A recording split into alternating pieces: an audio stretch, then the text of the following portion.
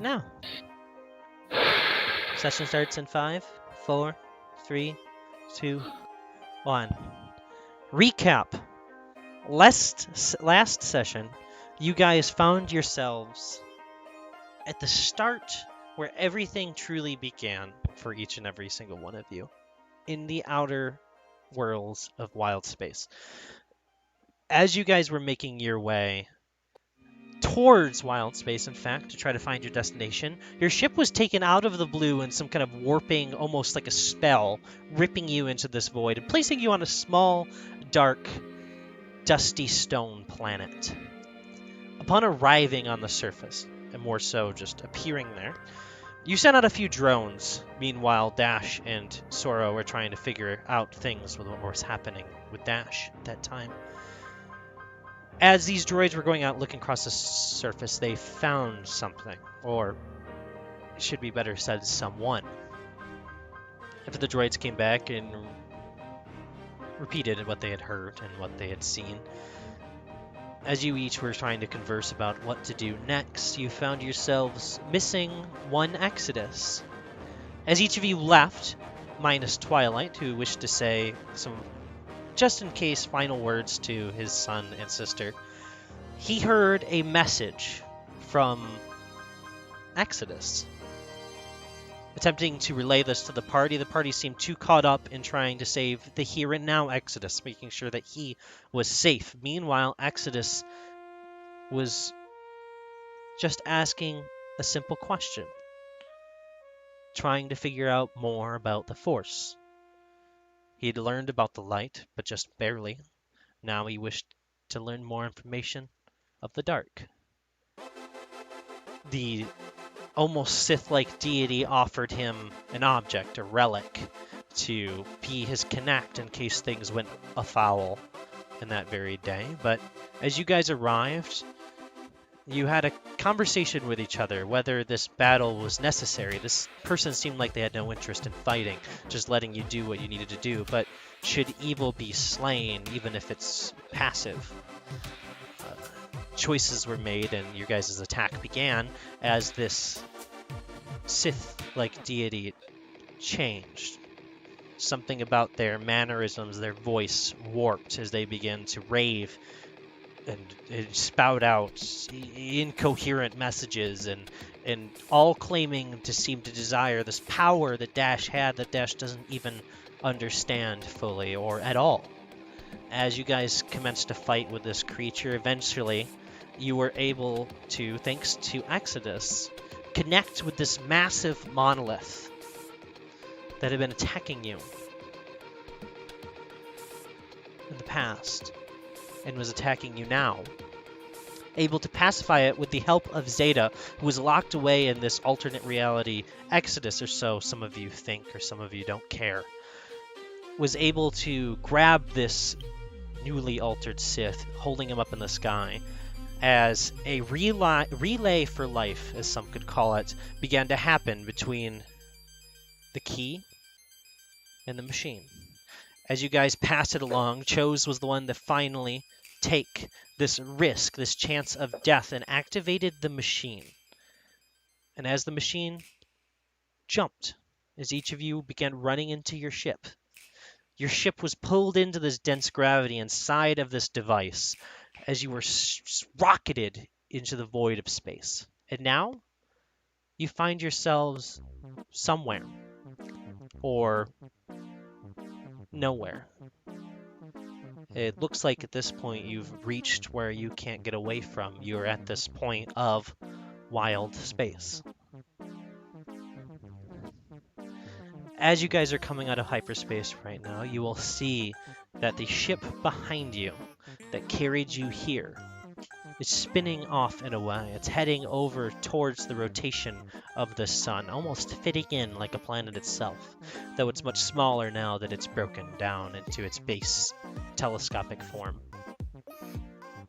And this leaves you amongst a luscious galaxy with green planets, large oceans, and at the very center a massive green sun, unlike any you've ever seen. And it's your guys' point to finally do what you've always been waiting to. to settle down, to find a home, to train Jedi in the way they should be trained, to finally be the person and use the Force the way you want to use it. And to have a family. And with that, I leave the rest of this session to the rest of you, as you decide which planet you'd like to live on. As there is 6 almost equally copy and cut pasted planets for you to decide where to live. And if you're all going to live on the same planet together or not.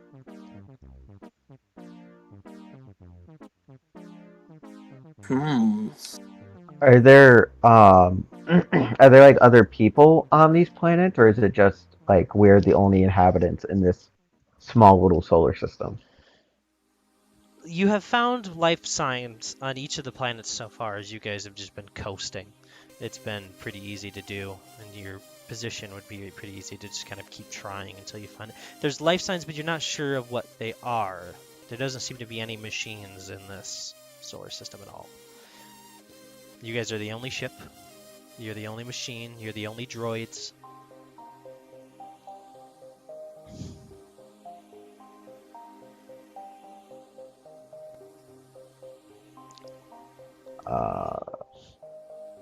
I'm thinking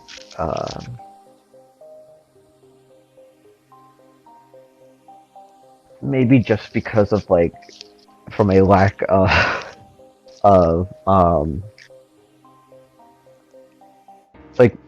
you know, machines and things that we live on the same planet may have, but like close to a place maybe. I feel like we should live near each other at least. Yeah, definitely. I don't know about personally. I don't know if we should go from like planets away because we only have the one ship. Yeah, I'd Yeah. say almost on one planet would be easiest. Yeah, That's what So, I Dash mean, would there's an- ask for. there's enough planet to go Exactly. around. Twilight would want to stick together. Well, Dash, you got your wish. You happy? That's what. No, Chose doesn't say that. There is one small planet. It's smaller than the rest. It's almost the size of our moon. As you guys approach it, and you look down, you can see almost, just being by near it, you can almost see the outlines of trees and the outlines of the bodies of water. And as you look upon this planet, you see this planet unnamed, unchanged by most likely anything. The only thing it might have to name it would be home.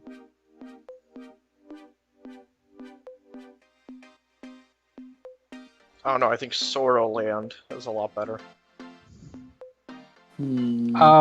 Excuse you, I think it should be called Nin. Sorrow Land has a ring to it, so Yeah, well, Nin sounds like Nin, so, yeah. but Sorrow Land has sorrow in it. Beat that. Okay, also- ooh, that's pretty good. I gotta admit. Why not something like the Icebreaker, like the first ship that most of us met on? What the heck is an icebreaker? Isn't it already probably named? Not if no one lives here. Probably haven't checked it out yet. But I thought the GM just told us in the voiceover that there was no other life forms or droids in You're this. right. I'm Oh, sorry. no, there's Oh, life Dash forms. and You your just don't- random voices in your head. Wait, can Which is someone just have me? Soros.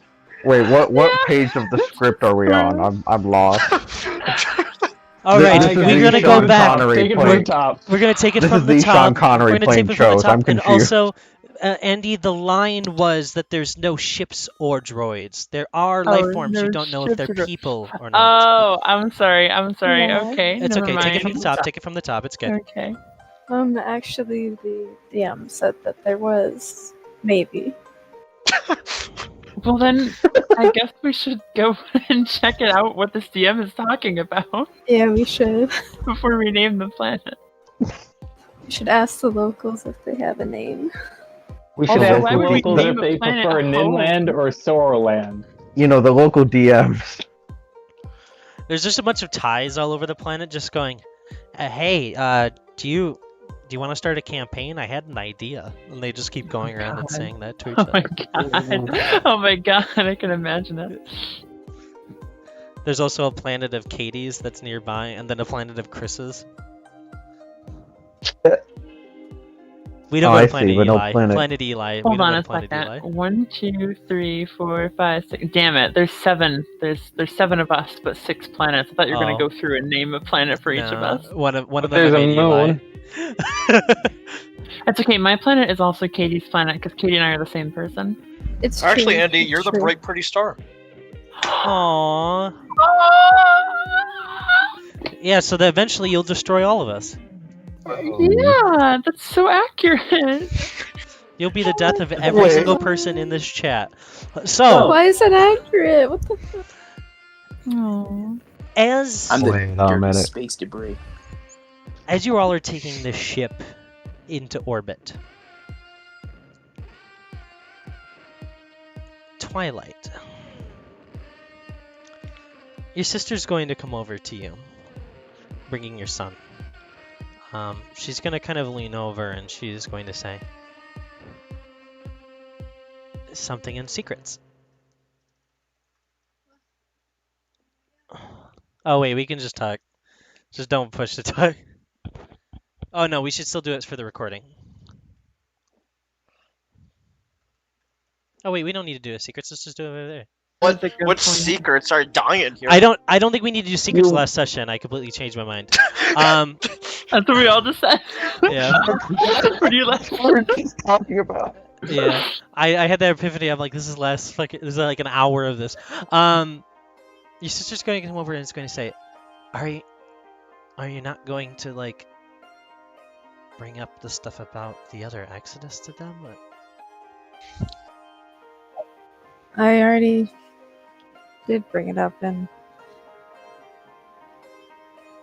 well,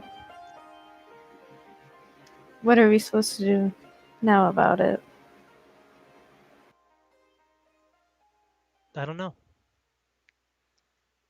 This place looks nice though. Maybe if we're worried about him, we just go wherever we want here. Maybe we can work on a way of trying to contact him. She's gonna put her hand on her shoulder and she's gonna go, yeah. Were you friends with him?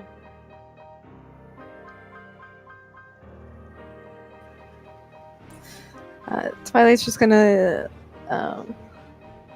think about it for a bit. I think I was friends with everybody. Well, the best that I could do. I hope.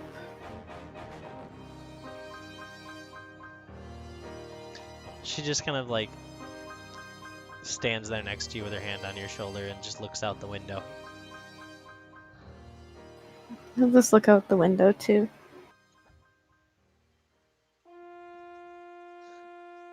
Meanwhile, your son's going to go over to Master Cho's. He's going to go up to you and he's going to say,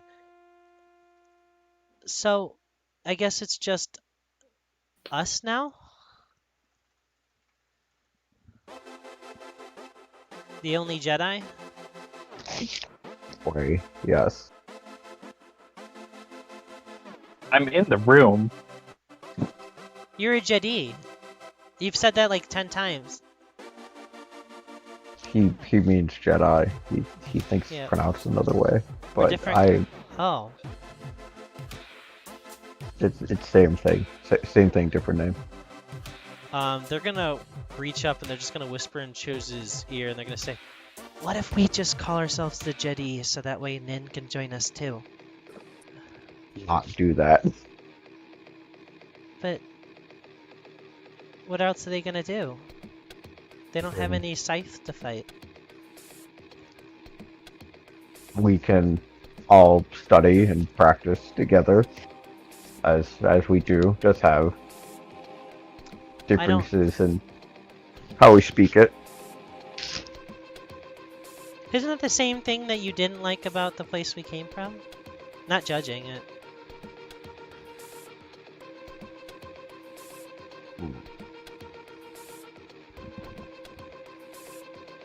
Their belief was not entirely what I'm proposing. I would still teach the Jedi Code to Nin. As I'll look over to Nin, I would still teach you the Jedi Code, even though... I don't know what you're talking about. I know it better than you.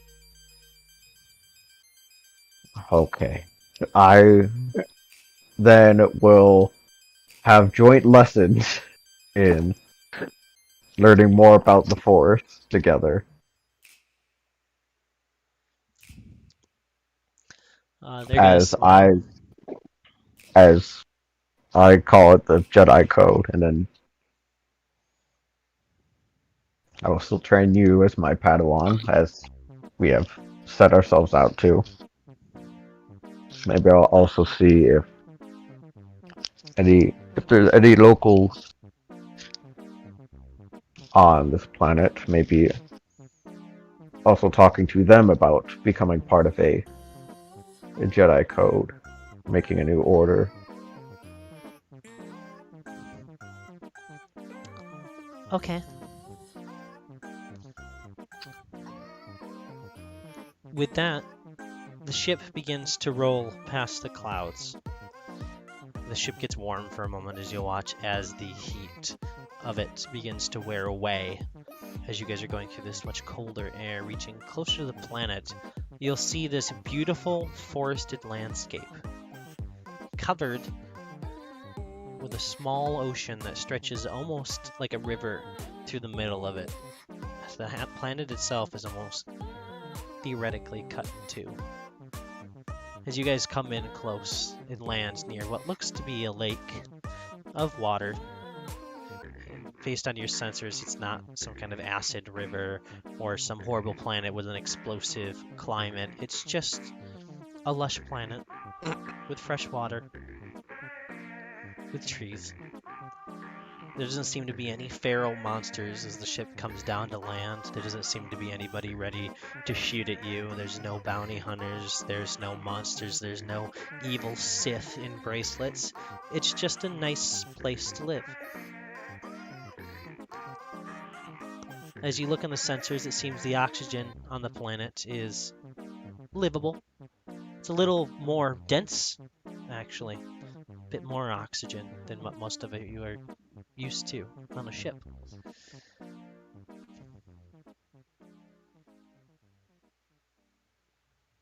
That means we get some really big bugs. With that, unless anybody would like to have some conversations, a few days are going to go by. As you guys get comfortable. As rooms are selected for permanent places to sleep. And then you're going to have to be backed out of having 4 rooms so that people each have a place to sleep on their own. That's unfortunate.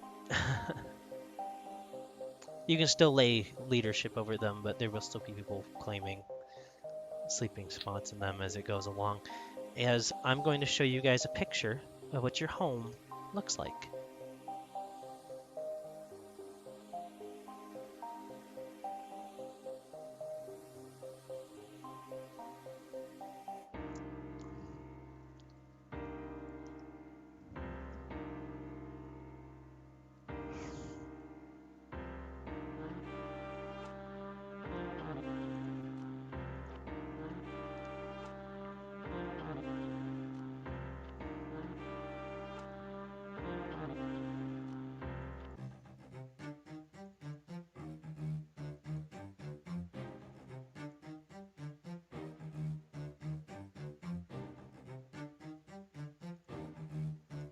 Right here. Oh, it's too big. Looks like we're taking a snipping tool of it to make it smaller. Oop.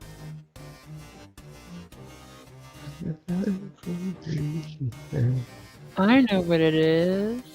Yeah, you've seen it. What is it? It's a Death Star. Secret. It's from Ooh. the beginning of episode 2, Attack of the Clones, like the very It's a first scene. Ah, it's a Death Star. As you guys look at your home, Oh, it's on visuals. It's not a Death Star. It's a life star. Whoa. Wow. You'll see the cafeteria as well as the consoles around you. You'll see each and every single one of your rooms, the largest, of course, being left to the owner of the ship. There's a small bathroom tucked way behind one of the people's rooms. I'm sure you can assume which room that would be. And on the far left, there's a training room right before the med bay, set up with the old turret arrays that were built into your ship to be used as weapons, no longer necessary, and used by those of you that wish to still train and keep your wits about you in case anything ever happens. In the back area of the ship in the maintenance hall, you see where Exodus has made himself very much at home for the time being, before any of you decide to explore any further. Everything has been set up and built, and thanks to the ingenuity of Exodus and Dash, you guys have been able to make a generator as well as a source of water from this small lake, poured down into one of the old tubs found on your ship. This place is as good as any home could be. With that, now we're going to do a soft initiative for each of you. And we're going to go through and have each of your guys' final moments in Wild Space.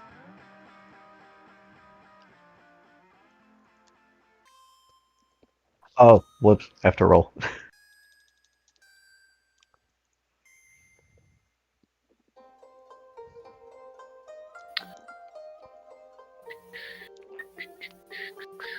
This is charisma, right? It very much so is. Not that that makes a difference to Dash. Dash is strong. I think it'll make a difference with Joe. Well, okay then, I guess. Oh, Jesus. Wait a second. Exodus is middle way through? I This is a rolled, very- how you say, average. Yeah. Usually Exodus is down there in the 4s and the 3s amongst Twilight, Yeah. who has one of the highest charismas. Yeah. I knew it. Let me just put my powerful score right there. Yeah. It's very powerful. Mm-hmm. Oh But not as no! powerful as Nin's. Oh no! Alright. Overpowered from Nin. I'm going to set this to a very specific song.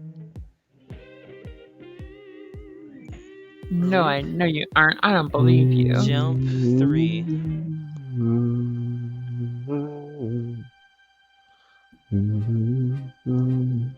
Alright, Soro. It seems that you're at the top of the card. Yes. What are some of the last moments you'd like to have?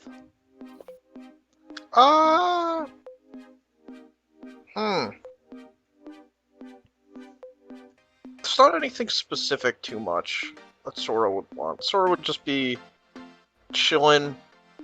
He would have practice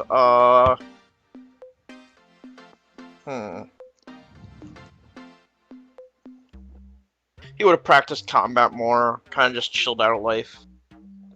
Good. Just hug out. Free Would you- spirit. Would you have kept living on the ship, or would have you moved away? Like close by, or even far away to go adventure? He would have done some adventures, but he would have come back. He would always come back. Alright. If that's you, I'll move on. If you think of anything too, I can throw you at the bottom of the order. Gotcha. Okay. with next, then we have Twilight. I don't think there's much that he would do besides like spend time with his kid and his sister and make sure that they're taken care of, and also maybe work on trying to communicate to. Other places, like get a communication system going. Roll a technology check for me. Exodus, would you help Twilight with this? Yeah. Twilight would ask. Yeah. Yeah, Exodus would. But I don't think he would, like, unless you tell you what it was for. Yeah, he wouldn't. He wouldn't ask. Hey, it's to contact you, but better you. Better me. All right, I get it. Technology would be an int-based one, yeah.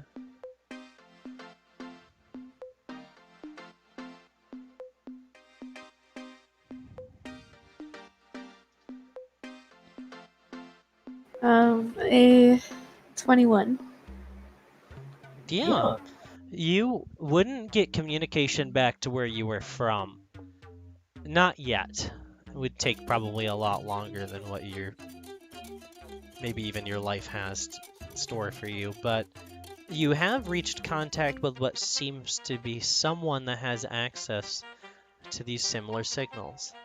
Somebody that's able to communicate with you, to talk. Not really able to understand them too much yet, but with Exodus's help, he's slowly using the millions of forms of communication he has under his belt to help create a sort of linking language in between the two. It's contact. Nice. You don't know where it is. You don't know how close they are, but it's someone to talk to other than just the people here. But I can't understand them. It's getting there. It's getting there. Exodus is helping you. Your son always enjoys listening in and listening to the people talk, even though he doesn't understand. He gets eccentric and tries to speak back to them in their language. Often you'll hear them give like grumpy, disgruntled noises as he shoot off.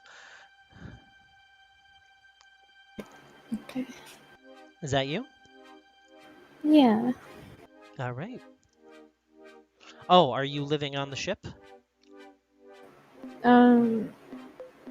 Yeah, unless you can build a place, but probably not yet. I mean, you guys lived at homes on Ryloth. The homes you could make here out of the clay of the earth probably wouldn't be too much different, to be honest. So if you'd like to live away from the ship, you'd be able to. Your son would probably be older, probably at that point, about 18. Yeah, later. Okay. Going on next, we go to Dash.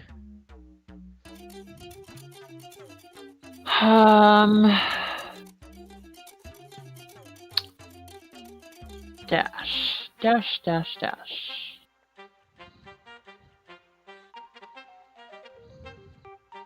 Dash would mostly just be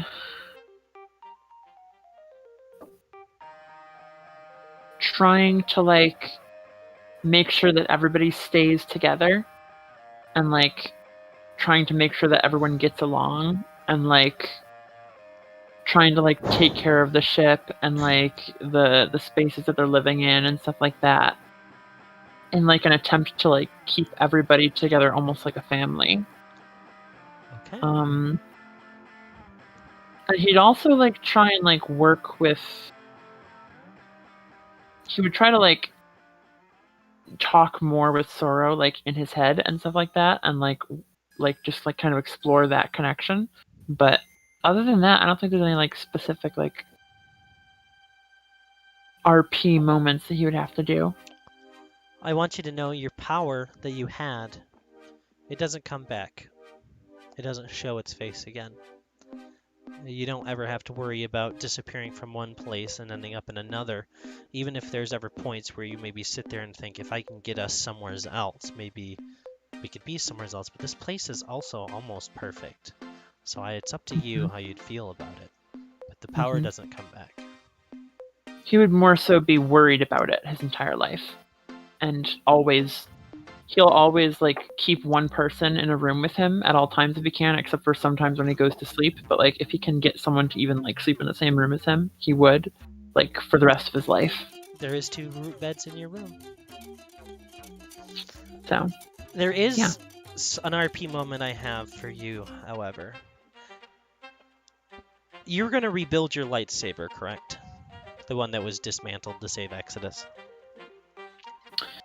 To like no, build Mowgli's into a full working saber. because he rebuilt a lightsaber already, so he wouldn't really need to do that. Would you look at the pieces at all? Sorting through them, maybe just looking back at the past before perhaps even using them for something else. Possibly. If you do, you would find something hidden away inside of them. When Twilight and your mother were piecing this thing apart with you, it looks like someone, either one of those two, snuck something inside of the remnants. A small hollow disc, Huh. it seems. Would you have Okay. tried to activate it and see what's on it? Or gone your life not knowing? No, he would activate it. It is every single recorded episode of the Sig Sig races, tucked away, hidden into your saber. And a message from your mother. And what is the message?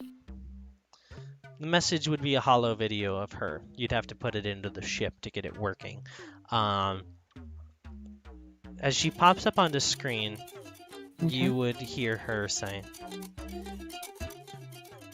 "My son,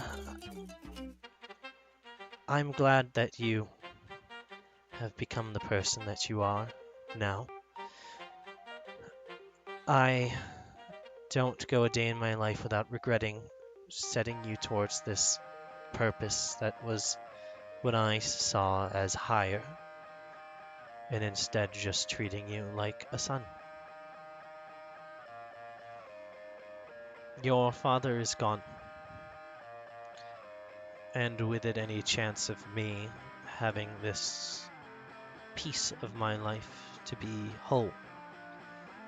Though I love you, I don't think I ever saw you as that piece. I think you're your own piece, to live your own life and be happy in your own way. I left these for you here. I was going to bring them to you and I saw you again. I don't know where I've placed this, but where it is, I hope you find it. And I hope when you think of home, you think of where you are and not back here with me, where you weren't happy. I'm glad that your friend, the droid, has become exactly that, your friend, rather than a part of your own capture. It's an interesting story I'll make sure to tell to other Chiss. But I think this is more of a goodbye than we're going to have. So I'll leave those little snippets of the thing I knew you enjoyed. They're actually surprisingly small to store on a device. Perhaps I should have watched them with you when I had the chance. He's quite good. And that's where the video will end. Would anybody be with Dash at this point? Because he would, like, would anybody, like, 'cause this is like in the cockpit of the ship, which is kind of like a main part, right? Yeah, that's up to the people. Would anybody have been there? If only Dash wanted sort of there. Dash does want a person in the room in most times, so that would Yeah, that's what I was gonna say. Like, it Sure. just kind of depends on who would be there. Soro can be there. Yeah, it depends on like who he would have gone to. Because he wouldn't have necessarily gone to anybody more so than he would have just been like with someone already and been like, "Oh, look at this," or if someone was already in there. But yeah, let's just say it's Zoro. Dash will, after that video ends, will just kind of like turn to you and say, "I don't know what I expected. I like." Part of me is angry that she's just willing to give me up after everything that she did to me and did to my life. And part of me is angry that she says that she loves me. But those are like contradicting things.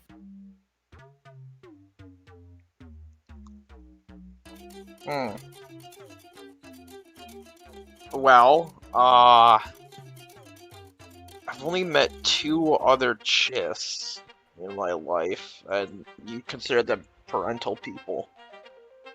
Are Chiss, no offense, are they well known for being parents? I honestly don't know. Seems like they're not that great. I was taken away really young, so I don't really know if other Chiss have good Oof, parents. that's maybe why. Maybe why it's not that great. They take kids away. But the Jedis also do that, kind of. Yeah, isn't that the same thing? Yeah, I guess. So, I don't really know. Never really met my parents that well. Never knew them that much. Was taken pretty young, so. Did you ever try and run away from the Jedi? Not really. Again, I was really young, so I didn't really know about another life. This was kind of my life. My children, like my brothers and sisters, were the people that were in classes with, and my parents were the teachers. Kind of like that. Except not really. But, you know, closest relation, I guess. That's kind of surprising. I wonder if the Jedi are a lot different from the Chiss. Like, when they teach, like, the Force, I guess. Maybe. I wouldn't know. I don't pay attention in Jedi classes.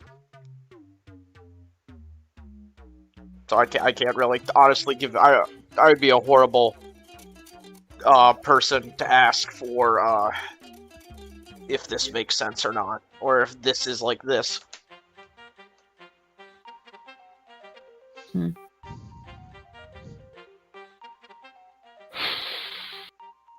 I'm just gonna roll a d2.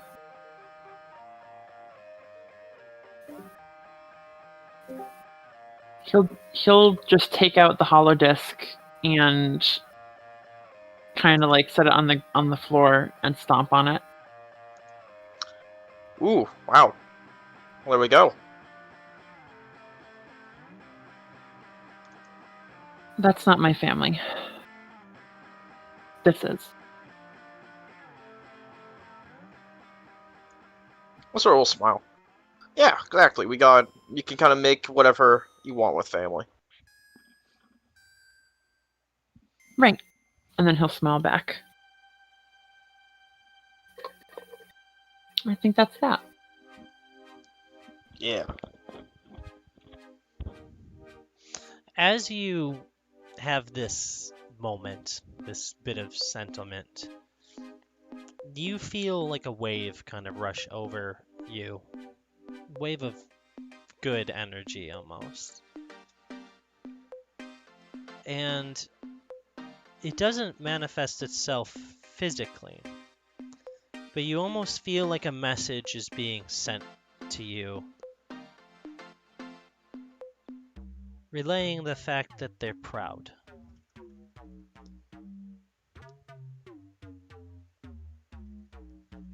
The who's proud? You're not sure. Just a proudness, this sense almost like the Force kind of wafts over you.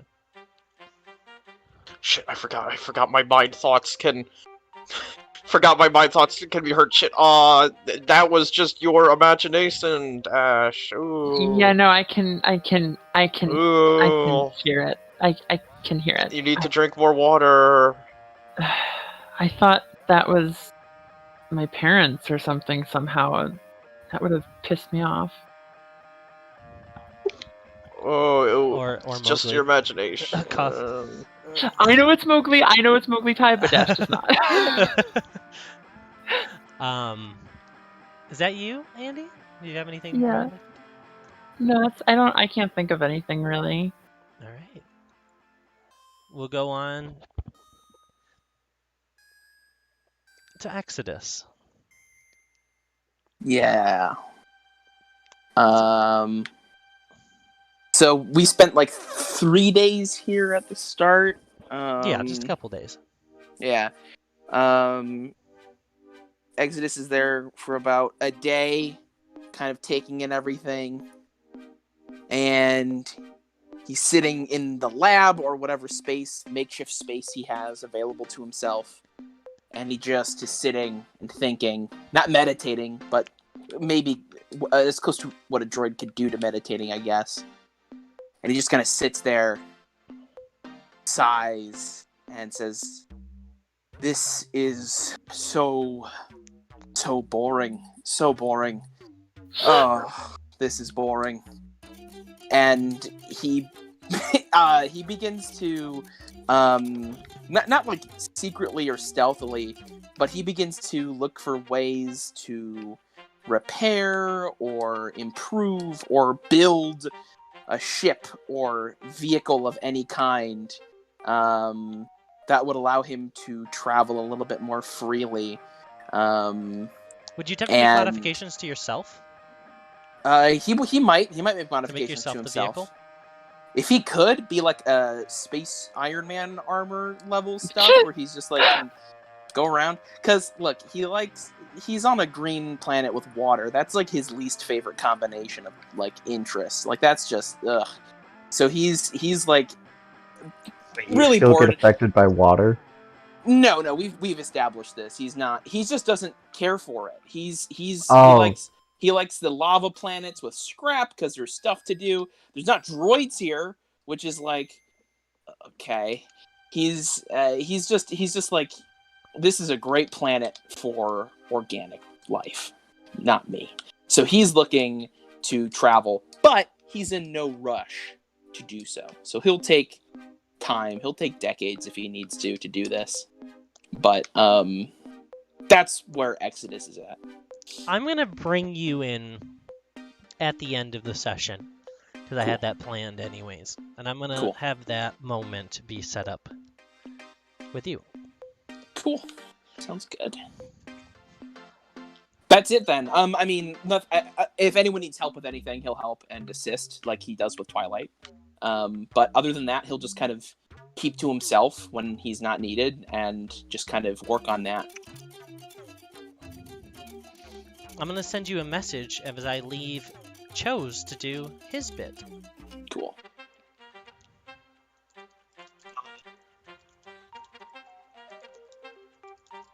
I think Chose for a small bit will kind of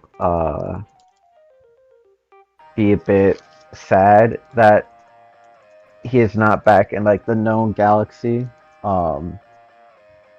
where like that's where everything he has known about and like where he's lived for a long time has been, and now that's gone without any way to get back. But I think he'd make a new he would teach he would I'm so sorry, I'm forgetting his name. Aurora. Hold on. Aurora, thank you. He would teach Aurora about the Jedi. He'd probably get a little looser with his teachings on like Jedi do this, this, and this. Just based on everything that he's seen, and kind of just needing like himself to say it instead of other people telling them that like this is the way it is. They sort of had to figure it out for them. He had to figure that out for himself But it helped that like everyone like was pushing it for him. And yeah, if he could find any like locals around the solar system, he would also absolutely uh teach them the good word of the Jedi Code, the Jedi organization, or of the Force. So, this is going to be very sad. Chose wouldn't get to that point. Chose themselves wouldn't have been able to find the people in the local solar systems by the time you guys would have been able to get to that point. But Aurora would be. Aurora would be able to take your lessons, the things you've learned, and teach them on to new people. He would find a group of people and teach them about the Jedi. Not the Order of Chose, not Dash's order, Soro's order, or anything to do with Nin, but the teaching us of his master that taught him. Do you like that? Yeah, he's an old person. Yeah. But you would still have a good time. Aurora would actually buckle pretty easily to the teachings. He seemed a little fighty, but now that he's got nowhere else to go, he knows you're his chance to learn the Jedi, and he gets it. Yeah, in my older years, I definitely would urge him to like keep what I've taught you and to spread it to others. Yeah. Is there anything else you'd like to do, Andrew? Nope. That is the story of Chose. All right. That leaves us with Nin. So, Nin, this new place. Oh, sorry. This new place wouldn't slow Nin down at all. Nin sees this just as another step in a series of adventures, and would take every opportunity to like use where we're staying as like a home base, but like go off and venturing into the unknown forests and all around, trying to checking up on Exodus whenever Exodus like makes a movement towards space travel. Nin would be there being like, "Oh, are we going to space yet?"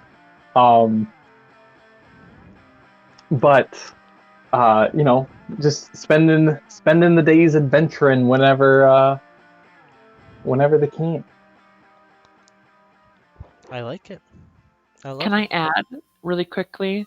At some point, Dash would pull a prank on Aurora using the smoke bomb that Nin gave him.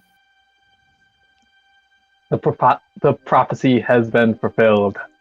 Because I never got around to it because it was so close to the end, and then it was like not a good mood for having a prank last session, and I kept on thinking about it and being like, oh god, I'm not gonna get to use this fucking smoke bomb.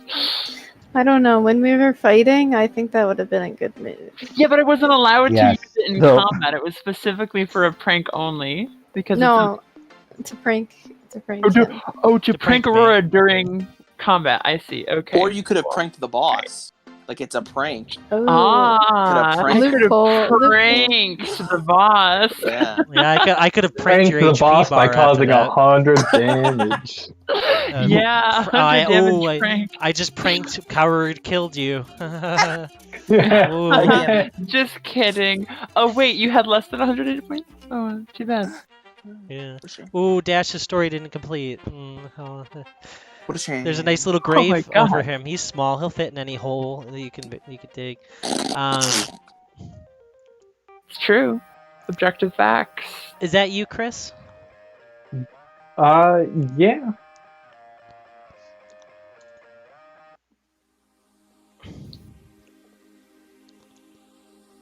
Each and every one of you Did you hear lives. Me? Yeah, I was switching the song in. Each of you lives your lives the way that you wanted them to be, some way or another. Some of them not exactly as how you had planned. Some of them just right, comfortable.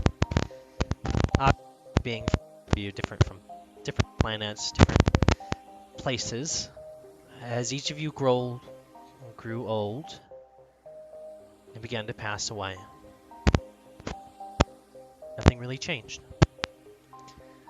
Every time one of you passed, you were buried similarly and closely next to each other. And with the last passing... Is that cutting out? Oh yeah, Oh. you cut out there just that. For just the that last part. end of that With the sentence. last passing of Aurora, as Exodus 1 goes over and digs the final spot, he'll look up to the sky. As he goes over, you'll watch as he rolls what looks to be a wooden barrel made of some of the scrap metal and wood from nearby trees. You can see this clearing has been mostly knocked out as what looks almost to be like a ramp aiming the ship towards the sky. You watch as Exodus rolls this barrel up onto the ship, and it seems like a makeshift fuel. It is an attempt to leave the planet. As the fuel is placed inside of the fuselage, the vines from the very ship holding it in place after so many years, the ship turns on as the engines are activated. You guys will watch as Exodus makes his way to the cockpit. As he lifts up his hand with many modifications latent across his body, boredom truly having been racking his body for so long, you'll watch as one of his fingers twists open, and what looks almost like a screwdriver unfurls as he places it into the machine of the ship, as all the lights flicker on. The ship turns on, it begins to fire its engines. You can see the vines beginning to tear and rip as the ship begins to lift up. And as Exodus looks up into the sky, we'll see the same vision from Exodus as we watch him look back down at his black ship. The Exodus you left behind, waiting at Dantooine for years, waiting for his crew that never showed. He eventually leaves with nowheres to really keep himself busy, to go somewhere where he can find something to do. And we see him walk up on a small Jawa laying in the sand on the planet of Tatooine, with what looks like a bottle laying in their hand. And that's where we're going to end session. Get away from me, you stupid droid! Ugh.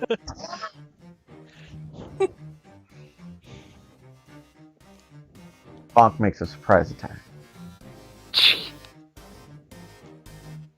Eats bonk. All right, I'm gonna Oh, give no. What? Out eye. Well, actually, with that, it doesn't become an anomaly anymore. Bonk doesn't have any eyes. With that, Wild Space comes to an end. I'm going to give everybody Bravo. 8 minutes to have some time to get into character for the other campaign. Take a couple minutes to maybe go get some snacks and stuff like that. But yeah, that's it. Good Sounds good. job. Yay. Good campaign. Yay. Heck yeah. Yeah. Oh heck, this Yeah. might be the first campaign I'm in that actually ended ever. Oh my gosh. Oh my god. Congratulations. I'll be right back. Okay. Chris, I'm so happy I was able to be part of this moment with you. I think You Chris know- already walked Yeah. away. I never walk away. Oh, This is, I think, only the second campaign I've been in that's ended, and the first one was Shattered, I think. it's true. Wait, have we not had one that ended properly since Shattered? Have we? Dragon Age 1 ended. That you can count that as an official ending. Though That's fair, but I wasn't there for the last session, so I didn't experience it. oh. you know what? You can watch the recording. Then you can be Yeah, I could, and I think I watched like half of it, but like, then you were there for half of the ending. okay.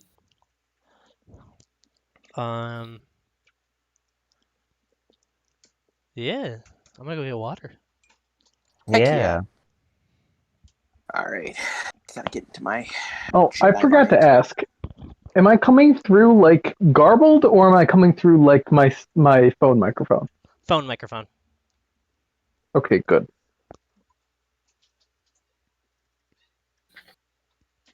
Like you're talking inside of a pillow. You know what the saddest moment of this is? Or it might Moving just be my ear. moving all the wild space down to the campaign relics section. Yeah. To be Moving- archived Moving away. my Dashikote Uzuyasahambo sheet all the way back to the back of the folder. No. My multiple Exodus sheets. It They're goes all going away. It goes behind my my Elandria sheet, which I'm now going by and seeing how I had Elandria and then I just X'd it out in a giant black X and rewrote Appetence underneath it, and I X'd out all of the character traits. You know what? Fuck, I completely forgot. Elandria for a second half of the campaign was not Elandria. She Yeah. died. She literally died. That She gave her soul trying when we to fought the demon. yeah, trying to protect Cerebos. As much as a shit scram that was towards the end, I really enjoyed that campaign. I liked That was fun. all of the characters. I really enjoyed it. I didn't think it was a shit scram at the end. On either. my That's part, great. it was shit scram because I was struggling with plot. It's like you That's guys were fair. doing good. I was like, I don't know what to do anymore. We had also the one thing that was a little bit crazy about that game was how many people died. Yeah, Had to make these Yeah. characters. You mean Nick? It was Nick. It was Nick also it died. was almost entirely Nick, but also like Andrew and also me because Appetence and Yeah. also like there was Oh, there and was a good Nico's. I think Otto. everybody died. Even Katie died. except for Everyone Claire. died except Claire. Claire. Yeah. Claire was the only survivor. Claire was Oh. the one person who was there from the beginning and at the end. Poor Gaia. Gaia was just like, what the fuck? It's the first game I was like with Claire as a player, not a DM. That was fun. Mm. Really? Yeah, That's the only game I've been in with Claire as a player, except for your game, Nikos, but true. Which can't really technically doesn't count count yet. yours. Yeah, because I I- haven't I- actually played with her yet. Mm. I hope we can meet next. I hope we'll see if Claire is available to me. And I really want to do a Yeah. main session. Me For it. too. Yep. Y'all need to change your nicknames Oh, to reflect Yeah. Andrew did immediately. Mine should be. Yeah, mine's already on Umikaifu. I'm I gonna do a. see. I reflected in the sense of how Dwight reflected when Michael was trying to go out for that job at corporate. Yep. Just immediately gets up, slams my name on tape on Michael's door. Just says he's ready to get to work. Mhm. You know what I realized? Katie finally gets to Hmm. sit next to Andy without having to put a DA in their name. Okay. Yeah, that's true. That's true. And I get to be next to my love. For the moment. Oh no, it's gonna go away. Oh no. Wait, put a little lowercase s in front of Drask. Silent S. Yeah, Uh, Strath. So most of Stress. you are here, have an announcement to make to you guys. Oh, I think almost everybody is here. And Nick already knows if Nick's not here. Kyle and Ryan will no longer be joining us with Project Restoration. oh yeah. They got busy. They're going to be real busy this summer. I figured it. I know they both get busy in the summer usually, and I know they're trying to I know Kyle specifically is trying to handpick what campaigns he's going to be into. Yeah. Which makes sense. And we also hadn't met for a few weeks, so that also makes sense. We're going to be continuing all the same though, because we still have 5 people, which actually kind of makes it a bit easier. Because it's not Hmm. 5, 7, 8 people. But Yeah. Chris is possibly joining us. Woo! He's going to figure out what's going on today by listening in. Awesome. Yeah. If you're looking for more people too, I think Marty's always looking for some Star Wars games. I was But I don't know if considering you want Marty. to. Marty is on my list. I just want to Heck yeah. figure out a feel with what I've got right now. I'm I back. show Absolutely. Marty. Welcome back. Are you saying that Marty is not satisfied with just my Star Wars D&D campaign? Oh, he's plenty satisfied, but he's a He's a D&D-aholic. a ravenous player. He'll never be yeah. satisfied. He will never be satisfied. Satisfied. Nice. Um, I We should listened go to on that the way tour. home. We should. I want to do a tour in Florida. Yeah. Yeah. No. You guys just do a tour to Rochester. Okay. We should Yeah. I'm down. make our way. We'd be coming from two different directions, but yeah. I like it. What? Huh? Because Nico has to drive down from Illinois. Yeah. Yeah, but those are in the same direction. They're both on the west. They're both to the west and south of Rochester. So it's the same direction. We could take different roads. So one of you is gonna go like east of Rochester and then we'll back? pass it a bit, and then I mean, we'll I'll be just have coming to turn from around. the west. I'll be driving out from the west, going Is that towards the spicy east, mayo? then doing a U-turn U-turn? back to the east. they can hear me Okay. talking about spicy mayo. A U-turn or a me-turn.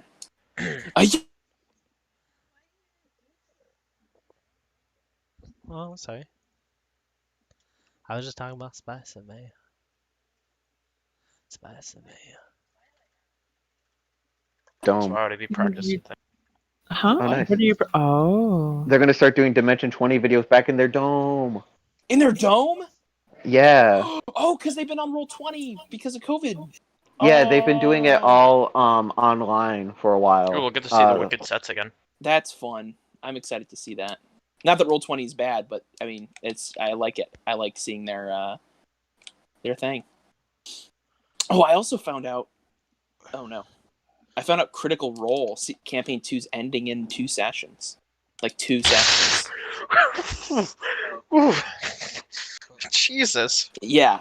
I mean, they're 2 on episode. sessions? They're on episode 139. Like they're in the final boss fight. God, like in the can't middle wait of to- it.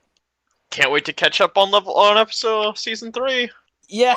Hey, when campaign 3 starts, we could probably make an event of it. We could meet up and watch it because Yeah, it'll I'd be probably down. happen next semester. Start happening. However, they're on Thursdays. Oh shit! Well, next semester is Amber Hollow continuing past the summer, or do we know most yet? likely. At sweet. this point, it seems like it'll probably be ending in December or the spring.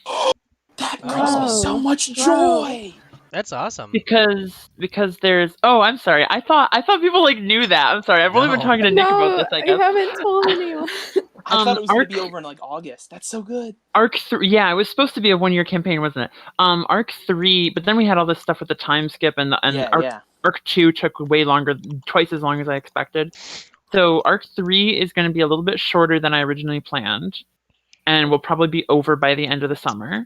Okay. Or maybe around the end of the summer. And then Arc 4 will be this whole Shadowfell Feywild thing that I've been talking about, which will go as long as we can bear it, Awesome. / as long as it takes to get people to 20 maybe, or I'm not sure yet. But like Love it. that part is like undefined. That can go as long What as is this for? Amber Hollow. Oh. And then after that, I'll probably run Wizard 101. Oh, I'm excited. I don't know if I'll be in it because I don't know if you have an idea for who you want. I have no idea, and that's like almost a year from now. So yeah, it's that's a not ways like- away. But I'm excited for any D&D though, so that's just All right. I don't want to interrupt, but are you guys ready? Yeah, I'm ready. Okay. Oh shit! Wait, I should probably grab my character sheet. There we go. Got it.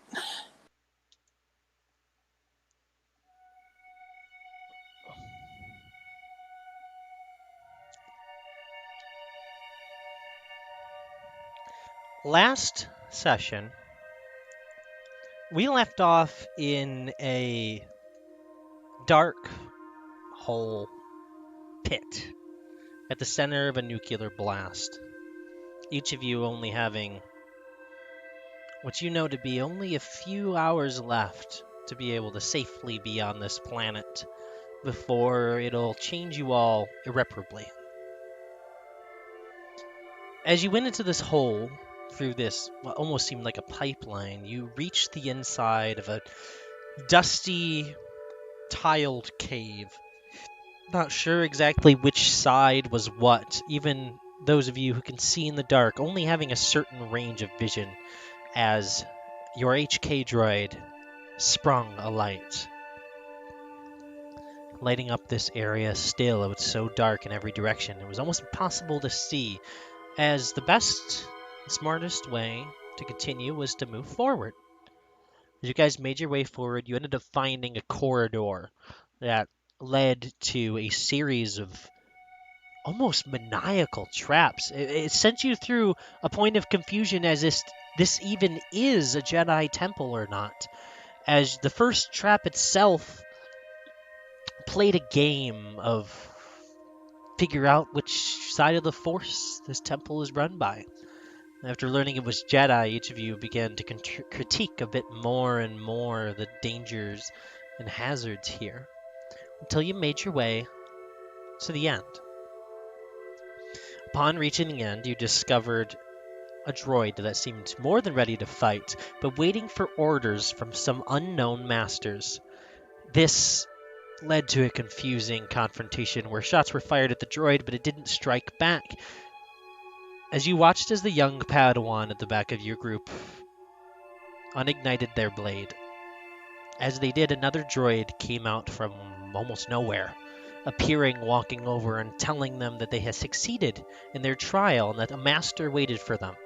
The Padawan pleaded that no such master needed to exist, they already had one in their Umi Kaifu, but the droid didn't understand until Jedi Master Gildara led a conversation with the droid in a language that both them and the droid understood. The droid led them into the back after Gildara stating they'd like to speak with the masters in charge of this facility, that they had been sent here on diplomatic reasonings. And as Gildara went to the back, they found back there decades, if not centuries old, fallen Jedi masters donning the robes of an ancient order. And inside a few crates, they found discarded objects, discarded weapons, discarded droids, and then there was another droid that seemed odder than the rest. This droid had built into its chest a Jedi holocron, unlike any you've ever seen. Not the holocron, but the droid. As the droid came out, it seemed confused, lost, dazed, but kind and gentle. As you brought the droid out to your group, it was met with both confusion, hatred, and worry. As each of you were trying to figure out what to do with this droid, you watched as the droid communicated in a way it figured safest for the Padawan, and the Padawan seemed content, but this brought even more worry about the droid's true nature. As you were all conversing away from the droid, leaving it on its own, standing away from the group, catastrophe seemed to strike almost so very quickly as a large piece of the ceiling began to crumble, as you could hear shaking from the building above you, and as it fell, it stopped hovering in the air. As all of you looked over, and you see this droid reaching out with its hand raised in the sky, holding it there. The droid then takes the chunk of stone, as we begin session, lifts it over, and then sets it down at the ground. They're going to look at both of their hands, and they're going to say,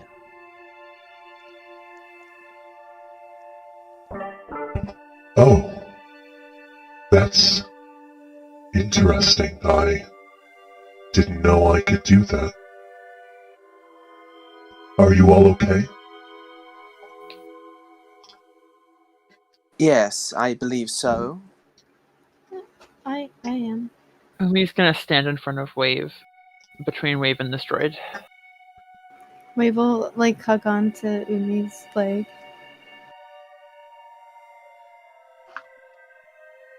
I believe we should leave before this place is no longer structurally sound. Yes, that sounds wise. I do know over 14 exits. Do you wish any specific one? No, what you have is fine. as you said, we should move before things get worse. Should I disarm? Hmm. It seems that one of your knights is a bit cautious of me, based on the conversation you just had. Yes. Most are. I, too, am cautious of you, to no offense. But we do need to return to the surface as quickly as possible. We can discuss more important matters, such as your position and what we must do once we leave. They'll bow, and they'll go, "Yes, Master Gildara? Am I correct?" That is correct, yes. Sorry, my senses seem to be a bit hazy. As they're going to touch near that bump on their head. This is literally Ben, Andrew. This is Ben from Treasure Planet. I told you. He's gonna be a lovable droid. I It's don't gonna love be a him. droid that we drop off is, with the Jedi as soon as we get out of here. Ben is so much more lovable than this droid. Okay. But we are the Jedi. No. I'm not. It's alright. You could be. No. Yeah. I'll help No, you. in this No. in this game I hate What? Jedi. Okay, well that's gonna be rough on you. Yeah, consider the fact that you're owned by 2 Jedi. You're surrounded. I'm sure all slaves didn't like their masters. You chose. Wow. Get it? You chose. Yeah. I like Jedi now. That was a good pun. You're That welcome. was good. All right, so as you all leave, following this droid through this complex, he leads you to what seems to be some sort of escape hatch. As you get out from it and you go up to the surface, it leads to what looks like the basement of another building. You can watch as the tile from this building lifts up and crumbles as it is built over top of what was this old hatch. It seems like no one ever attempted to open it from the outside, or maybe it can't be opened from the outside. And as each of you come out, you can look back at the lid of this thing and see it's now stuck with glued pieces of tile and tar, building this land a bit more tougher than it was before, and it doesn't seem like there's any way to know really for sure if it was something that can be opened. But as you guys leave and reach the surface, you're able to leave the irradiated area, heading back over towards your newfound ship that is laying over on its landing pad some far bit away. When you get there, 2 of you are going to be contacted. The first person that is going to be contacted is going to be Master Gildara. Oh boy. Right. But not by a message. Oh. You are going to see what looks like, up there, heavily breathing, walking over towards your ship, is a member of the Jedi Order. Whoa. Yep. You see the one and only, I put their name lower on the thing, which was not smart. That is their full name. Class? No, that's the leader of the...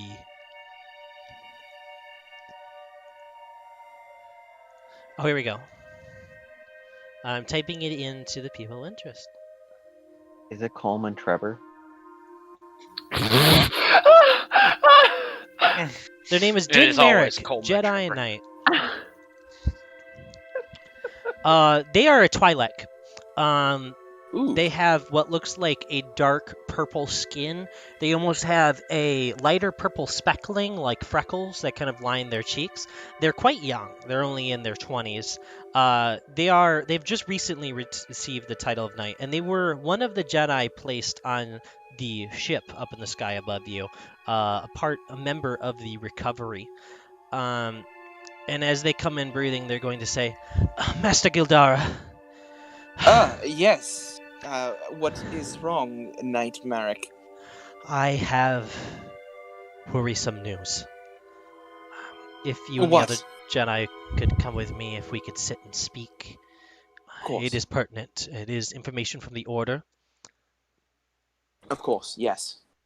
I will look over at Umi and wave and kind of like give a head like movement to come over. I'll walk on over. Wave I walk will behind follow. Umi. Oh. As you follow, Drask. Yes. As this is happening and you are left behind on this ship, you're going to receive a message over your comms. Mhm. Do you respond? Yes. You're going to hear Colonel Els speaking over your comm. Captain, we Yes. are requiring you back on the main ship. There is some Understood. Any reason? information that the Republic is unveiling.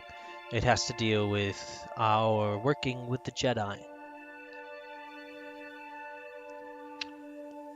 Understandable. I'll be there. Good. There will be a small vessel arriving at your location in about 2 minutes. As soon as you are on the ship, come directly to me and, of course, Admiral Hissick. Gotcha. Good. Roger that. Out. Roger. Out. I'll end it. Yeah, as you step outside, there will be a small two-person craft. This is an old Republic fighter.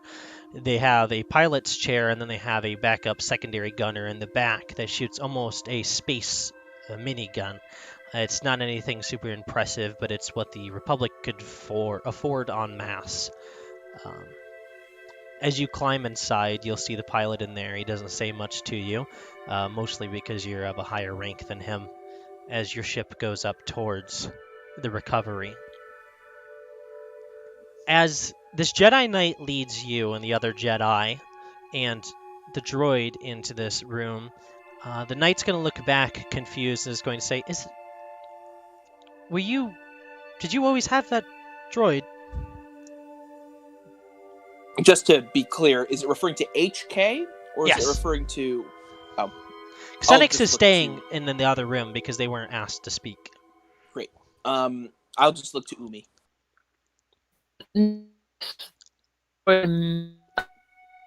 What's the word?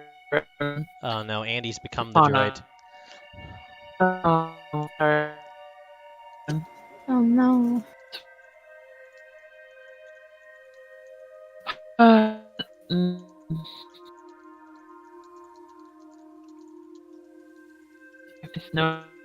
No. No. I think Andy's like, does no one hear me? That's not what Did you- I'm doing. No, No? I'm just. Oh, you're doing good Yeah, now. You're back. no, Sounding it's good going now. back and forth. I'm just waiting for it to stabilize. I think you stabilized That's a little fair. bit. It's going down. That's good. Okay, I think it's good now. Umi will just Umi will say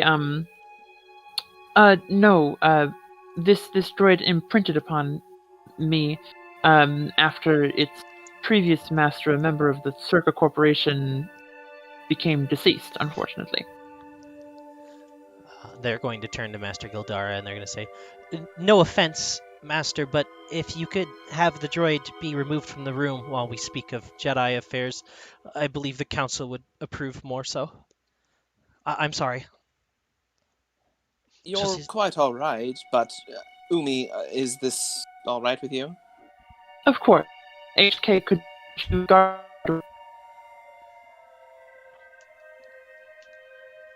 I'm gonna take it that Andy is asking HK to leave the room, as Andy, you have just cut out. Or Is it to guard the what- ship? Is it to guard the ship? I will just simply walk back to the ship.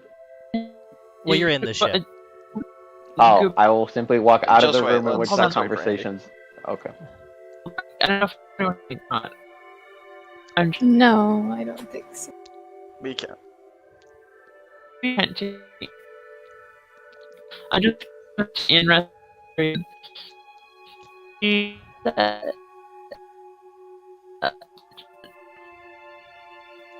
Please. My messages weren't even sent. Give me hold on. Yes, I do this. No one can hear me at all. We can hear. But- It's in choppy, but we can hear you. Yeah. Oh wait, there it's sent. Okay. Oh, okay. They're at the door. I'll just nod my head, turn around, and go do that. As you leave the room, HK, walking out from where they are, and you stand outside the door, you're going to receive a message over your headcom. Mm-hmm. Would you wish to answer?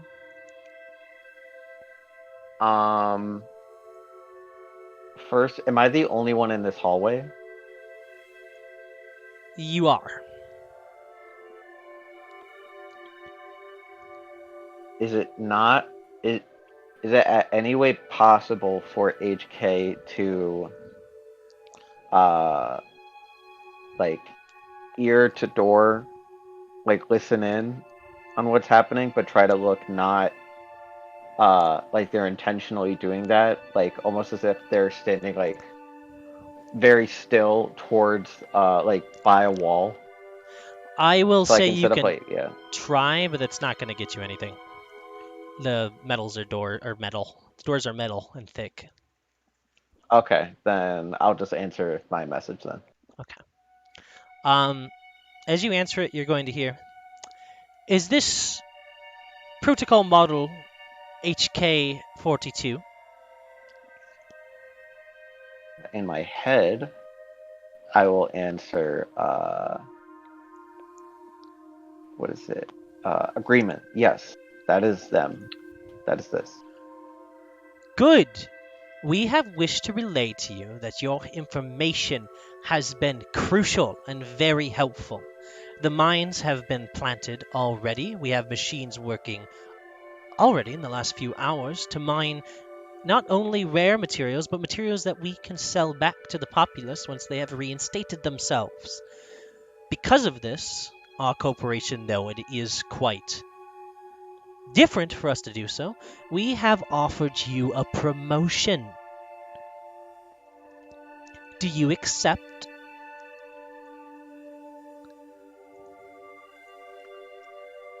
Do you accept? Agreement. Yes, I accept the promotion. Wonderful. You are now promoted to field scientist and frontline engineer for our new Outer Rim territories.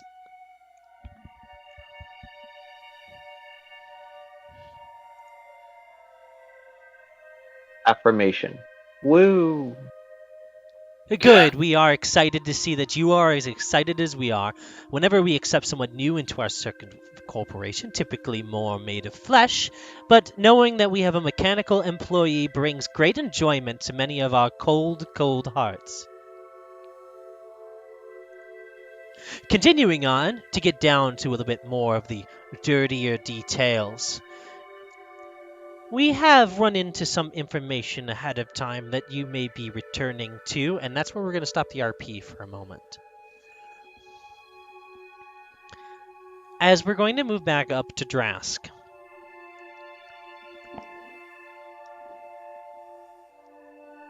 As your ship, Drask, is heading up towards the recovery, as you land inside, you are led by Colonel Els, as well as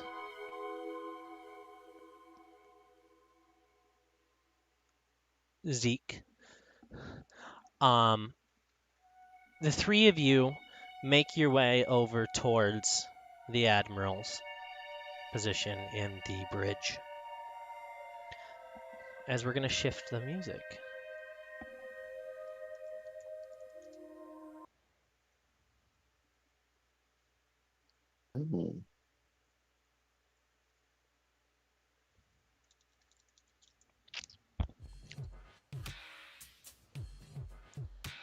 As you step inside, you will see Admiral Hissick standing there.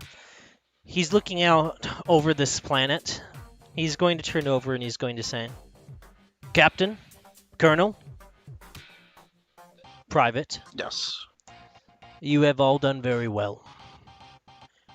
We have relocated the remaining populace of Cathar to the city. And so far, the radiation seems to be held at bay for the most part. We aren't putting them directly in at the moment, but thanks to your supplies, your building supplies, and thanks to Circa finding some resources in the area as well, things will be going quite well here. For the people of this planet, but not for the Republic. We've received news from the Senate that the Republic and its soldiers are backing out of all efforts to aid the Outer Rim territories. It has deemed it a bit too much pricey on the side of expense, and instead encourages many of the planets that have been harmed to attempt to join the Republic to receive such aid. Cathlar has not agreed to join the Republic, so at this point our aid here ends. And we will be shipping out.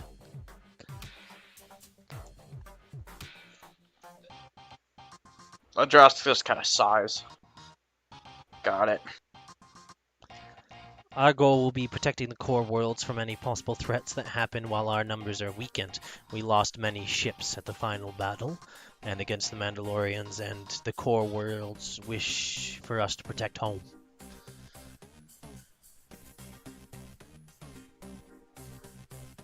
Understood. It seems that the Colonel and the Private are surprisingly quiet. But it's good to know that you agree with orders, Drask. It is what I'm here for.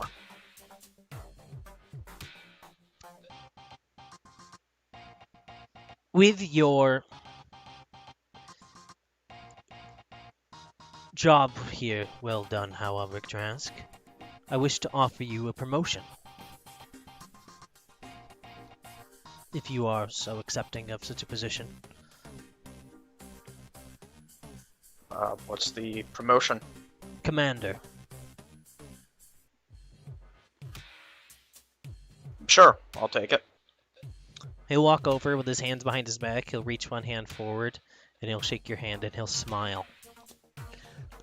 As he walks back over towards the edge of the ship, he's going to say, well, I'll see you back up here in 12 hours then, Commander. Affirmative. You watch as he spins his finger around in a circle, and you watch as the Republic shift begins to leave the gravitational pull of the planet, leaving everyone on the surface behind. As we're going to shift back down to the Jedi.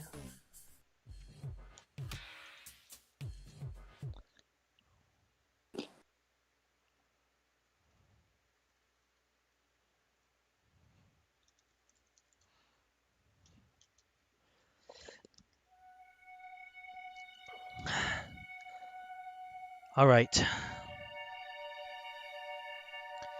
The reason I've been sent here by the Order is because we no longer have transportation off planet through the Republic.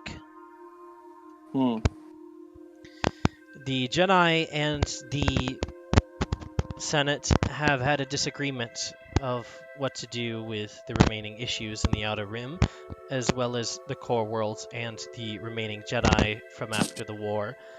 So, ties aren't cut, but we're no longer being aided in our relief efforts. We no longer have Republic financial backing, just the backing of the Jedi Council and anything they receive from the Republic. I see. You've also been requested to speak with the Council.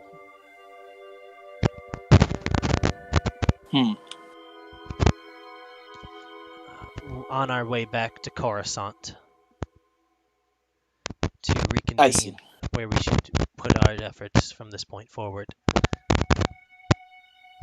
Yes, I understand. The support of the Republic was a necessary... Well, it was helpful, I should say. In the long run, they were just soldiers, and we are the ones that are supposed to negotiate, so... When we Yes, get back... Oh, sorry, Master, sorry. No, it's fine. I was just going to say soldiers have their purpose. Well, we are not exactly going on diplomatic missions. I mean, we are, but not everyone is willing to receive us that way. However, that's quite alright.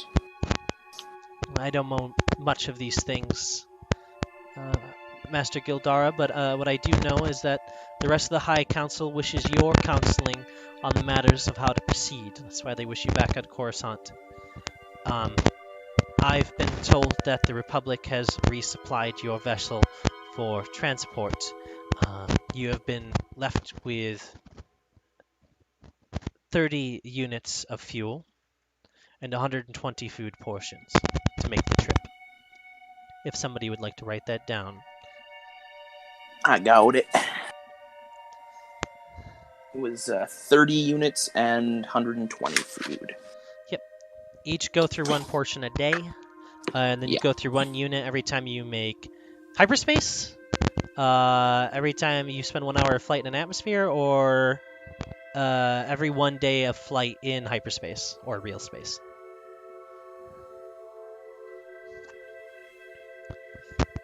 Great.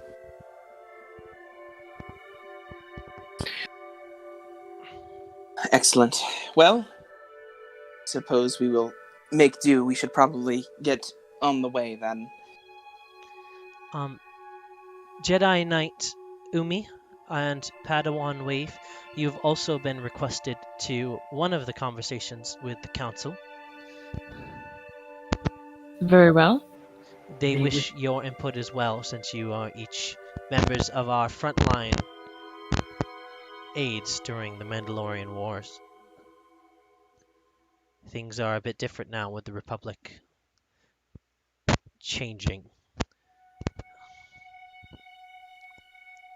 Very well. We will report then. Good. By the way, Master Gildara, not to Yes. be rude, may I ride here to the temple? What? Oh, of course. I don't have a You way off request- planet. No, of course. I don't see why you wouldn't. Of course, you may join us. Thank you so much. I desperately appreciate it. At first I was going to stay here and aid with the Cathar, but it seems that they have already purchased protection here. So they Interesting. need me here. Are you aware of... What do you mean by that? Purchased protection?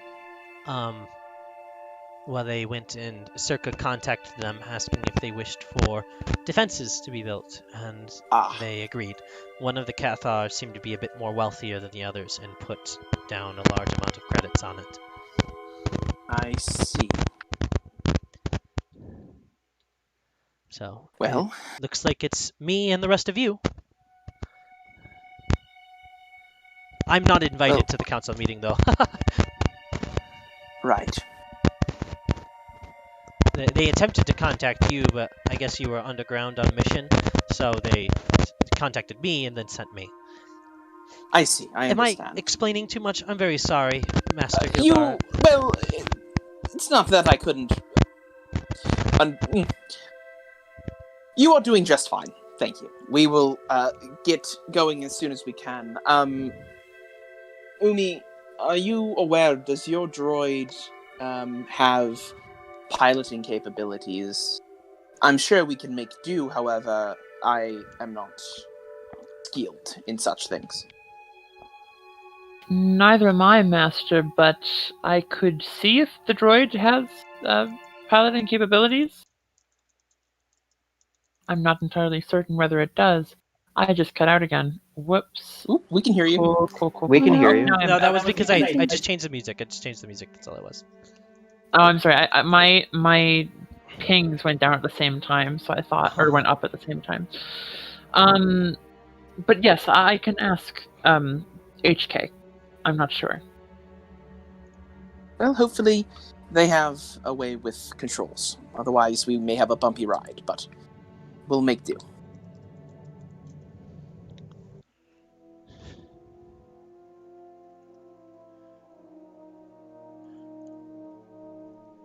As this Jedi Knight finishes talking, he's going to go over and open the door, and he's going to bump into HK, and he's going to say, "Oh, I'm so sorry. You're very tall." Agreement. Yes, I was made that way. It's a bit foreboding. Statement. I get that a lot. They're going to awkwardly back around you in a circle, and they're going to walk over backwards watching you, and then they're going to bump into the other droid, and they're just going to say, "You're even taller." Where Senex is just going to look at them with a head tilt, and they're just going to say, Yes. Is that not normal? I don't know. I need to sleep, though. There's a barracks here, I think. Goodbye. As they're going to walk away and head over towards a barracks on the ship. Pick a room that's empty. Go to sleep. When they leave, Wave is gonna look up at Umi. Is there something that I should say to the Jedi Council? No, it's usually best to keep your thoughts to yourself when talking with the Jedi Council. We listen more than we speak. Yes, Master. At least that's what I've been taught. They'll nod. As this is happening, we're going to go to HK. That as that guy was bumping into you, that's when that bit of conversation was halted for a moment. As if you'd like, you'd be able to move to a different part of the ship where you can continue your conversation in private.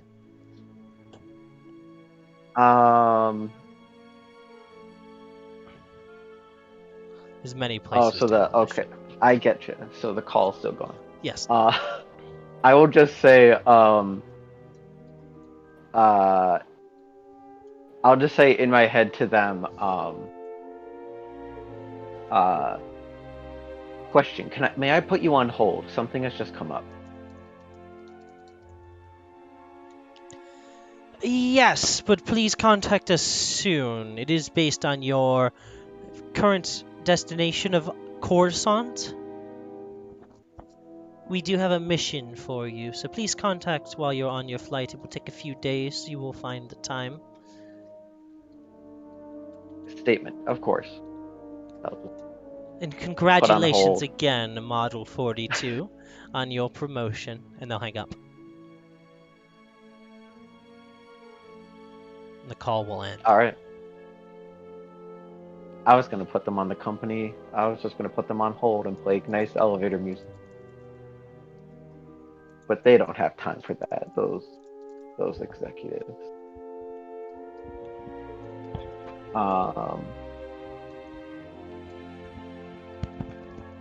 So yeah, I get put on hold. Guy bumped into me.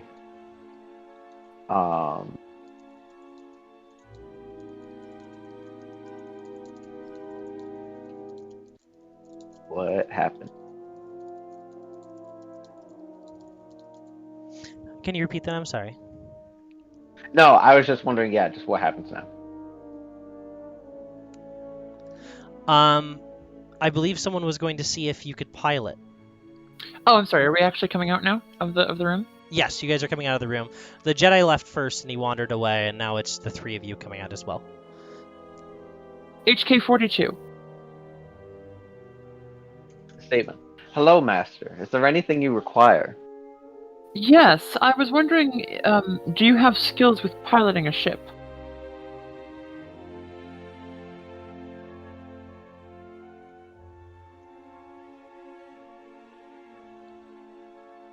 Confirmation. I do have a basic level of knowledge on piloting. Calculation. It's not the greatest of piloting, I should point out. It's, by my estimates, it's not it might not be the most expertly of flights, but I am capable of doing such tasks. Well, let's see, HK-42. If you had to rate your skill with piloting a vessel on a scale of, let's say, 0 to 7?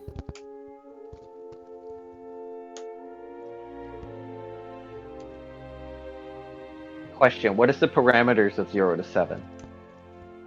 I don't know, they just seemed like good numbers. Like if you were to have, for instance, a +5 and then a proficiency bonus of 2, then it would be a 7, and if you had neither of those things, it would be a 0. Question, what is a proficiency bonus?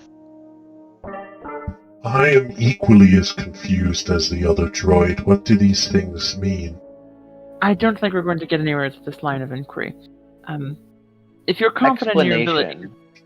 Based off of what you've said, if I had to go off of a scoring system from 0 to 7, and making a basic assumption of 0 being not able to fly at all, I have no arms, to 7 being I am basically the ship, I would have to say somewhere at a... Correction, I need to change those parameters. Long story short, statement. I have a 2 to piloting based on your... Then maybe it's best that I, despite my shortcomings, should lead the charge in piloting the vessel. Yeah, Master, I can help you with that, too. That would be very good. Affirmation. Wonderful news, Master. I'm very grateful I was able to help you out. Yes, HK-42. Are you guys heading to the cockpit? Yeah. Senix is going to walk up to you, HK, as Gildara still kind of looms in the room, and is going to say... Sometimes I'm quite confused by what is happening since I've met all of you, but I think that is the thing that's confused me the most.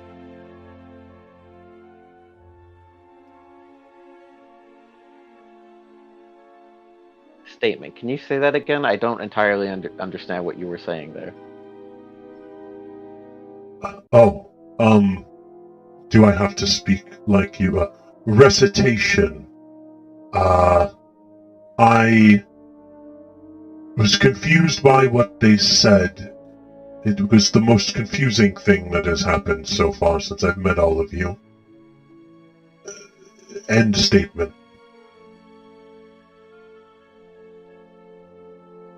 Understood. Ah, I see what you're saying. And no, you do not have to speak how I do. That is just how the company that made me chooses how my vocal cords produce sound. Explanation. I believe the idea is so that the wrong intention of what I'm saying does not come out. Interesting. You work for these people?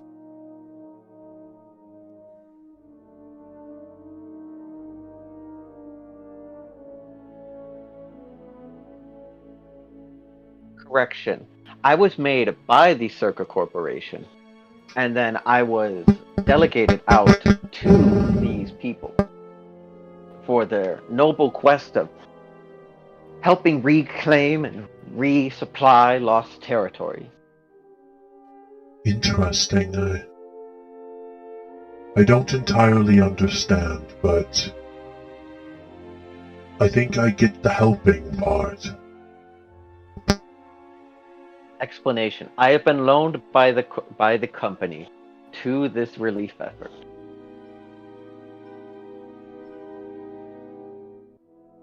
Master Gildara,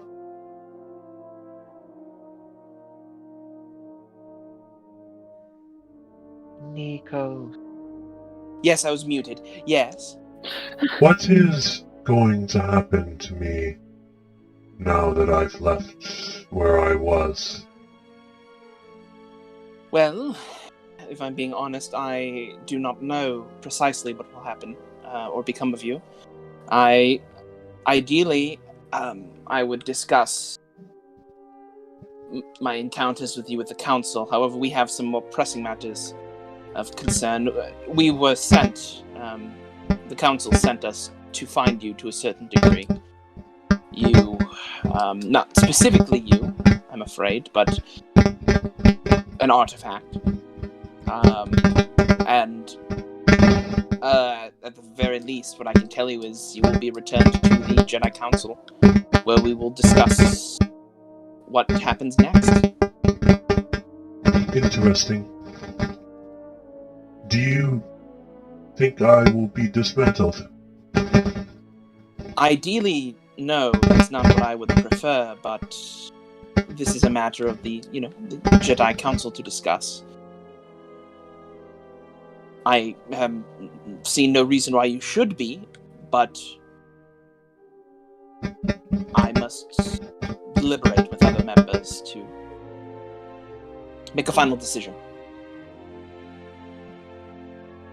Regardless, you've given me a chance to leave that place, locked away.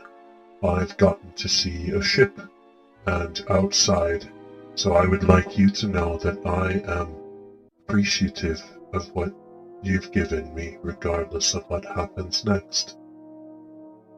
Well, I'm glad I could have provided you some form of comfort, I suppose. And know whatever happens, you will certainly assist the Jedi Order as a whole in any event of what we decide. The Jedi what? Council. No, you said a different word. Order? Huh. Thank you. Of course. They'll kind of stretch back up. Did you not? standing up. Question. Did you not know what the word order was?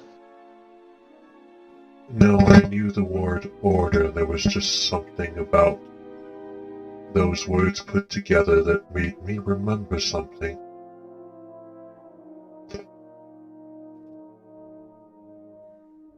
Thank you, Master Gildara. Of course. I am going to sit somewhere and think. Regardless of what's happening, I would like to spend a while thinking. Of course. If you have any more questions, feel free to ask. We have a long 3-day journey ahead of us. Is anyone here good with droids, by chance, Master Gildara? We may have a tinkerer among us, yes. Do you think someone could help me with this bump on my head? It's certainly possible. We may wish to, however, wait, if you wouldn't mind, the 3 days until we can get you to someone who will properly be able to handle you. I don't know, unless HK, do you feel confident in your ability to analyze another droid in such a way? Affirmation. I am very honored that you thought of me in terms of helping our new droid friend here. Statement. I can help them in the best ways that I am able to know how. Excellent. Good. Perhaps, unless if it is extremely pressing and urgent, then we wait until we get to our destination, just to be safe. It seems none of us here on the vessel are experts on such things. That is acceptable. Thank you for your consideration, Master. Of course. Being in your services has been quite enjoyable. I'm They're going glad to- it has been enlightening. They're going to walk away. They're going to go sit in the main corridor of the ship. You'll see that large game board that kind of sits in the middle. They're just sitting at one of those chairs, kind of eyeballing it a bit intently.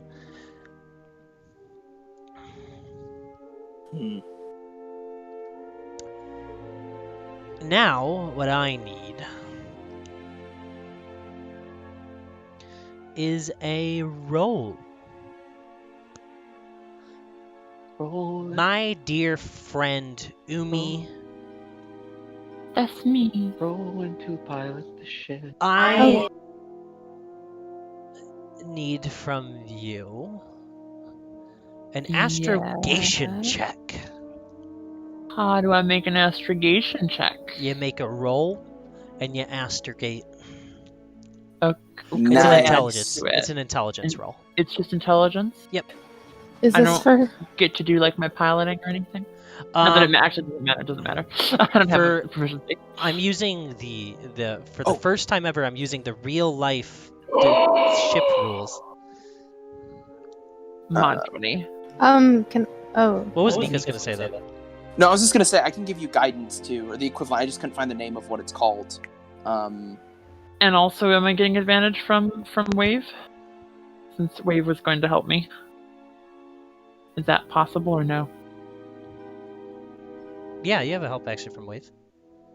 Also, while Okay. we're piloting, Wave is playing around with some of the droid parts that they got. Okay. Yeah. What is the die for? It's just guidance. It's a D4, right? D4, yeah. Yeah. I think it's called Enlightenment, but I need to. Isn't it just called guidance, or is that the It tech might power be. version? It might be. It's it's something weird. Oh, Oof, I just need to. I have so much- 24, Ty. That's a 24 astrogation check. All right. Yeah, you're able to get things down almost to a T. Your calculations are excellent. You complete 3 of the equations needed to properly astrogate from where you are. Being so far away, it's a bit more difficult, but you're doing quite well to do astrogations without having a Navic computer. This ship doesn't have one, hence why you're doing astrogation checks instead of piloting checks. But it does have a hyperdrive, and your hyperdrive is adequate. So to take from where you guys are at the outer rim to get to the deep core of which Coruscant is located, it will take you 144 hours. Oh, 144 hours. That's at least 5 days. that's a long. Divided by 24 is 6 days. That is the maximum range you can go. And that'll cost us 7 units of fuel, right? Because it's 1 unit for jumping, and then one for each day.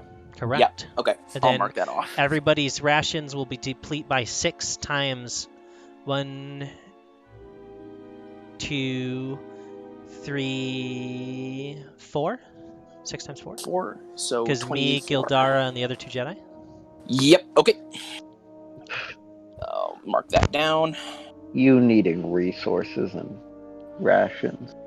23 units of fuel. All right. While you guys are in 90. hyperspace for a few days, you have 6 days. Is there anything you guys would like to do? Would anyone like to learn some languages? Perhaps work towards any specific tool set? Trying to learn something online on the HoloNet? Is there anything you guys would like to put your time towards?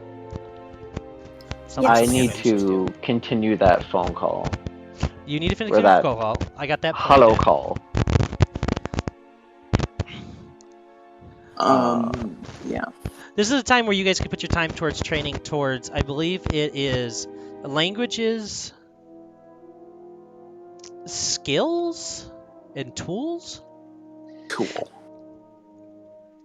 Mm. I Can don't they know if do there's any like other languages, skills, or tools that I need to. So, way I'm going to set it up, and I'm going to type it in our chat, is it's going to be 30 days reduced by your intelligence modifier to be able to learn a language, skill, or tool set. Skills are going to be 60 days, however, just because that's a little more.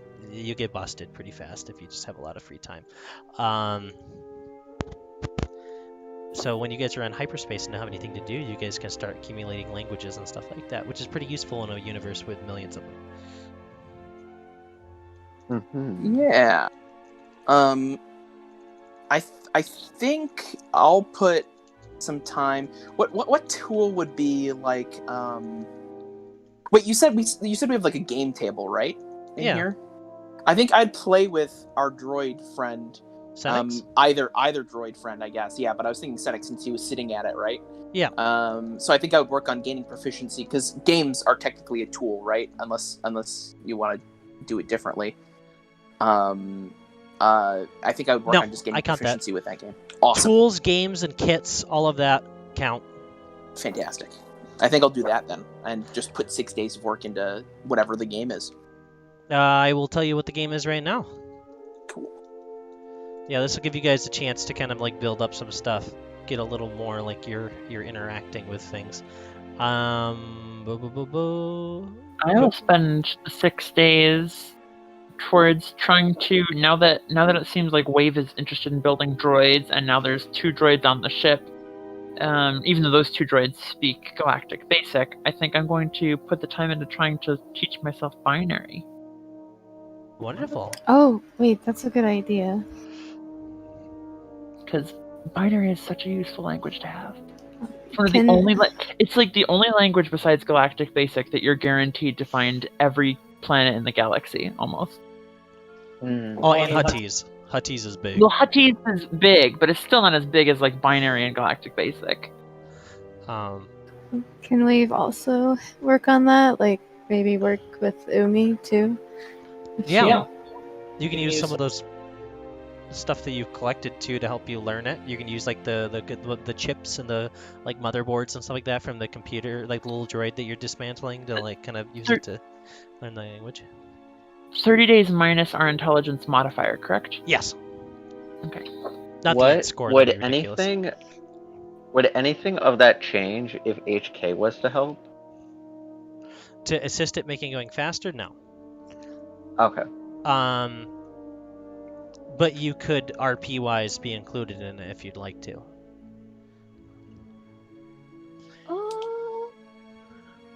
Only if we have the time. Yeah, the reason the day numberage is so small is because you guys have access to like the HoloNet and stuff like that. If you guys end up on like a barren planet, I'm gonna change the number of days it takes to learn certain things. That's why you can't really aid, because they can learn from you just like they could from the internet, essentially. Gotcha. Otherwise, it would be 60 days to learn a language and tool set, and it'd probably be 80 days to learn a skill, is what I would set it at. If you guys were just by yourselves.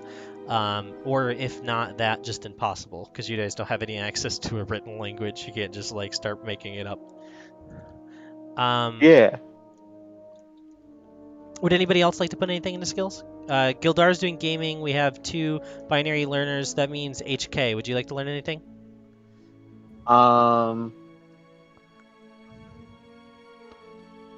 HK might learn. Oh, you know what I'll add on here?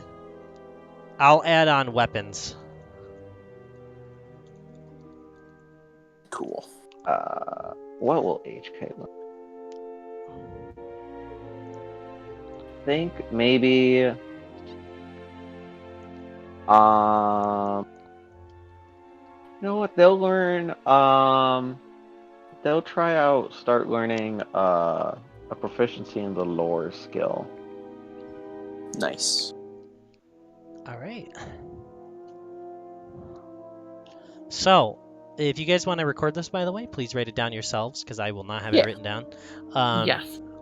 And just relaying that because somebody looks at me and goes, "How many days I have left?" I'm just gonna go, I don't know. With that, is there anything you guys would like to do RP-wise on the ship? I know HK's gonna have a conversation. Gildara, I have a conversation planned for you. So Umi and Wave, do you guys have anything you'd like to converse about? Not unless Umi does.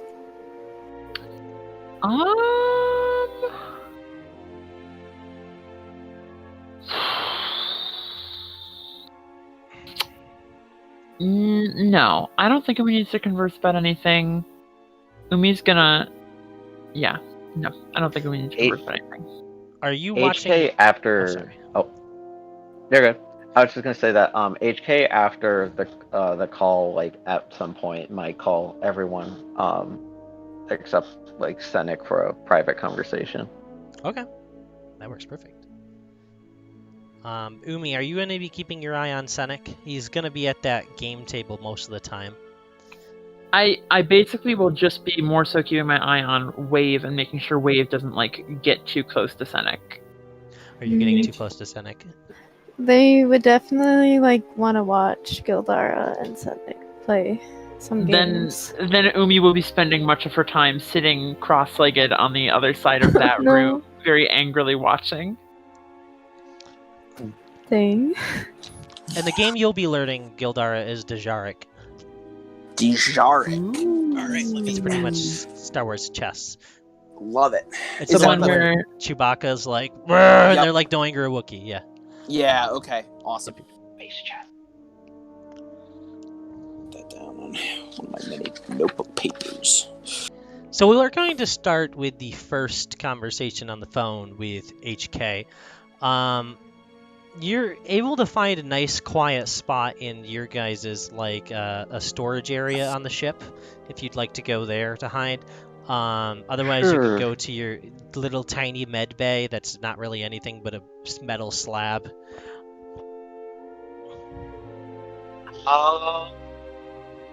I will. Yeah, I'll just go into the storage room, and me hiding will just be like me just like standing perfectly in place, like somewhere in there.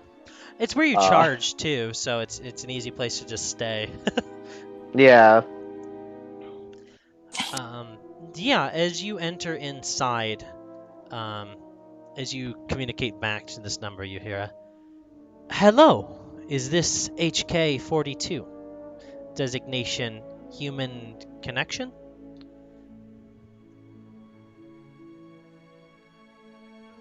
Agreement. Yep. This is he. This is them. We are offering your other protocol information and a possible mission for your hunter-killer protocols.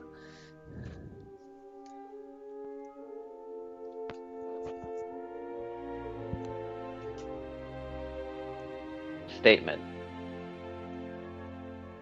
All right. Wonderful.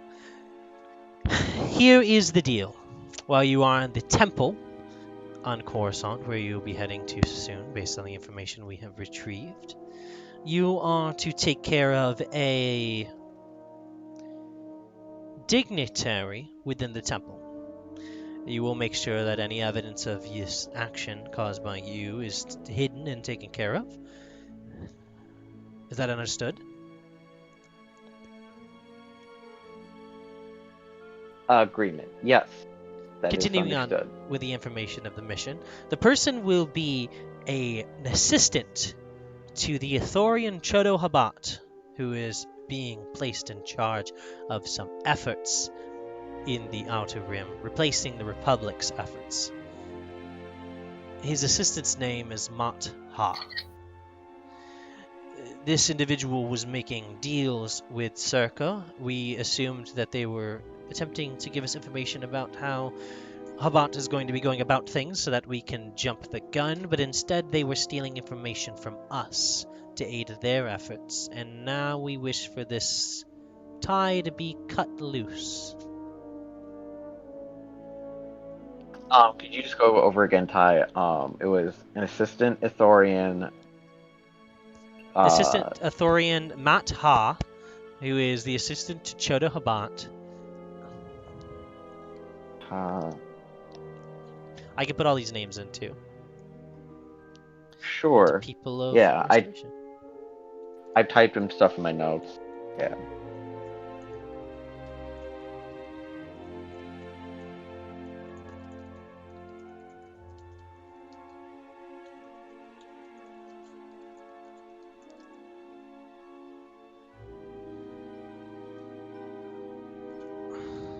So close to spelling it just like that.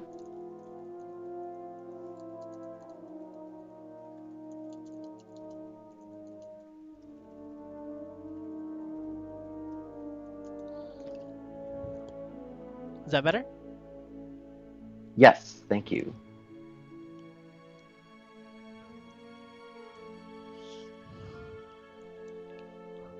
As Okay. you're in the storage unit, however, you're going to hear a beeping coming from your inventory, like your personal inventory. I'll check that. You'll pull out what looks to be that card you found on that dead Mandalorian back on the planet.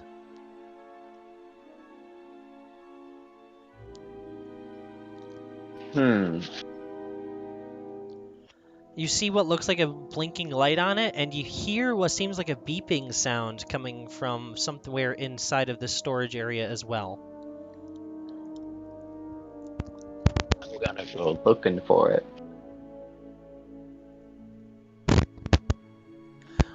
Yeah, roll an investigation check for me on advantage. I shall. I'm loving this Ebon Hawk music, by the way. This is like perfect. That. Feels That. A 15. all right. Yeah. As you're searching through, kind of waving the card near things, you'll watch as what looks like a refresher. Not like just a refresher that's like actually in like a bathroom, but it looks like a refresher that's just been tilted on its side, like somebody just left a sink leaning in this area.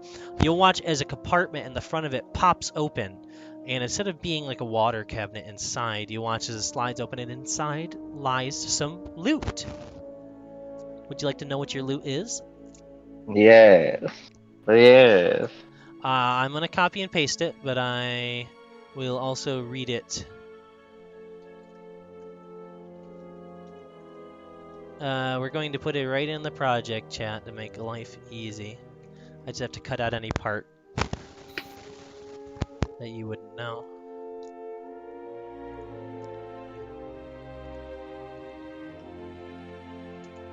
You're going to find inside one holocom, a blaster rifle, 3 frag grenades, 1,000 credits worth of spices, an encrypted credit chip that seems to be accessible if you decrypt it, a holo recorder, and 1 envirosuit made for a 5 to 6 foot tall human. Alright. All of these things seem quite expensive, other than the frag grenades and the blaster rifle. This. But you're allowed to I'll keep just everything put if all- you'd so like to. He. The only thing you wouldn't be able to I- keep logically well would be the envirosuit. Damn it. It's big and bulky. I mean, you could try to fit it on you, but people are gonna see it. It's not gonna hide away. Let's see what this fire. But okay, I'll just be like looking up stuff about in the inventory if you want to move to. All right.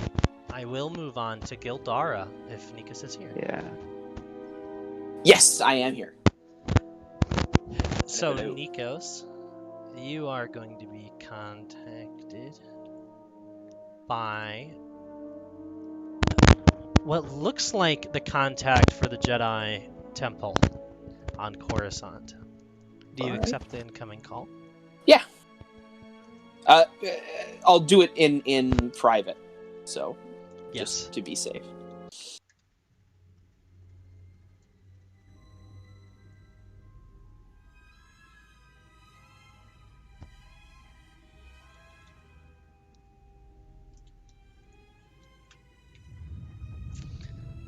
As you go inside, you're going to hear once again over the microphone just a simple, hello, is this coming through well? Am I coming through? Yes. This Yes, hollow hello, technology I is can so cumbersome. I can't see you. Can you step forward? Yes, of course. I will move. Yes, I see you, Master Gildar. Wonderful. Excellent. Yes, this technology, I might as well not even learn it at this point. It's just going to change again. No, I just don't. I missed it when it was simply just an image of you. Now it's this 3D image that feels like I'm standing next to you, but I can clearly tell that I am not standing next to you. You are fuzzy and horrible. I see. Yes, I can't even. Your teeth look like squares. Anyways, my apologies for being so obnoxious. Is the resolution up? You can go into settings. Wave showed me this the other day. You can go into settings and you can put the resolution up. Padawan, fix my hollow. Set the settings to what settings? What are the settings, Master Gildar? Yes, settings. Padawan It's a little circle. It's a circle. Master Gildar says it is a circle. I don't remember where it is. Wave just did it, so. But I don't have a wave. I have a Padawan who clearly doesn't know what he is doing. It seems like this is going to be the best that we're going to get for now. Well, that's all right. That'll do. We'll be speaking in a few days as well. I just wanted to have a preliminary conversation with you if we could. Of course. I wished to know more of your mission. Yes. Well? Yes, yes, of course. It was successful. We found a holocron. As requested, Really? we've not looked into it or attempted to open it as. Was it combative per the training? request. It is rather attached to something currently.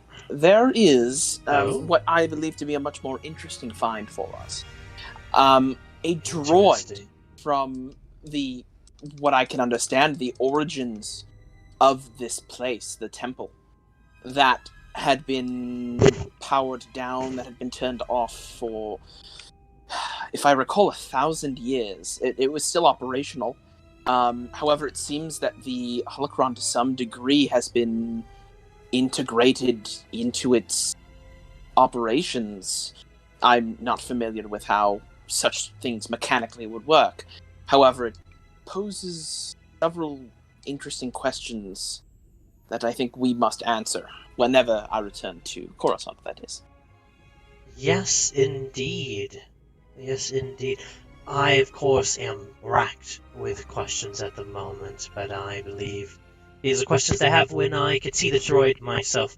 Bring it here immediately upon landing. You will be cleared to land at the temple directly. There will be no other links. There will be no one else to hear of this droid. Your Padawan and your knight, I'm assuming, know of this droid. Correct. As well as the other members that had accompanied me on this mission. It was a Captain Drask with the Republic and an HK unit with Circa Corp that are also aware of its presence. That is not optimal, but it is something we can deal with later. Now that they are in the hands of 3 capable Jedi, you, the knight I sent, and your knight, I think things will be safe. Excellent. Oh, and you have a Padawan on your ship, too. We do, yes. The easily frustrated one. How is she doing? Quite well, actually. She's done a wonderful job dealing with several difficult situations that we've been put in, performing better than I could have expected at this stage. She's very promising. Does their species use they instead of she? Oh, apologies. Yes. No, yes.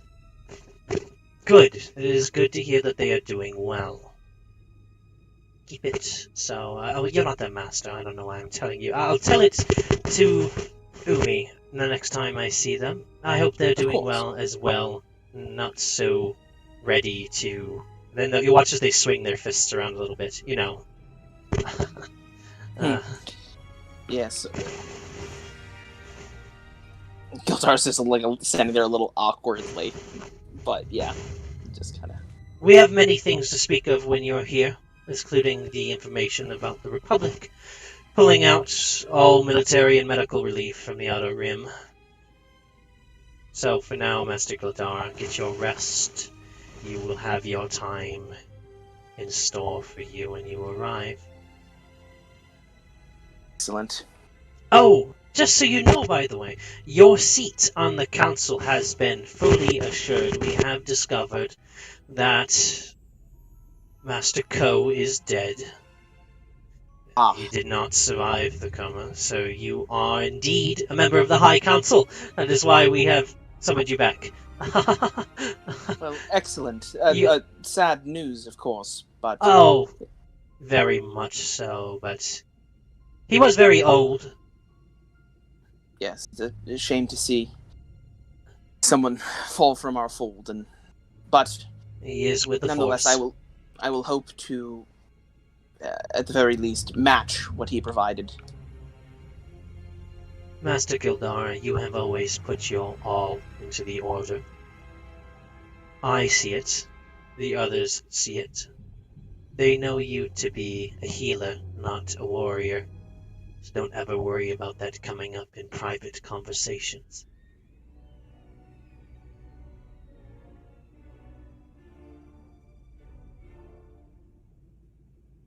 I can sense I've created an awkwardness. I will be hanging up now. I will see you soon, Excellent. Master Gildara. Yes, indeed. Our travel will be there in around 6 days, it says, so... Good. Padawan, it's not turning off. Yes, I was going to say, I can't find... Okay, hang on one moment. Why don't you get your Padawan? Or your... Wave! Your previous Padawan's Padawan. What? I'll leave. I'll say, Wave, I can't turn... Wave, I'm having trouble. I can't turn off the projector again. I can help again. Thank you. Go ahead, I'll hold on to the controls. We will then go with Gildara to help. Yeah, Umi takes you through a nebula. Every single one of you now has a tail. But everything is going... My tail got even better. Yeah. Yeah, as you go into turn off the video, that call will end. As we'll now go to...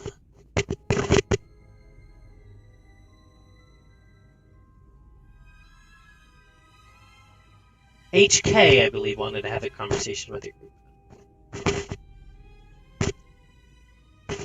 Yes, yeah, he would have, at some point during, like, the travels would have called,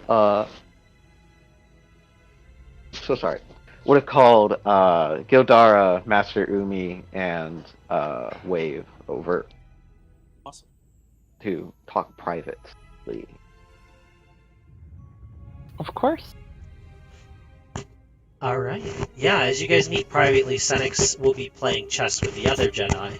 He's been keeping quite quiet. He seems very nervous around Master Gildara. So he's been, like, keeping to himself. But he'll come out once you guys group up and start playing some Dejarik. Not very well. Seems like Senix has learned quite well by playing with Master Gildara. As you guys meet, are you going to meet in the storage area as well? Yeah, that's not a bad idea to actually meet up. That's a good place as any. Yeah. Alright, as you meet inside, you guys will all I would have see... tried to, like, move some small boxes as, like, chairs. Yeah, as you build, like, a little seating area for them, you'll see that the droid has arranged a place for you guys to all sit. So, you take the floor with this, Andrew. Mm-hmm. Statement. Hello, thank you all so much for coming to me when I requested you all. Of course. Of course, HK42. Statement. I don't know exactly how to put this, so forgive me if I have any pauses in my sentences and speech.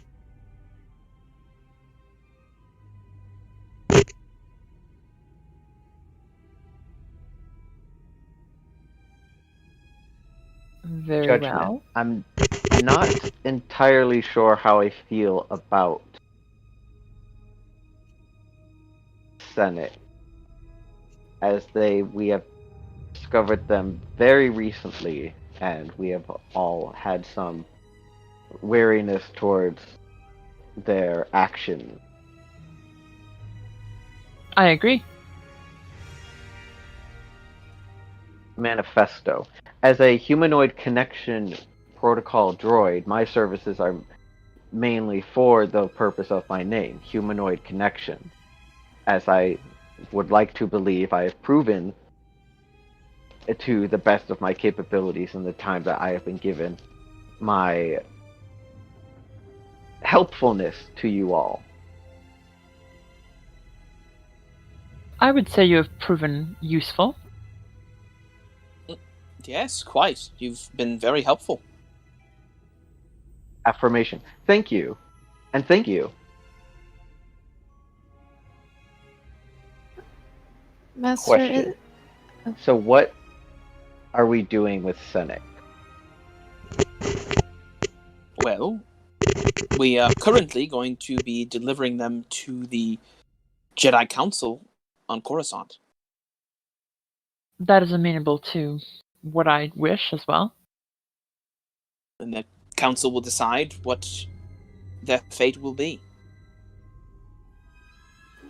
Master, is there a reason that we should be wary of Senex?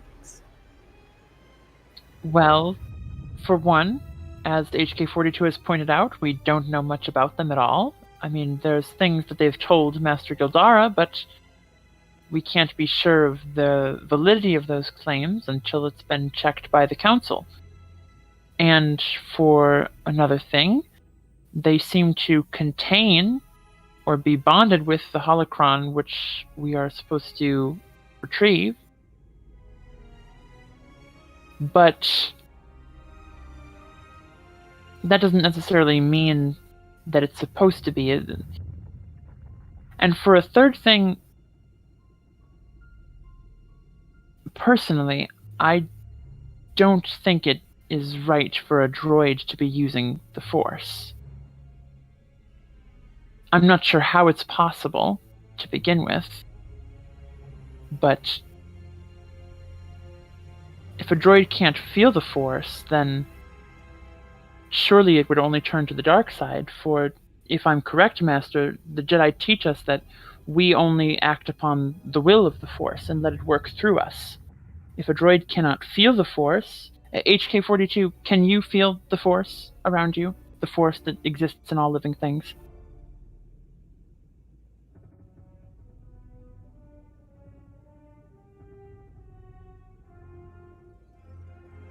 Question. Is that a normal thing that you all feel all the time at the same time?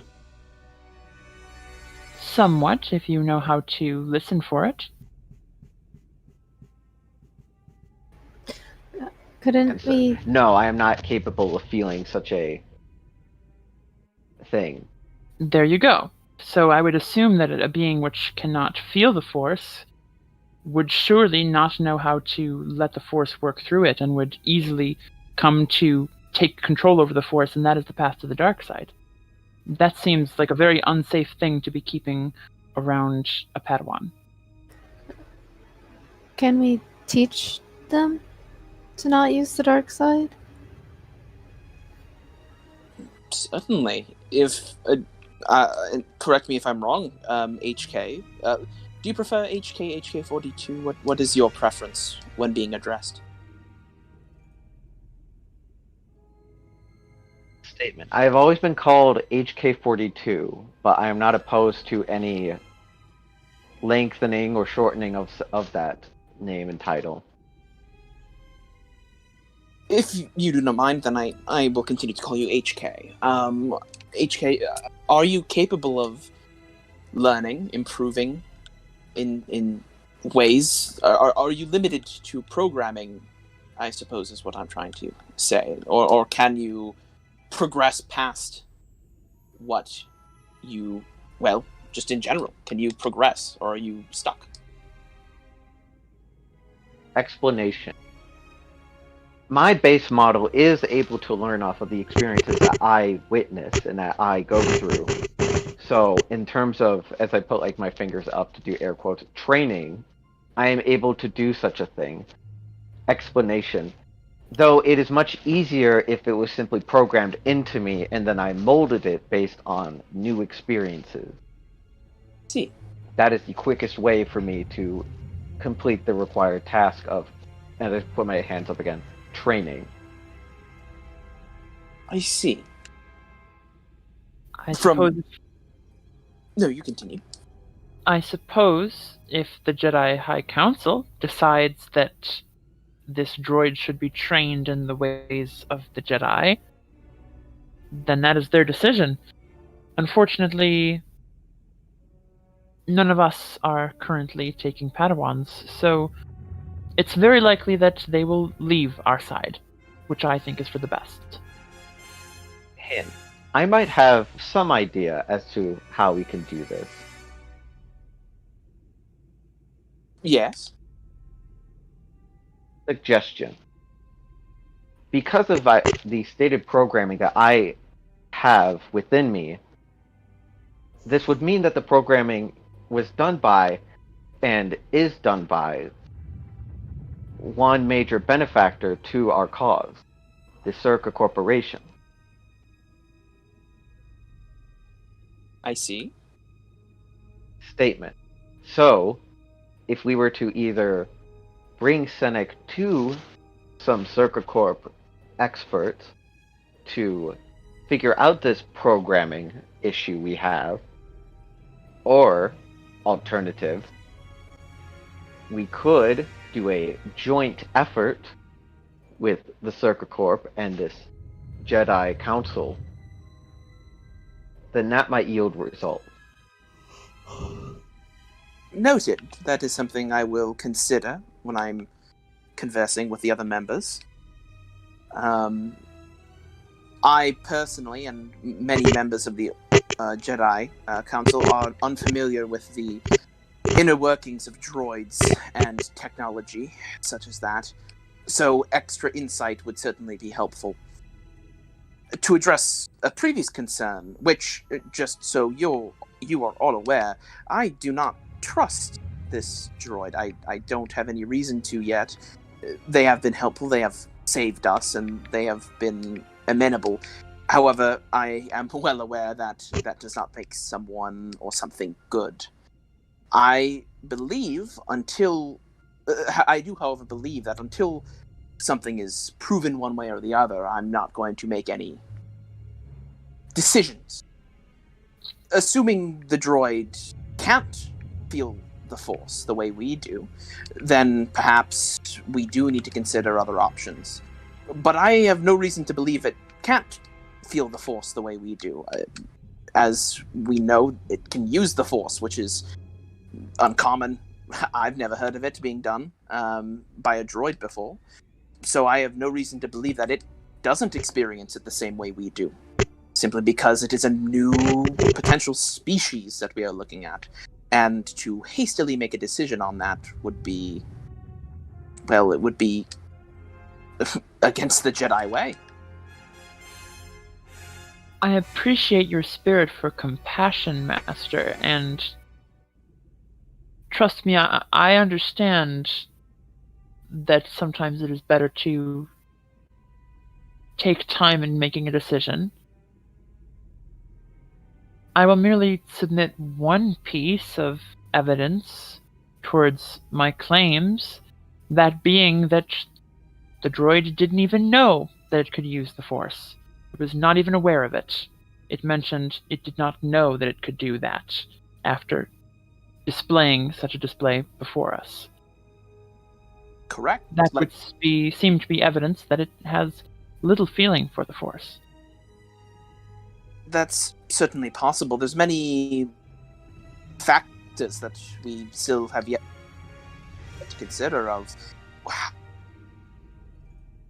Question. May I use one of you as an example? And perhaps, case, what's to say it's from a youngling, a biological species that has learned that they can use the Force or access it to a certain degree. Or perhaps it's a deception. Perhaps it is something that is malevolent and malicious and wishes to see us harmed. Recitation. May I Yes. use... Oh, apologies. Continue. No, I'm done. You may speak.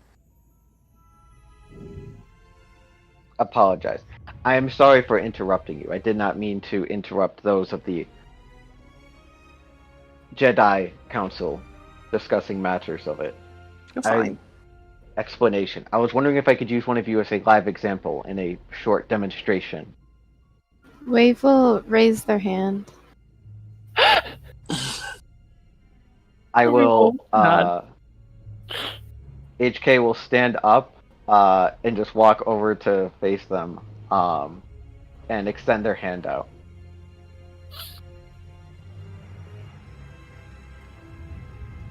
They'll look at your hand. Statement. Take my hand.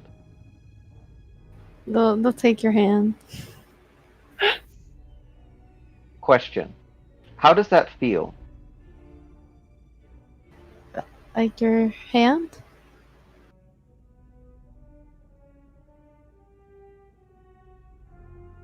Further query.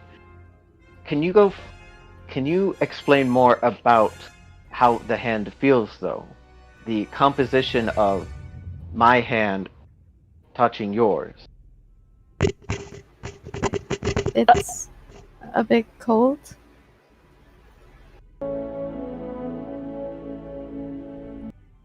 Question. Is this feeling a continuous feeling, or is it more of a once feeling, and you are able to know that you are feeling it, and then that is the end of that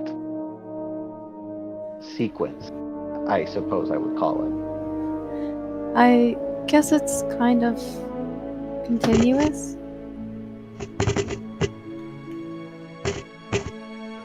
Affirmation.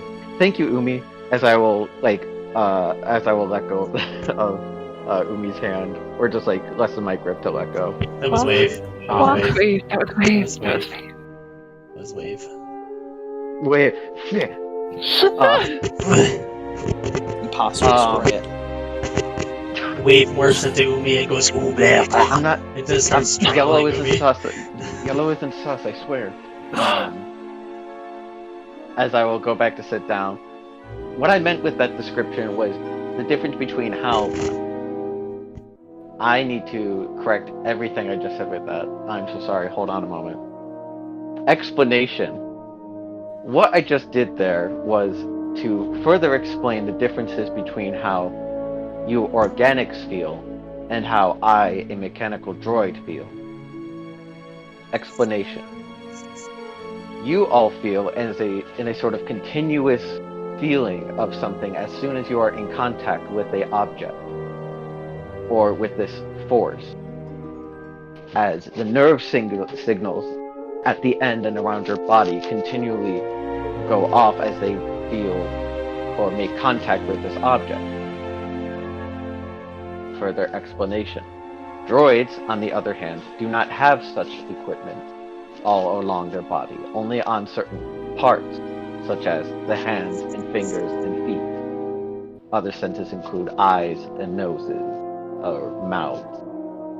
Some advanced models have noses, or olfactory sensors, I suppose you could call them.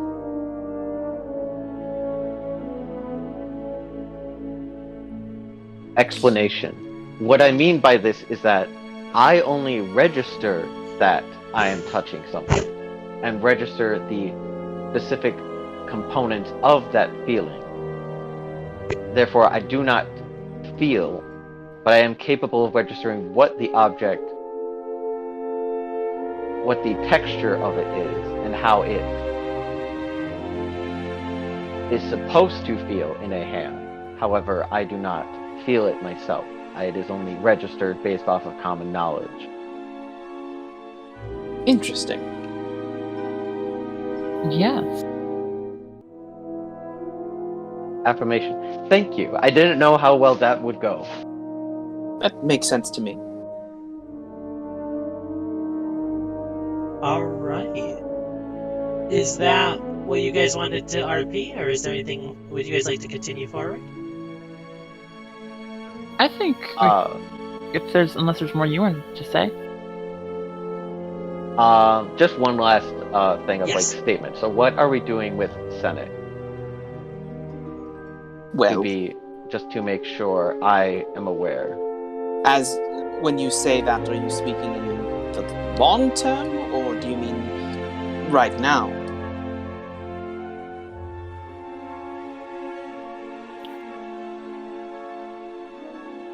Statement. I suppose both. Well, currently we will observe and watch them, make sure they don't do anything out of the ordinary or dangerous to us. But we will let them go about their business as they would. I believe that would be a good way to feel out their true intentions. In the grand scheme of things, we are going to be delivering them to the Jedi Council, where I suppose we will decide their fate, and furthermore decide how this changes the Order as a whole. This is untreaded waters. For you, HK, I'm not your master, so I'm not going to give you orders, but if this can lighten any of the fears you may have, I will be keeping an eye on them as I have so far, and I will converse and play games. I suppose you could say, distract them. But I am very keen on making sure that they are not a harm to us.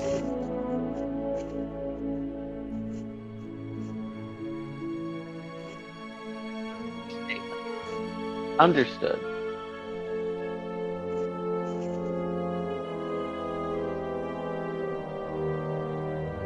And I'll just give a 2 thumbs up.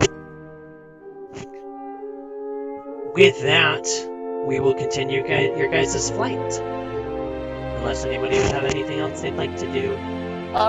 Not much. You got your voice mod on still. I don't know if that's intended from. No, that was very Jedi. not intended. Cool. Other than that, I'm good.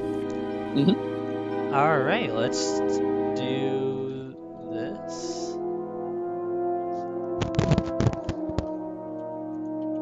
Let's jump 6. Everybody jumps them.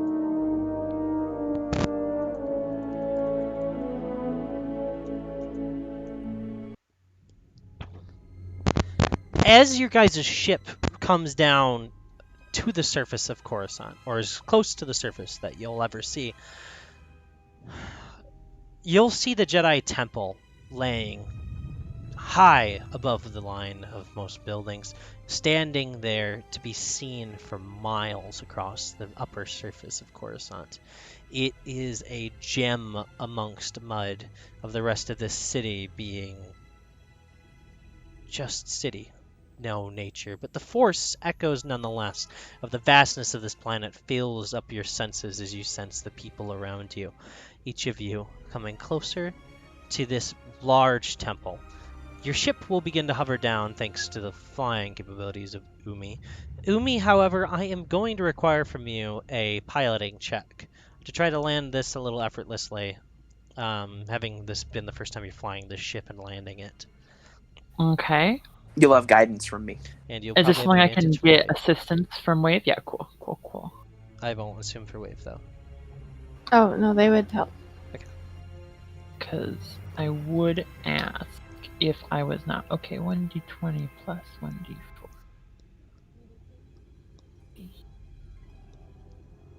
Oof! No. Between the 3 of us, we got an 11. 3 Jedi. How many Jedi does it take to land a starship? More than Should I- 3. The landing is not beautiful. Is it disastrous? No. But there's no casualties. but it's not pretty sounding. As you bring the ship in through the small shield barrier that keeps the wind of the planet from just knocking everybody down inside, as your ship slides in, you'll hear a loud metallic screech sound as the feet from the ship propelling outwards to land it begin to scrape across the metal ground. As it does so, you watch as it begins to spin just ever slightly to the left, as eventually it comes to a halting stop. You'll see a few Republic soldiers in there that are leaving the area look back as they look up at you in the window, and a few of them are just going to hold their arms up in the air like, what the fuck was that? Kind of like arm gestures as they begin to go head over to their ship. But you're here. You're at the temple in Coruscant, where you guys haven't been to in some time. You guys pretty much went right from the front lines of aiding people and helping planets escape in time before Mandalorian attacks, but haven't really been to Coruscant in at least a year.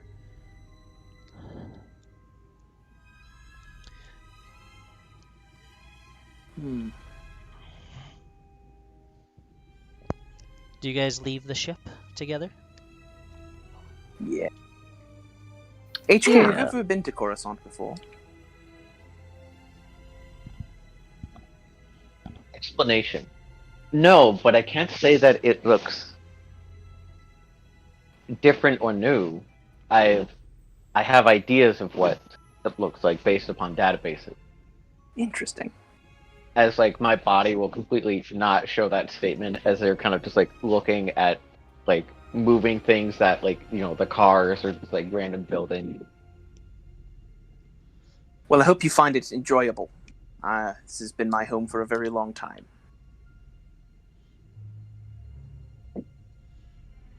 Statement. There are many things here. It will be enjoyable. Is this the planet? Oh, sorry, 1 second. Is this the planet that we were going to? Yes, it is. We have arrived. It feels cold here. Cold. How do you Yes. mean? Full but empty. Right? I will be joining you. Yes. Good. Senex will stay with you guys, but be a bit quiet as you guys are leaving the ship. Is there anything you guys want to grab, bring with you? Anything you feel like would be necessary? I think I'm good. I will bring. Hold on, there's something I gotta.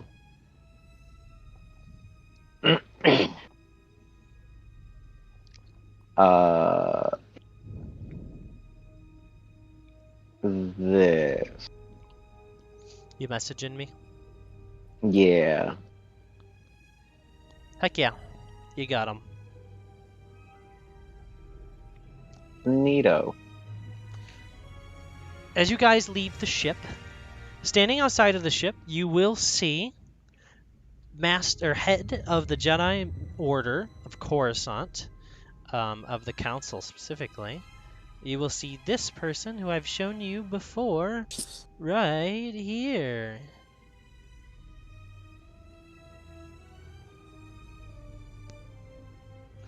You see Jedi Master Class Tone.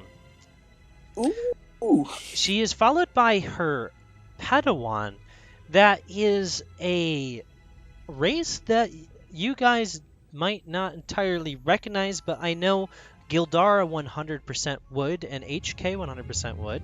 If Umi and Wave would like to roll a lore check to know where this person is from.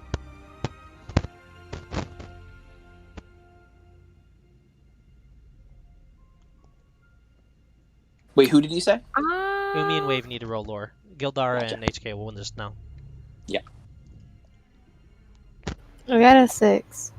Alright, you have no idea. They seem cool though. Look at I these people. got an 11. You'll know. It's not anything crazy.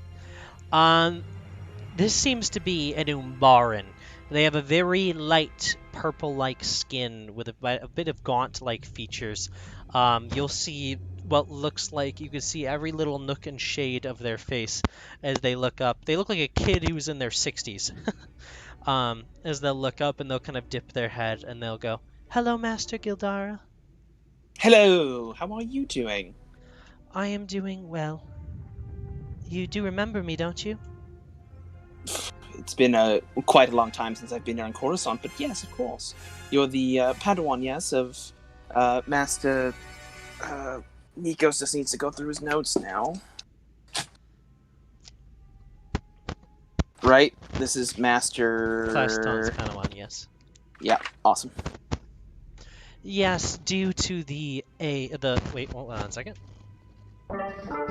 Yes, I have been taking on Padawans, as in much of the council as of late, due to the war. Many of the Jedi leaving our fold as a unison, so we've been training a lot more Padawans with what we have. Many of the Jedi we assumed would come back, but many have gone missing. But that is a problem for another day, for we have a third emergency meeting reason at the moment that we need you to come to immediately. In fact, so immediately that I am bringing all of you to the meeting, except for you, Jedi Knight. You may stay behind, as she's going to look over at Din Merrick, who's just going to look side to side and go, "Oh, yes, I'll just go to my lodging." And she'll be like, "Good. The rest of you need to come with me immediately." Of course, right away. Of course, Master.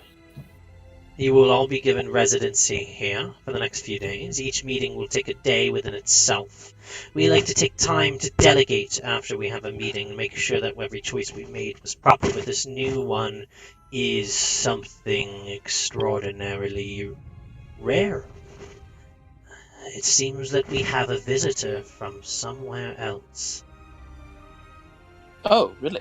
But I don't want to speak of it here. The other Jedi here, they might become worried or defensive or scared. We don't exactly know how people will respond. So let's move. As she'll clap her hands, as she will lead you off towards the High Council chambers. For Excellent. Umi and for Wave, this is your first time ever having admittance to the High Council chambers. It is rare. They don't usually bring people here if they're going to talk to you. They might bring you in a video call and stuff like that, but they don't just bring people in lightly. This is only in Jurassic Matters, and neither of you have been in Jurassic Matters in the past, at least not in the eyes of the Council. So these three things that are happening must be big. So as they're leading you down the hall, heading over towards the section of the chambers, they're going to say, "Gildar, if you could keep the new droid," as they hold in quotations, "in the chambers outside. You could send them down the hall. They should be able to find it. This conversation isn't about them yet." Senek, would you mind waiting? I wouldn't mind, no. If you tell Thank me you. where it is, I will attempt to find it. Yes, it's down the hall. Would we perhaps have a guide available for Senek? Padawan, please follow this droid. Or no, not follow this droid. I am very overwhelmed. Take this droid over towards the waiting area.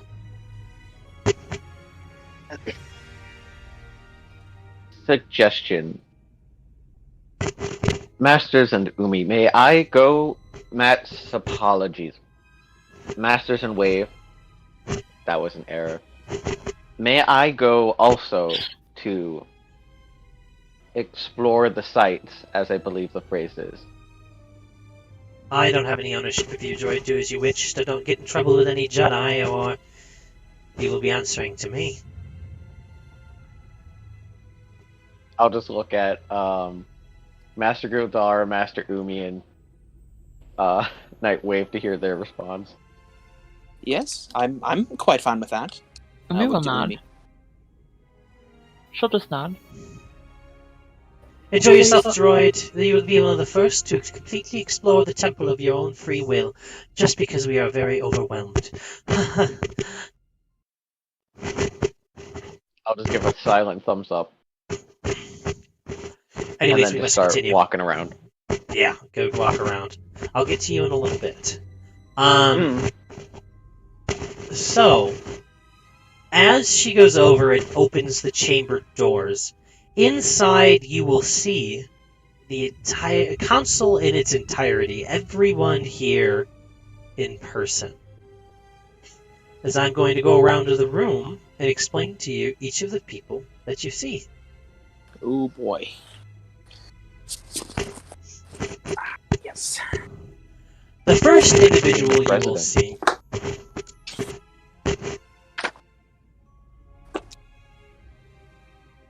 is Master Kavar.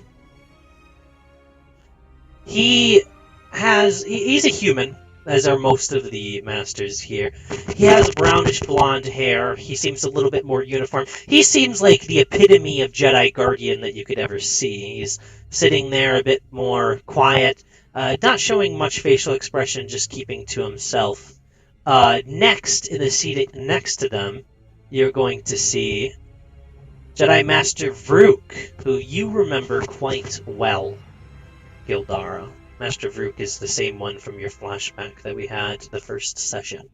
Right. He is a bit older fellow, wears red robes, and he is a bit gruff and harsh. The next individual we see is a human woman by the name of Lana Vash. She has brown hair, and she seems a bit more stooped, kind of keeping her nose up in the air, watching all of you come in. But when she sees Gildara, you'll watch as her gaze will soften a bit, and she'll smile and nod her head. I'll Next- smile as well. Next to her, you see the Ichani, Atris, with bright white hair and white silvered eyes. She's sitting there and she has a bit of a somber face. She looks heavily distracted, not really as much focused on what is happening as the rest of you. And next to her, you'll see an empty seat, a larger seat left open. Seems to be your seat, Gildara.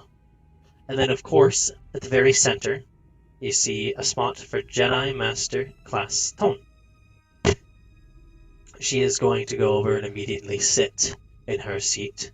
She is going to wave over to you, Umi, and wave, and is going to say, "You may stand near the edge for now. If you are requested to speak, you may speak. Otherwise, I ask that you please keep your input to yourself, unless it is deathly crucial. Is that understood?" Umi will nod without speaking and like kind of put her hand on Wave and like guide them both over to the side. Good. Master Gadara, please sit in your chair. I move over and take a seat. Wave will stay very close to Umi.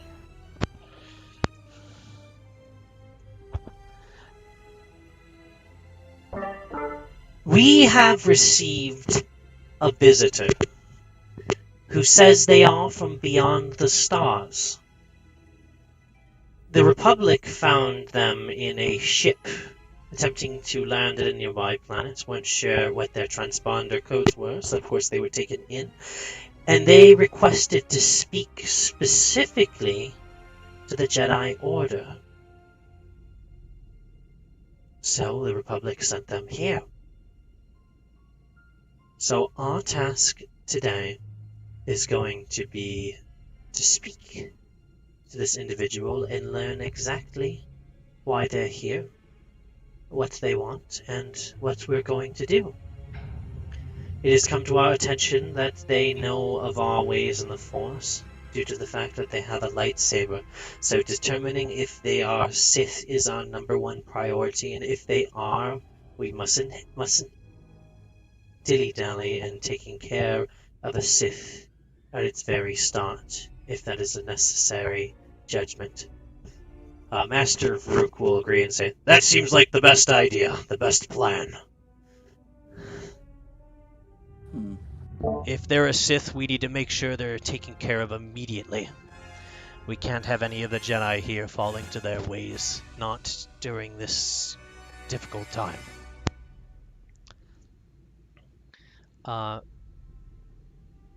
Master Kavar will go, well, we mustn't be too hasty.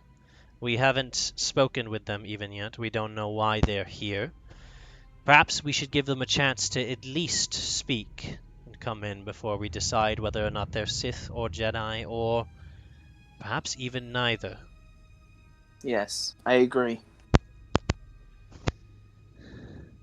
All of them will nod in agreement with you, and we're going to move over to the waiting area, where we're going to see an individual not yet seen by this group.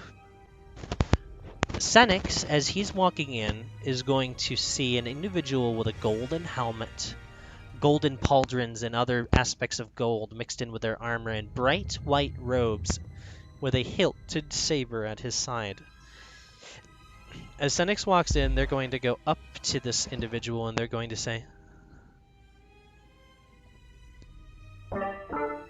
You seem different than the other ones here. Why, yes, I know that I am not a Jedi per se, but I am here to speak with the Jedi Council, and you've not seen it. No, I am not a Jedi. But I do know their magic, apparently. They're waiting to decide what to do with me. Is that what they're doing with you?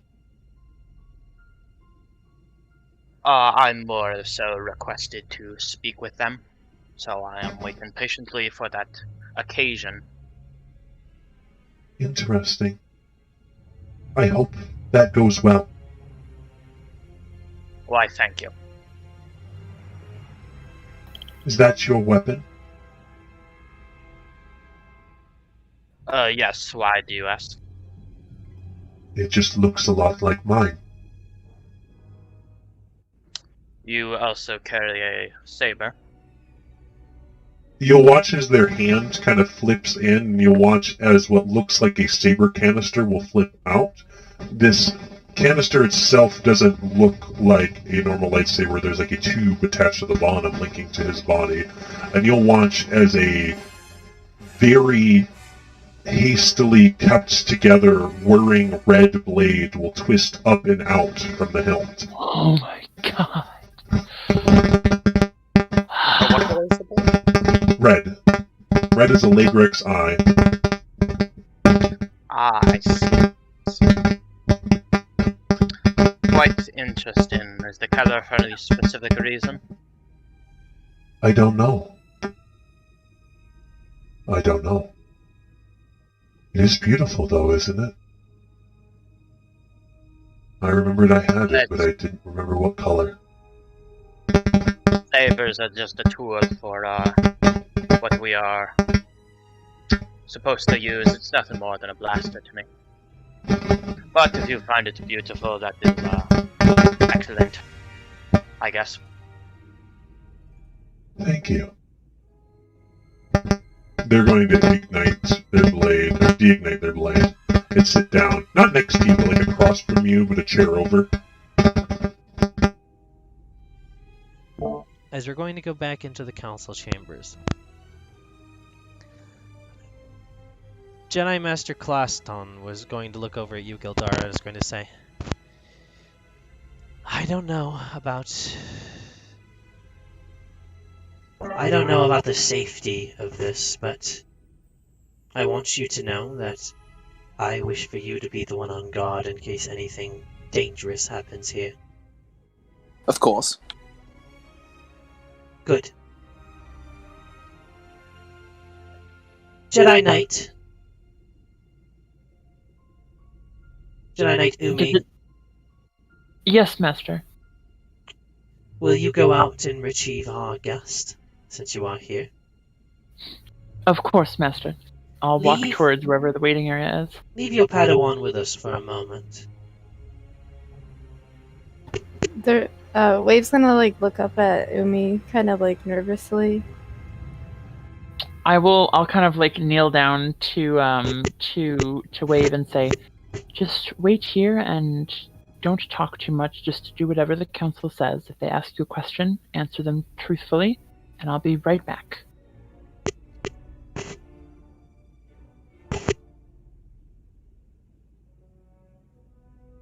Okay?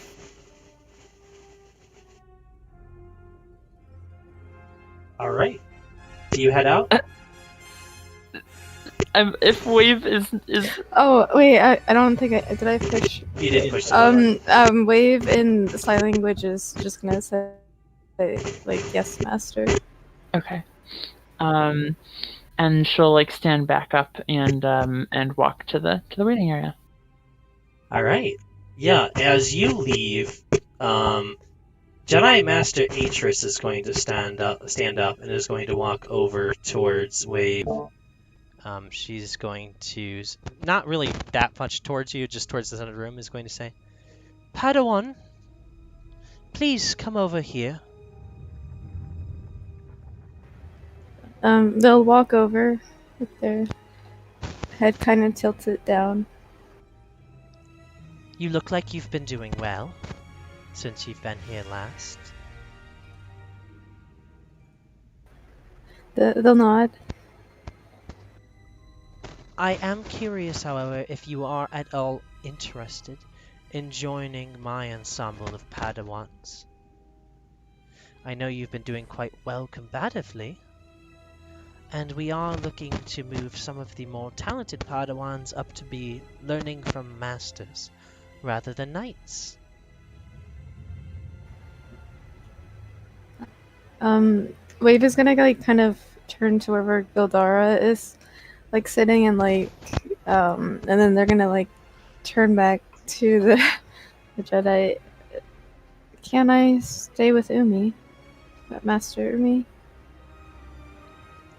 You watch as their smile and smirk kind of drops as they go, yes, that is, if that is what you wish, of course. I'm not going to force you into doing it. That was all the questions I have. You may go back to your corner. What? Wait, just as a question, which person in the council said this? Was this Jedi Master Atris. This is the Achani with the bright white Atris hair. the Achani? Yes. Oh, cool. Wave is gonna like kind of quickly walk back over to like wherever Umi was standing and like stand in that spot. As Atris sits down, she's going to walk by Gildara and she's going to say, it seems that you have built a bit of loyalty amongst your Padawan, and she passed it on to her Padawan. I don't know how to take this, but as long as both of them stay alive, obviously they're doing the right thing. Certainly. Perhaps it's not loyalty, perhaps it's just simply, well, a proper connection. Connections can be used. And she's going to walk away and she's going to go sit down in her chair as the room goes awkwardly silent. I'm just gonna kind of turn and smile at Wave. Wave will give a smile back, kind of nervously. As you have left the room, Umi, as you go out, you will see Senix sitting, looking right across at you. And then sitting, facing towards where they're facing, so facing away from you, you will see the back of this golden helmet. And it seems to be the only person other than Senix, who's I'm sure you don't consider as a person, in this room. No, she definitely considers him, but just yes, this is the only person. Okay. She will just kind of look straight towards this person and just say, are you the one waiting to join the council? Yes. I've been waiting here for quite a while, so I'm guessing that is me, unless you're talking this droid here. They will see the droid eventually, but I believe you are the one. You can enter now. Most excellent, thank you. As, you will get up. She'll just kind of hold her hand towards the door and just wait for you to go through first. Thank you. Miss. I am Jedi Knight Umi Kaifu. Knight. interesting titles. He will keep going. She'll eye him suspiciously. As the two of you enter back into the council chamber, you guys will watch as a few of the master's eyebrows will raise as they look over towards you both entering. As you step inside, the door shuts behind you. Master Claston will stand up and will go, "Welcome, foreign dignitary, adventurer, explorer, whatever you may be. You have been invited to speak with us after the Republic had sent you on your way to speak. We have been told that you wish to communicate with us, actually, which is interesting because we have the same feeling about this situation. We wish to speak." Ah, yes, most active. Well, I guess I should do some introductions, yes? Yes, that would be a good idea. He will take off his helmet to reveal kind of his black hair. I am Erebos Khan. It is a pleasure to meet you all. Especially some of you, as he will eye Gildara specifically for a bit, and then look away.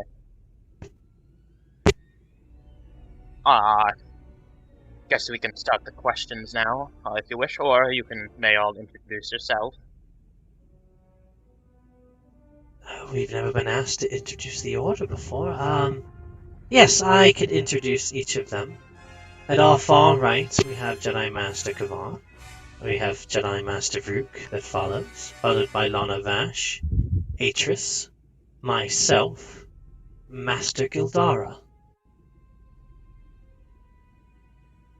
Gildara. Yes, Gildara, the one over there. Do you mind? As I will point, as Erebos will point to kind of like a side pouch that holds a notebook. You'll watch as Master Vrook will stand up and ignite his blade, and he will be like, "Take your hand away from that pouch." Alright. Please, I assume unless this person is meaning us incredible harm, I don't think they would point and say, "May I, Master?"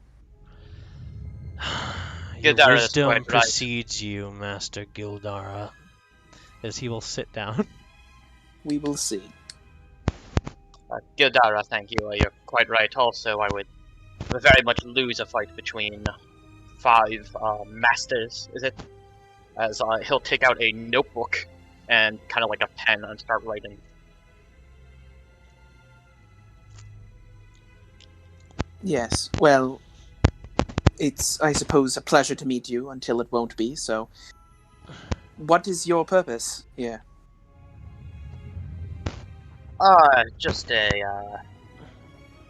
reconnaissance, educational, academic purposes, and so on and so forth. I am curious, very curious about many things, including, the Force. You are all familiar with that, it seems. Yes. Yes. Perfect, excellent. I would love to know as much as possible about the, Jedi.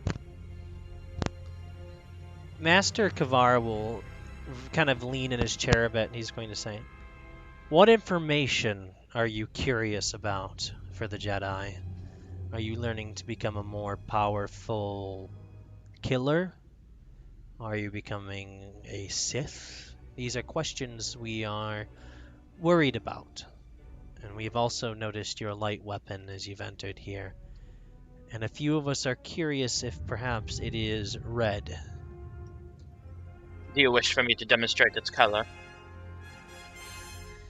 We would be And what more does actually- comfortable. Oh, continue. Also, before I may ask, what is the problem with different colors of sabers? Inherently, red is found more by our enemies. You asking this question helps your case a bit, I will be frank, but we have a Well, to way help of... the case a bit further, then you should know that the droid you have in the waiting room has a red one.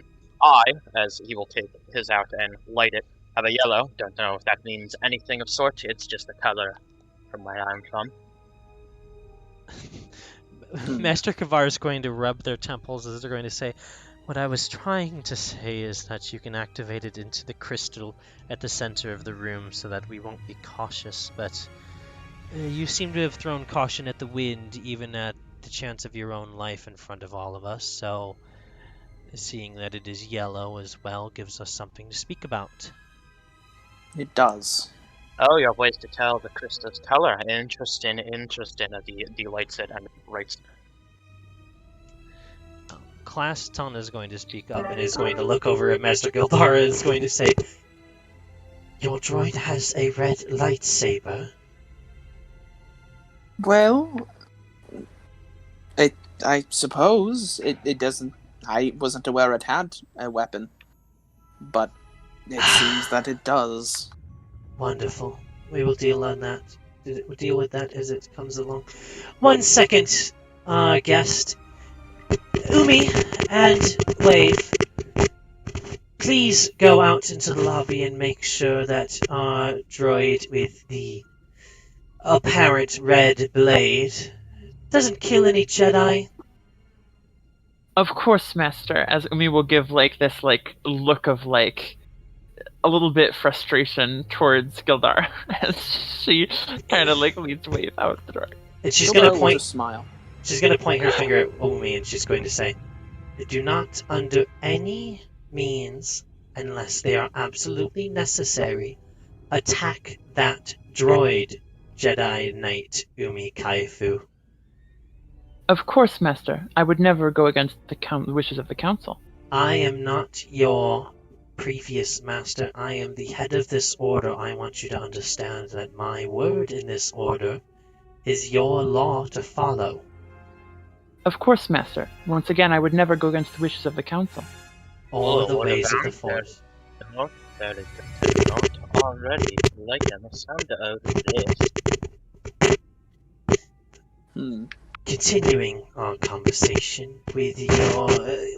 can you repeat your name? Erebus Khan, sorry you were talking very aloud, and any information is good information. You see, where I'm from also, law and order is a very important thing. That is good. That is good. Erebus Khan, our second question for you is of course going to be, what is your main priority here? What are you looking for? Well, specifically her, as I will point to Gildara. All of them will look a bit shocked as they look over at Gildara and look back at you, and you're just going to hear, coming from Master Vash, she's just going to go very, very softly, go, what? Yes, I second that question. Well, you see, I saw a powerful vision. I do not know what you call it. You know, visions with the Force and all that, and you're the closest thing to resemble what I was looking for exactly. Why am I looking for you exactly? I do not know. You must all know that the Force, works in mysterious ways. Yes? It does.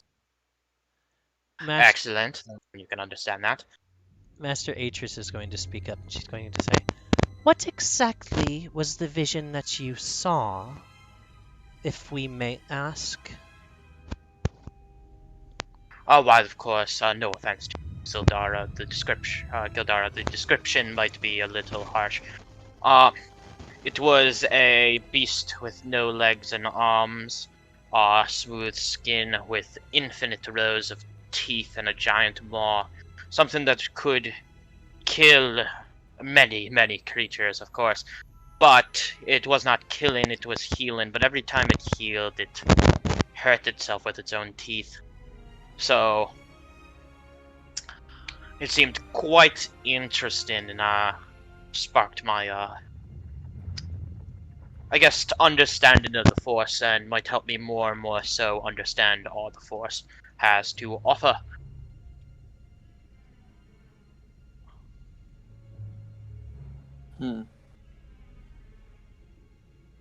Well, I leave any more questions of mine up to Master Gildara. I have already made my decision of what to do with this matter. As she's going to give a side eye of like if looks could kill, you'd be dead. She's giving you this very harsh side eye as she sits back down in her seat. And she takes a Me? deep breath. No, she's doing this to Erebos Khan. Okay. Yeah, my like brows furrowed as I'm kind of thinking, where are you from, if you don't mind me asking? Where I am from? Yes. That is a very good question, I'm guessing. I'm sorry, I should have introduced that more.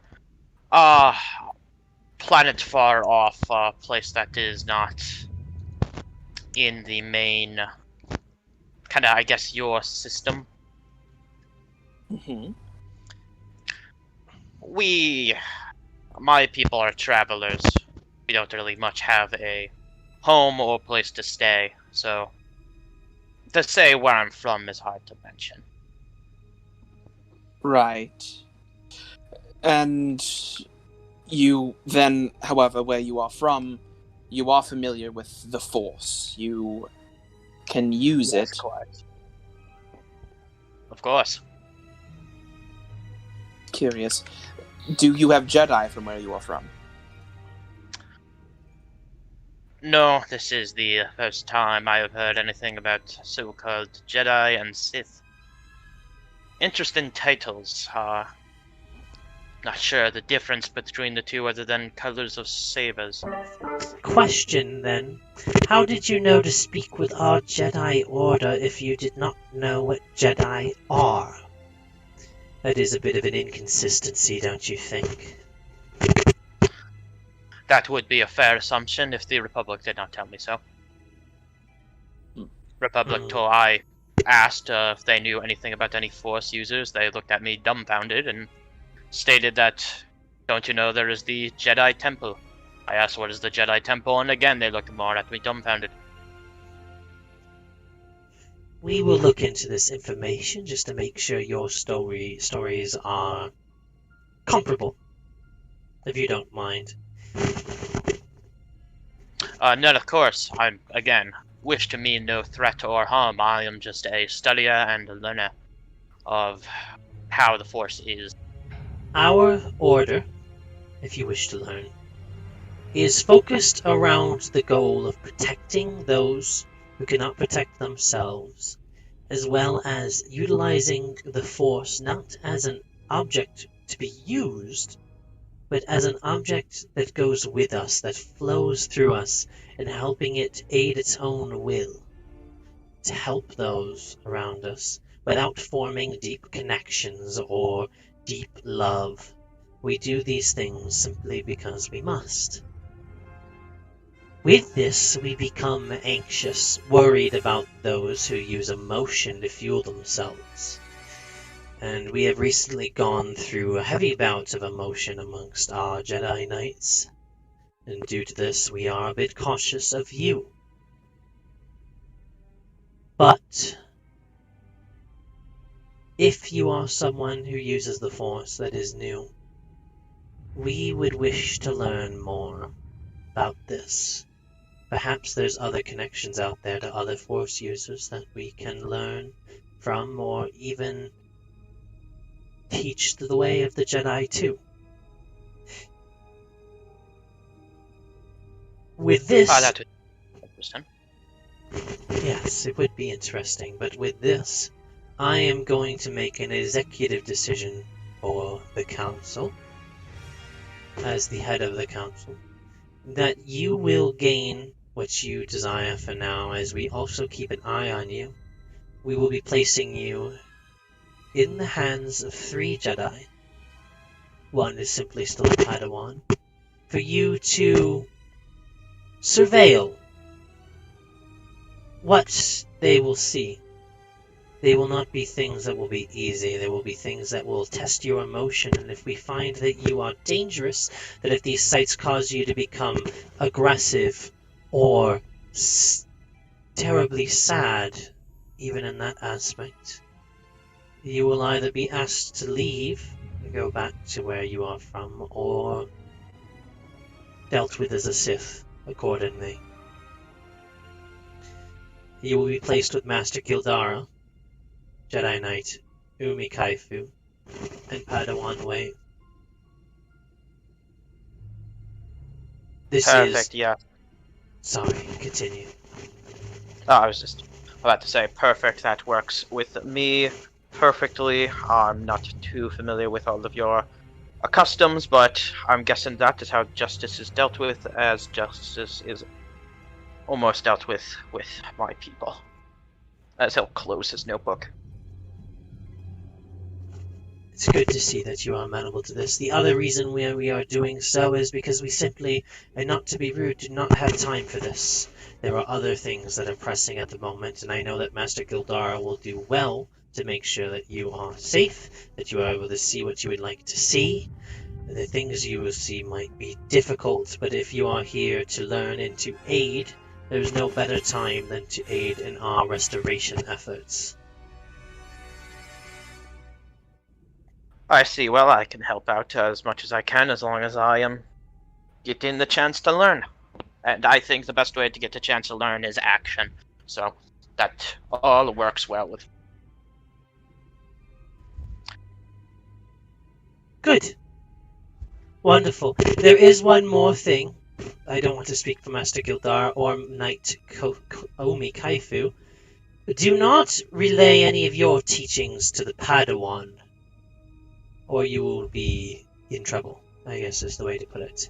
You are able to learn, but make sure you are learning and not instilling your own information to them. They are malleable at the moment. They are young.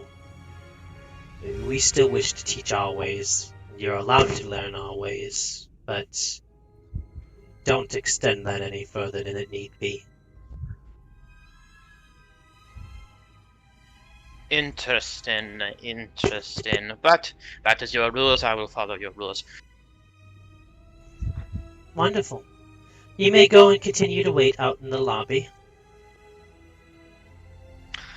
Sounds good. He'll look at. Oh, didn't sorry. want to interrupt you. No, you're good. Continue. He'll look at Gildara. It was most pleasurable to have finally met your acquaintance. I have much to discuss with you when you have the time. As he will put back his helmet on. Can I use an action to use my helmet's ability as I'm walking out? Heck yeah, are you trying to see the future or the past? Their past, if I could. Gildara's? Yeah, if I could. Okay. I'm gonna need a moment. I have to roll first. Because if I roll, I don't need to talk to Nick.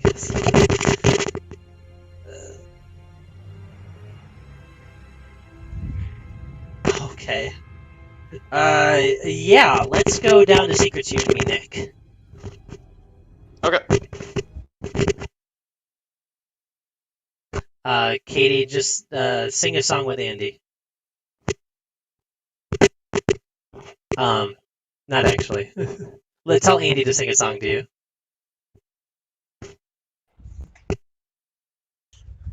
So, Okay. So, as you activate the helmet, your eyes will close and you will see a glimpse into this past of Gildara. You see behind her waves of ruin. You see planets being destroyed, but not by her maw going by them. It's not the shark consuming the planets. It's something behind the shark. The shark always seems at the planet first and then leaves. And then afterwards, there seems to be this metal man that has went to each of the planets and caused ruin. You watch as the Metal Man goes to each planet and begins to stomp and cause as much destruction as they can. Until eventually, this shark, you see them push to this point of almost becoming like the Metal Man and turning to attack. But then they're met by what looks to be a tall, gangly kind of creature that puts their hand on their shoulder, and they put their hand on theirs. And you see this calmness, this point of like resolution, the stopping of this frustration. And the creature with the maw doesn't turn around and stop the Metal Man. And that's what you see from the past. Good to know. Heck yeah. All I right. got a little. A little bit of history. Wow, I've been summoned. Wow. Before he Absolute. leaves, he's gonna look at Gildara. Uh, before I go, real quick, Yes. may I ask a question to Gildara? If you wish, yes. I guess any of the council can ask this. This is just one question. Thank you so much for letting me ask it. Gildara, how do you feel about unity? Unity.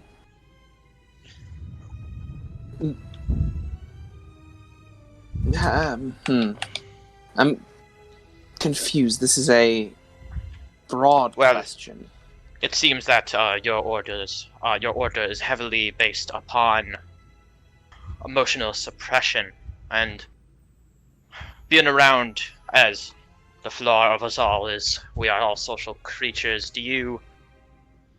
Is that an issue when you're around social creatures? That it makes it harder to control your emotions, or does it make it easier to control your emotions? Well, I will not speak on behalf of the Order as a whole or this council, but for me, I find having a handle on your emotions is not simply something that you must do in order to use the Force properly. It's something that is important. It's something that helps. Not for everyone necessarily, but I do think having a control over your emotions, not that you are not permitted to feel, but having a control over them is very important. It's what our society is built on, as in the society of the Jedi. I find it very important, personally. That doesn't exactly answer my question, per se. To rephrase my question, I feel that my fault for not phrasing it well enough. Does it make it easier then to control your emotions when you are around people, or does it make it harder? For me, it's easier. I find that it makes interactions easier. Excellent. Well, thank you so much, Gildara. I will be in the waiting room. Thank you all for giving me this opportunity, and I promise I will do everything of all the rules that are meant to follow, as my people do already. As he will nod, and then walk out. The Order will nod their heads, and then Gildara is about to hear a shitstorm. As we're going to move over towards HK. If you're here, Andrew. Yeah. Would you like to roll an investigation check? Yeah. I will do so. Where are my roll? Go. Go again on the let's just do a jump 4 really quick. Ooh, Jump. that's a 22.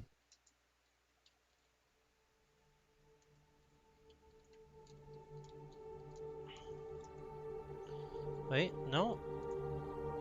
Do they want jump 5?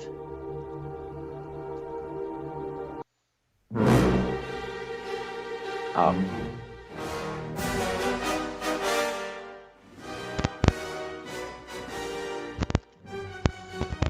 Alright.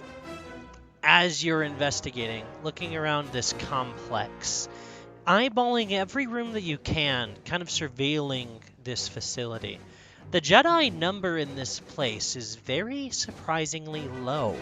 You see what look like a lot of training rooms built around the area. You see a lot of young Jedi going by, some will even scamper by you. But the number of Jedi, like I said, is not nearly as many as you were thinking there might be. As you're making your way through, though, you will find an area, which seems to be a specific part of this building that is made for people staying when they're not living here. It seems to be marked refugees, dignitaries, and civilians. As you go into this area, I assume you're going to do your job, correct? yeah. Yeah. As you make your way through, you will receive a small ping in your communications. It looks like they've already made connection through you to your new hollow thing I gave you. As you lift it up and look very slightly, you can see what looks like the image of the Ithorian you want. They say that there should only be 2 Ithorians in the complex, and that as long as you're not looking at the Ithorian with a pale yellow underside and a green top of their head, that any other Ithorian most likely is your target. It's not the one with the yellow underside. Yes, Green they top. know what Okay. Choda Habat looks like because they're very well known. This assistant is not as well known. Okay. Gotcha. I will. There's only one problem to this task for you specifically. Yeah. You're colorblind. Oh no. Droids don't This see makes in color. everything. I doubt that. Well, no, specifically your model doesn't see color. It's too distracting. See. And yet you're droid racist. Seems like a major design flaw. Well, am I? Because I don't see color. I literally don't see color. I physically am incapable Nikos, of you seeing just got color. fucking wrecked, Nikos. You just got fucking wrecked, Nikos. You go I certainly get, because that's a really good statement. Statement, that's- master. that- I do not see color. I see shades. I see shades of black and white, master. In fact, you to me is just a maw of teeth. Now that would be considered racist, master. Based off of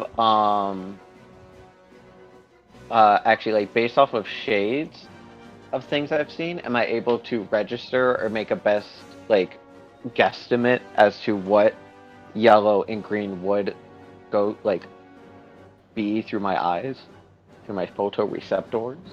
Yeah, I'd let you roll an insight. Okay. With your investigation check, however, when you're reaching into this corridor, you're going to see coming down the halls, which looks to be an older Ithorian, kind of shoveling their way through the hallway.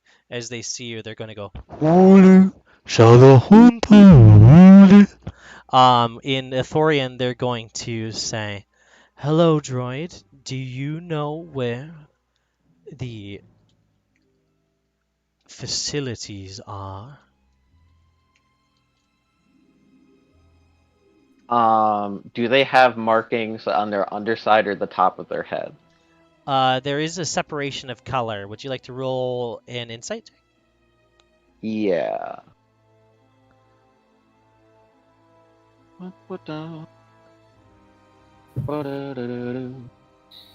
Nat Ooh. 20. Yeah, this is Cheto Habat. This is not the one that you've been sent here to kill. Okay. In any case, I will respond in Ithorian.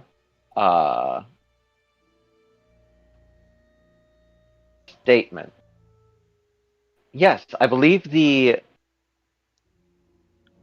location you were looking for is down that way, as I'll just point like the opposite direction from where I came from. They go, good, thank you.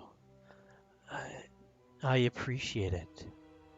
And I do like the color scheme that you're made with. Affirmation. Thank you very much. It's good to see more bright colors in the temple on Coruscant, as he's going to walk away.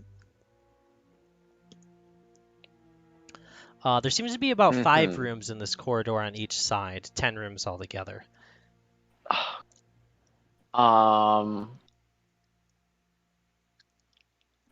Okay.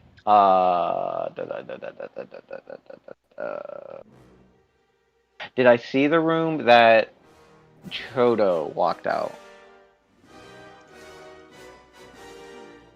Roll for me a retroactive perception check. How about that? Okay. Unless your passive perception is really high. If it's stupid high, you're... I have a passive perception of 18. Oh, fuck yeah, you saw where he came out from. He came from the back left room, number 5 on the left side.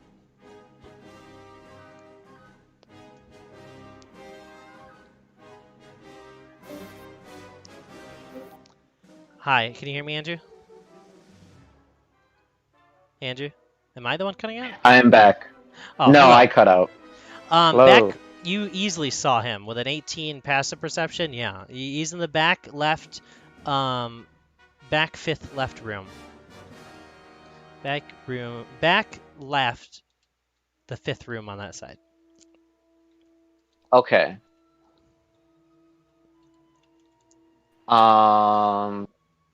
I'm going to go to that room, if I may find that. Yes, the door If I doesn't can seem find to that. be locked. It's not hard to find. It's right there. The door seems to be unlocked. It's not locked. Would you like to open it? I would like to do so, yes. As you look inside, this room is filled with about 16 different types of plant.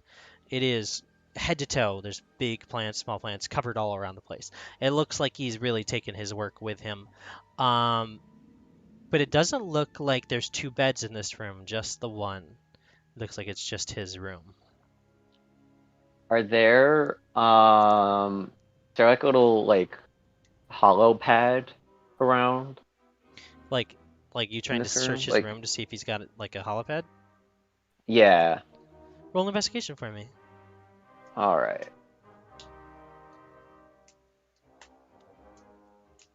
Uh, 7.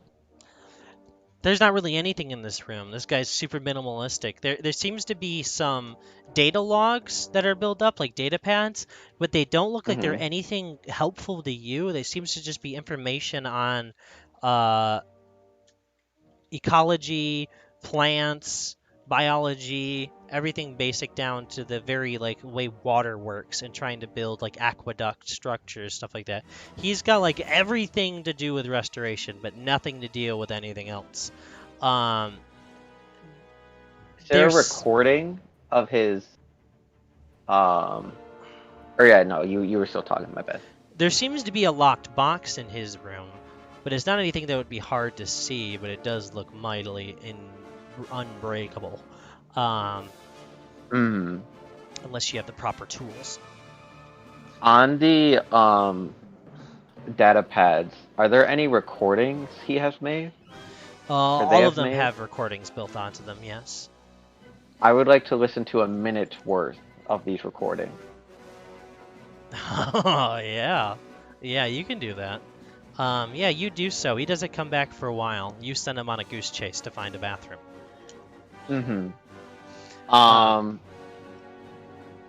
You now have his voice perfectly imprinted.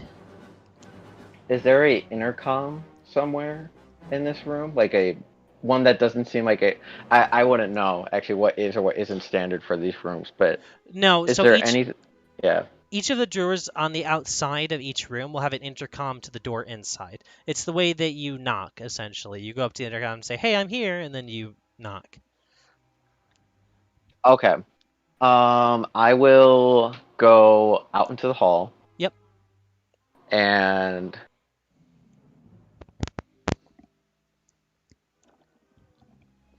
I'm gonna leave.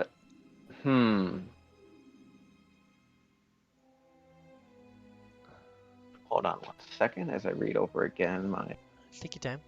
thing. It was when they didn't want it to be. Okay. I will.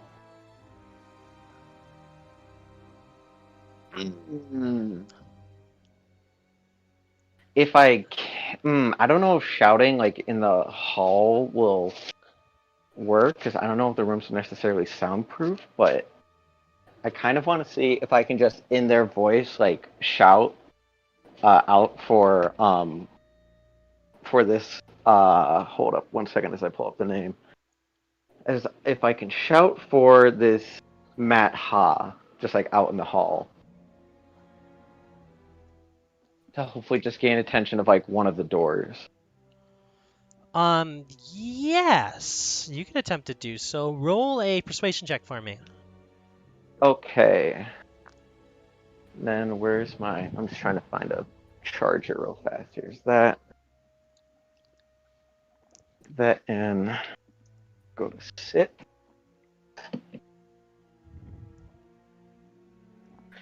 And then yes, okay. I have an advantage on this.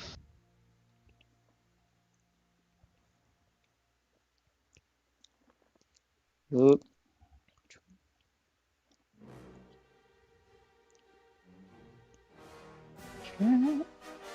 Oh God. Only a 9. All right, I have to roll insight against you.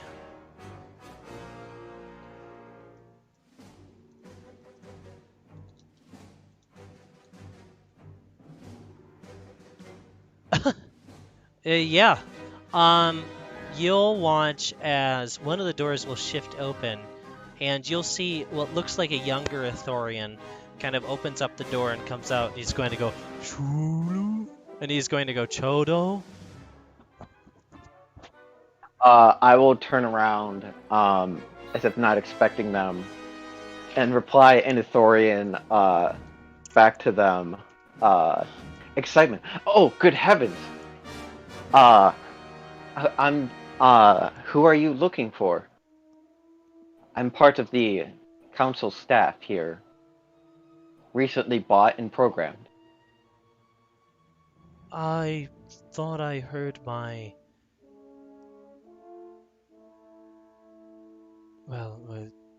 boss out here.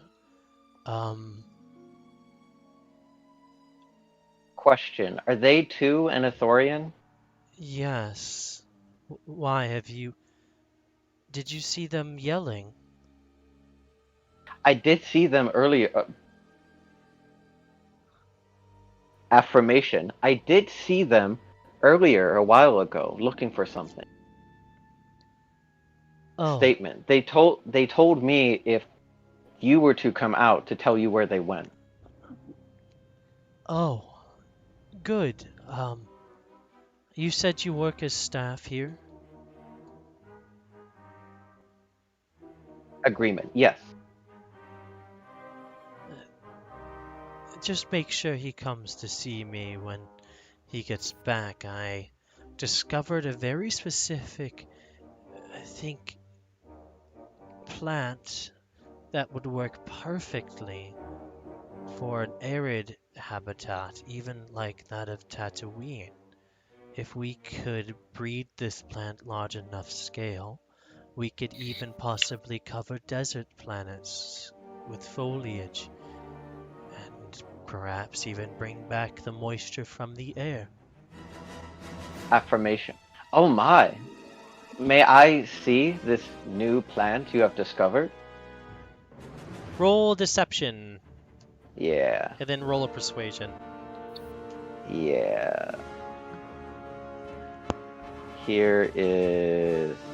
I think you get special stats when you have somebody's voice. Or wait, no, that's when you're. I'm not using a different voice right now. Yeah. I had the advantage on the persuasion to call them out in the hall, but I got a low roll. Here's my standard deception. Nope, that's a nat one. +1. Here's Yeah, you my spent a level persuasion. about you. That's a 12. Let's see what he reacts to your persuasion.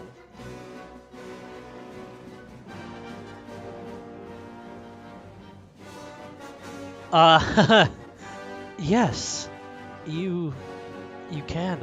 I've never seen an droid interested in biology before. Come in. Walk in, all protocol-like. Yeah, you kind of hobble in, and the door will close behind the two of you. Now that two Can I, people as a, with the use of the quick-fingered feat, giving me proficiency in sleight of hand, as a bonus action, may I make a sleight of hand check to lock the door? Oh yeah, yeah.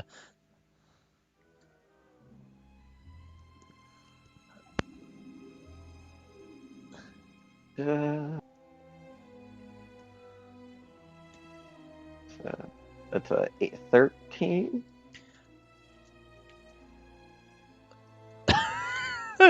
Yeah, you lock the door. He doesn't notice. Dude's been getting 2s Cool. and 3s, man. Cool.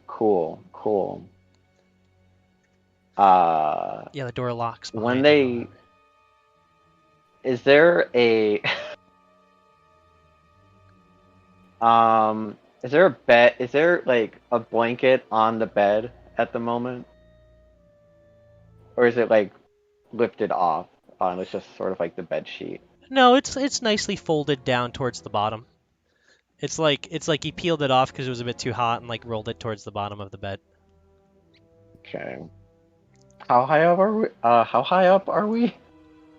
Like in Coruscant, Yeah. a couple 100 feet above the main Okay. surface, but that's not counting if they fall into like a crevasse. Okay. There's a window in his room as well. One of his rooms is a window suite.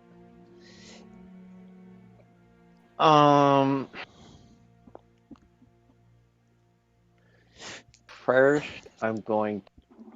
Oh, has it been over a minute that I've been talking to this person, or about a minute? Yeah, more so. Okay. Cool. Do you have the charmer feat? I will. What? Do you have the charmer feat? Is that why you're asking? No, I'm just going off of the actor feed again. Okay. I will. I think I'm in a good spot as any. For now, I'll just stab him. I'll just stab him and get it over with. Yeah. Would you like to go attack him with advantage? As he's going to Yes. reach down, he's going to say, "Right over here, droid. It's very interesting. The phylum is labeled as." Where is that? This. Got that in. You will have sneak attack and advantage. Gotcha. 'Cause he doesn't realize because you're of the assailant. thing, I believe the hit would count as a crit because Yes. of the assassinate feature, Yes. Am I or doing, if it's surprise, not am I doing necessarily if maximum it's criticals advantage. in this? I don't think I am. No, I was not because there's too many people. So that's a 19. A 19? That hits. Yeah. All right. It is a critical, so all your dice are doubled. Okay. 2d4 Let's see if you one hit this guy. plus. Gotta find out my sneak attack. Level 4, is that a 2d6 or 3d6 normally? That's a question for people that play rogues. 2. 2d6. You thank get new one every odd level. Okay, thank you. So Yep. that's a 4d6 plus 3. Plus the weapon. Yes, yeah. That has a And nice it's a full 2d4. turn of combat too, so you can use your bonus action to use the other one. Okay. Let's see if this works. That's a first total of 27 damage.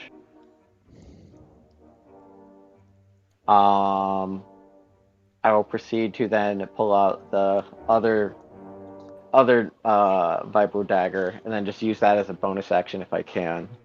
Heck yeah. That's only a 9 to hit.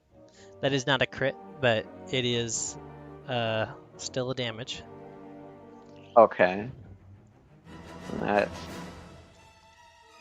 another 1. Damage, so 28 damage in total. Yeah, you kinetic. beat his HP by 12. How would you like to do this? Pretty much as they're looking over at the plant, I just run the vibro dagger sort of just like through their side and sort of just like catch their fall as I try to like lay out the blanket on the bed and put them on that, or just drag the blanket off on the bed onto the floor and just lay them on that. Yeah, as you lay them on that, you watch as their blood begins to soak the blanket.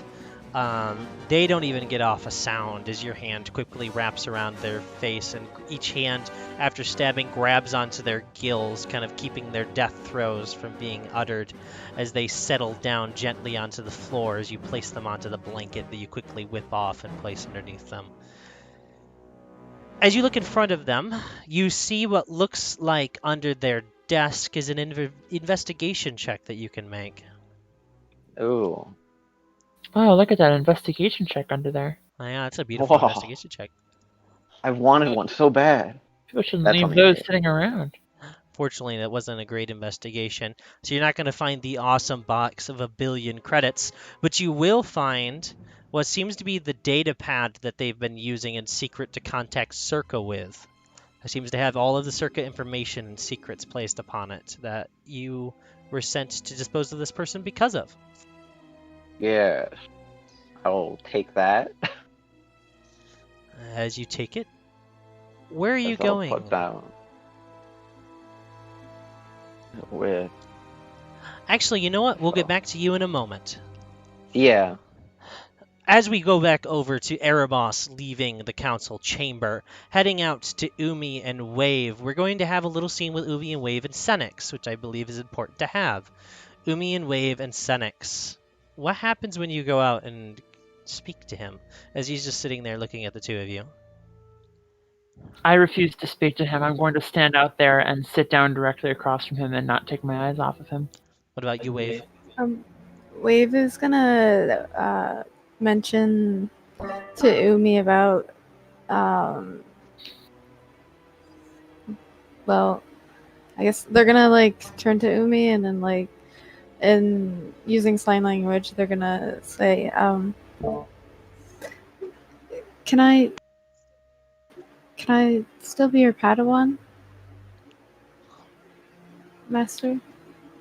Umi will immediately take her eyes off of Senek and like stare at you like wildly, and then like turn her head back towards Senek, and kind of like almost going back and forth between like you at her side and Senek in front of her with her eyes. She'll turn towards you, and she'll also respond in Galactic Basic Sign Language, and she'll say, "Of course. Why would there be any reason that you couldn't be my Padawan?" They'll sign back. Well, when you left, they seemed to want me to have to go with a Jedi Master, but I told them that I didn't. I wanted to stay with you. Is that the truth? Yes. And the council allowed you to stay with me? Yeah. Yes, but they seemed upset. Well, the council seemed upset about a lot of things, if you ask me. They're gonna nod.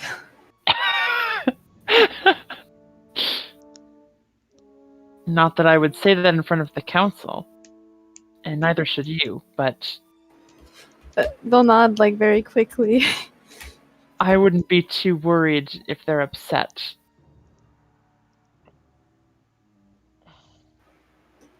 As long as they haven't forbid you, then you can remain my Padawan. They'll just smile and then they're gonna like just be playing with their lightsaber, like not like ignite it, but like just the saber part.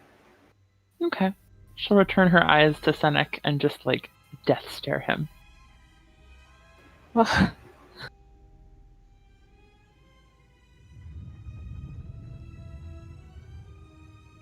All right. So now we'll move to Erebos leaving the council chamber. As you exit, it is a bit of a awkwardly quiet scene in front of you. The master and their Padawan is staring down this droid without saying a single thing. Senix seems almost to understand the situation's awkwardness and also hasn't said anything for quite a few minutes. So as you exit out, it is a dead silent room. Well, good to see you all again. As he'll just take a seat. Where do you sit next to? You just sit a few seats away, or do you sit next to anyone? I'll sit in like my own corner. Okay. Kinda as I take my pencil and notebook out. Senix is gonna lean over to you, not like close to you, but is gonna lean over to speak. Is going to say, Did your meeting with them go well? Yes, I'd say so. It went quite according to plan. I'm worried that mine will not go well, seeing as though these two keep staring at me. wait, Wave is not staring at them. How unfortunate. Well, best of luck to you. Thank you. And they're going to just match gaze with Umi for the rest of the time. Very good. Mind you, the fucking face you're looking at is this fucking face. This scary ass, no. super dark red masked face. Yeah, no, I got you. She's just keeping a solid stare at it. So is this a awkward time to ask questions, I'm guessing? You may speak to me if you'd like. Oh, well, perfect. You're Umi, right? Knight Umi? Yes. Oh, excellent, excellent. Knight is below Master in this Jedi Council, right? That is correct. There are masters. Well, there are younglings. The first children brought to the order. Then there are Padawans, when a youngling is assigned to a specific Jedi to train, such as my Padawan Wave. And then there are Jedi Knights, who have achieved a rank of some status and can take on a Padawan, such as myself. Above which are masters, like my master Gildara, who has now become a master appointed to the High Council, which is an esteemed honor. Excellent, excellent. How strict is this order, would you say, as a knight, specifically? Strict? Yes. Could you elaborate? I guess how... We both know that order is the best way to run things and always has been the best thing to run things. We do not wish for anarchy and chaos here. But how strong is the enforcement of your ideals? I would think that we strive for the enforcement of our values above everything else. We are not without compassion, but that's because that is one of the values of the Jedi Order. I see. It seems I am either the Jedi are not getting my questions, or I am asking too big of questions. What I ask from you is not a personal. I'm asking others. Like, if someone says something bad about the Jedi, what's their punishment? There should And need be there, no Jedi. punishment for someone saying something bad about the Jedi Order. People have a right to say whatever they want. Oh, so open criticism is allowed? I would assume so. If you're asking within the ranks, then I suppose there are some things which are less productive to be said in certain forums. I see, I see. Well, I am a newcomer. I will keep my opinions to myself for now until I get a better trusted guys. I guess I have one more question then for you. Before I ask more later on, I guess, because I'll be, kind of just, following you and, seeing what's going on. You will? Yes, that's what the High Council said, that I can monitor you guys, and you will monitor me to make sure I don't get too extreme, emotion-y stuff with us. Well then... And she'll, like, start taking her eyes a little bit off Senec again as she kind of, like, meets your gaze every once in a while. Are you... Would you tell me some things about yourself, then, I suppose? I don't remember the name that you gave, I apologize. If that would get me answers, then I might as well. I am, Erebos Khan. That's my name. Of course. You are Jedi Knight Umi. Now you're stating facts I've already spoken to you. I asked I questions know, about just want to yourself. make sure. I just want to make sure I confirm. It's good to repeat things that you hear and say to confirm it. But yes, your other questions? Well, what exactly... I suppose I'm wondering more so...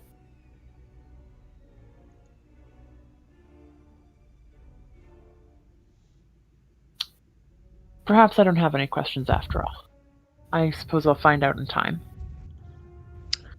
Very well. Well, can I still ask my one question? Technically, it leads to a second question, but... I am no stranger to many questions, as she'll kind of, like, nod her head towards Wave. Perfect. First question. Do you find it that being a social creature and being around social creatures, does it make it harder to control your emotions or easier?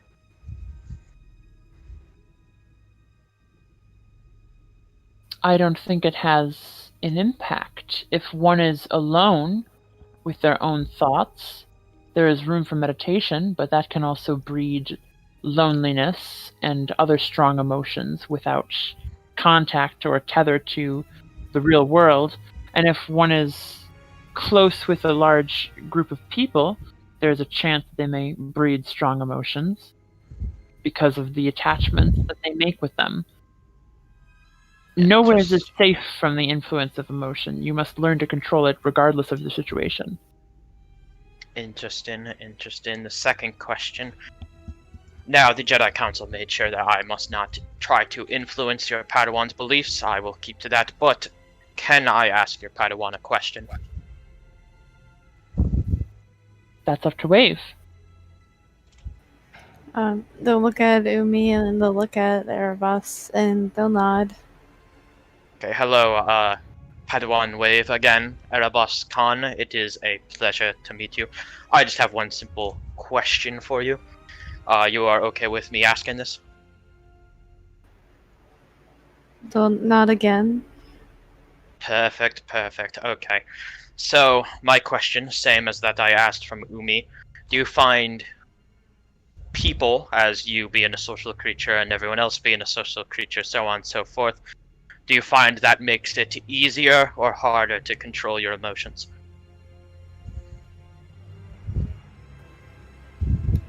I think that learning from the Jedi has helped me learn to control my emotions. But beside the Jedi, is there like other things that have kept you emotionally stable or made you emotionally not stable that are people? I I don't know. Interesting. Huh. You have all given me different answers. Not as orderly as I expected. As he closes his notebook and puts it into his bag. I don't think that's the meaning of the word order. Then what is the meaning of order? If you want to speak about order, that's the array and the hierarchy of groups, not necessarily a unity of personal opinions. There are some tenets to which all Jedi adhere, but a person's relationship with the Force can be personal. One person may have less trouble in social situations than another in terms of controlling their emotions. That's down to the individual's personality. Has nothing to do with a reflection on the teachings of the Order. And how someone believes or does things does not disrupt order. It could, but a person's personality should not pose any threat to the Order as long as they are willing to adhere to its teachings. I am guessing Sith do not adhere to the teachings. The Sith have their own teachings that they adhere to. Ah, so different views. Interesting.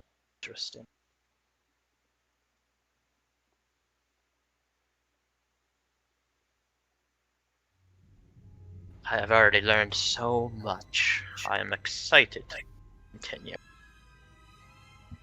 Why is it exactly that you want to learn so much about the Jedi? My people wish to know more about how others view this force.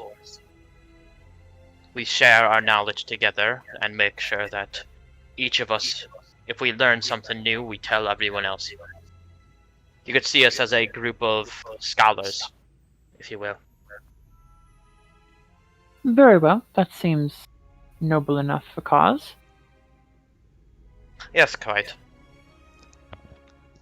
Alright, with that, we're going to shift into the council room, which at the moment is a mess.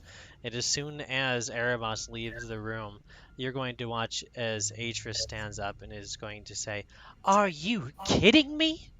We have left a complete stranger in our order to a brand new member of the council without even fully communing as the council and deciding this decision on our own.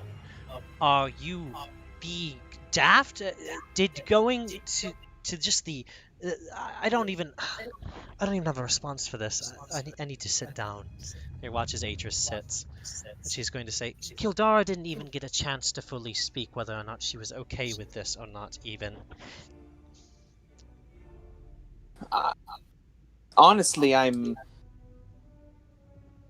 confused more so than anything. This person had a vision involving me, which puts me close to this situation, and I feel that could be potentially dangerous. But also, if this person has a connection or insight to me, it is, well, wouldn't it be the will of the Force that I at least pursue that? I'm all right with the decision made, but I still am confused as well.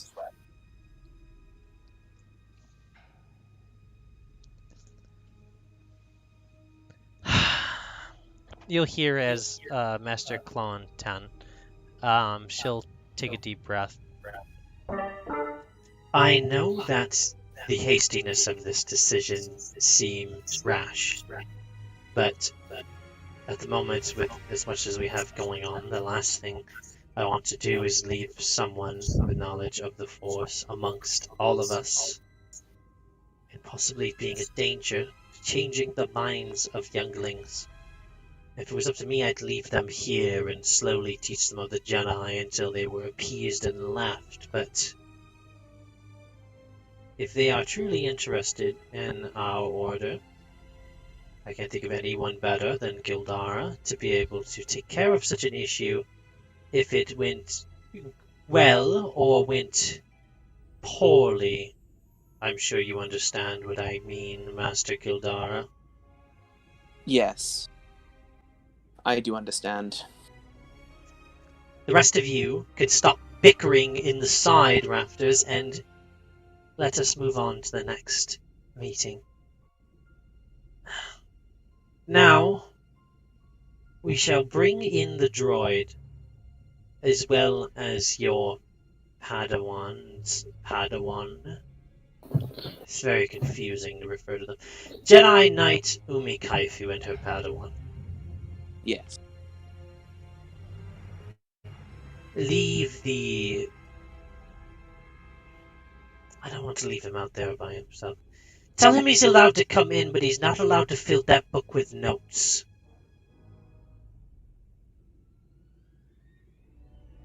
Who is she talking to? You. Me? Okay, cool. Yes, tell that new fellow that he can come in, but not to take notes. I don't want to leave him out there by himself. I'm surprised we did it in the first place. Where's the knight that was supposed to be watching him? As she's going to look over at Vash, who's just going to say, I don't know. There should have been out on my Padawan should have been out there taking care of it. Well, obviously they weren't. So yes, just bring all of them in, Gildar, if you could. Sorry for bossing you. I know you're a member of the council. It's just been a rough quite all right. day. It has been, and we have some decisions to make as I stand up and walk out.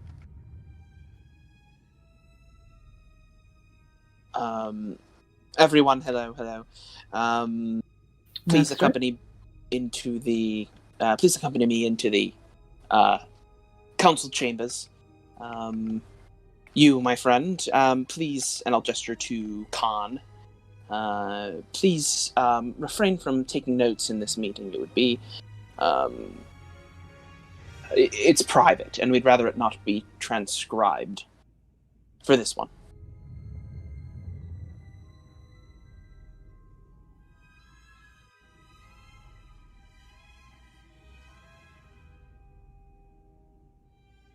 Oh, did I cut out? No, Yeah, no, yeah. no. Okay, I good. can hear you. Did Nick hear what Gildara said? No, sorry, I did not. Okay, then I may have cut out. No, I heard you. Yeah, we Okay. heard No, I that. think I wasn't 100% paying attention, so I Oh, okay.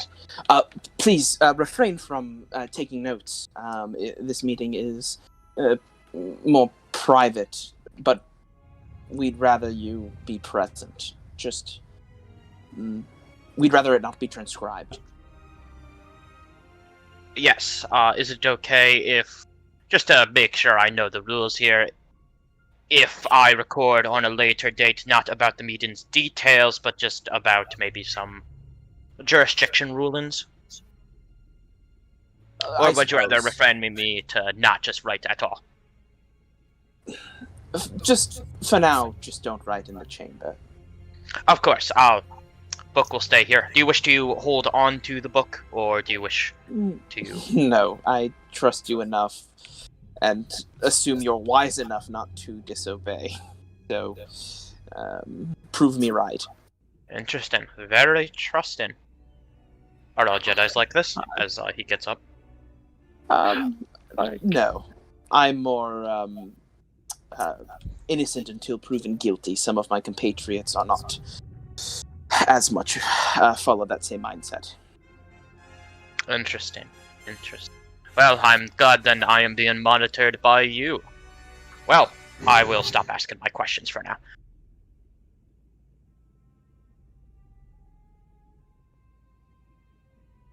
and I will turn and go back into the chamber. All right. As you all step inside, the council is clamoring, everyone talking to each other.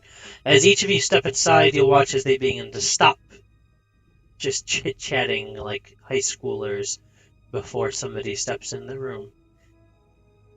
As you all enter center, Erebos, you'll notice that the three Jedi are all standing in a very specific way, where each of them will have their robes and their hands meeting at the center in front of their body, kind of like showing this little bit of respect. I don't know if you would copy this or just observe.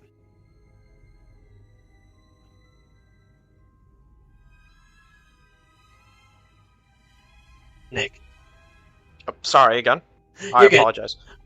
You'll notice that all the Jedi that walked in with you all have their hands meeting at the center of their body, with their hands kind of connected in their robes, making like one mesh, fully tubed arm kind of thing. I don't know if you'd copy that or if you just observe, but that seems to be like this kind of respectful thing they're doing. He doesn't have really clothed arms, but he'll just kind of look awkwardly and be like, "Oh," and then hold his arms together. Yes, as you kind of like press your knuckles together. The Jedi will look around, and Gildara, you will be standing still at the center because this is like you reporting to the council. Sure. The head of the council is going to look forward and is going to say, "Well, please relay to the council the boon of your discovery. Wait. Yes. First, please explain the situation that happened." This is a question for you, because I don't want you to have to relay everything that happened. Is there anything you're going to keep to yourself, or are you just going to relay everything that happened? Let me actually take a quick sec to refer to my notes to see if there's anything I would omit, take note of, just so I at first glance, like, and tell me, is there anything like blatantly obvious that I shouldn't say, or do you think like not I mean, obviously it's my own opinion, but like, did we learn something that Gildara would be like, oh no? I can't think of anything point blank I at don't the think moment. we did. No. Events, temple, beneath temple, presence of Sith. Temple was ground zero for explosion. No, I don't think there's anything that she would hide or refrain from speaking about.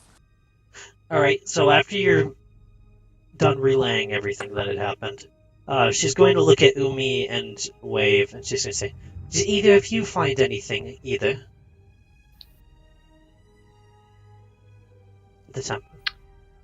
I'm going to assume that Gildar has said everything and say, "Nothing else of importance, Master." No Jedi artifacts of anything of the sort? Oh. I guess I'm going to assume that what actually hold on a second. Give me a second. Gildara has already mentioned the droid and explained the droid, so if there's anything. I don't even remember what. Did I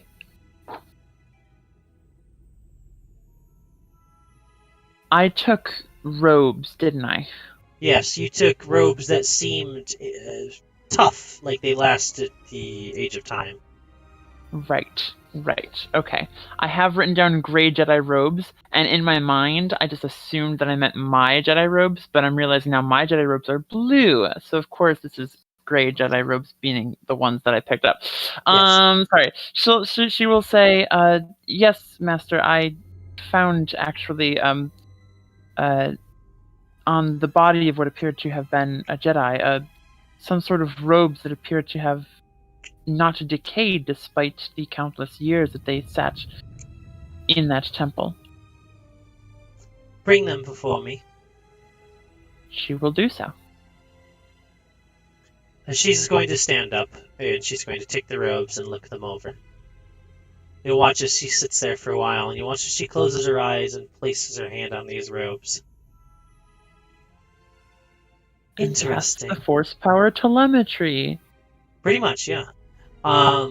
She's going to open her eyes after a moment. She's going to say, very interesting. I don't think I've ever said this to someone before, but it seems that these clothes have bonded with you for some reason. I'm sorry, Master? It is a weird sentiment, I know. The other council members are looking at me like I'm insane, but it seems that the very cloth from these are interwoven with life. I would offer that you take them and perhaps don them as your own. They do seem to be your size. And she'll hold them up, and they seem quite long. They weren't that long before, were they? No. That's odd. I suppose I will take them then, Master, as you wish. Go, put them on, change, and come in when you're ready. That's all I needed to hear from you. Take your Padawan as well. And yes, Master. You may also take Erebos with you as well, now that we have someone to watch him. Of course, Master. And she'll turn to the two and just kind of nod her head. Interesting. Before Wave gets a chance to turn and walk with her master, you're gonna feel this kind of old bony hand on your shoulder as the Jedi Master's going to spin you around very gently. She's going to say, keep your eye on the new stranger, Padawan, but not too much of your attention on them. Understood? Yes, Master. Good. And continue to do well with your training. They'll nod. Can I ask you a question? Yeah. Do I see or hear that? Roll a perception check. Sounds good. And I will text and perception check. Class. Oh, We have ourselves an Rockadale. old-fashioned perception check. Perception check. You roll me a perception check. That was an Americaliber roll. That That was was only a 9. that was a pitiful roll, and in the court of Texas, you get I nothing. tire for the days You when get nothing. perception That's checks are fine. used. Elobos is very too excited with all the information and knowledge.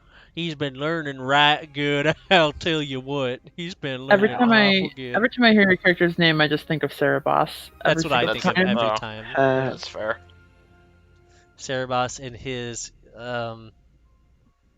goodness and being a good person.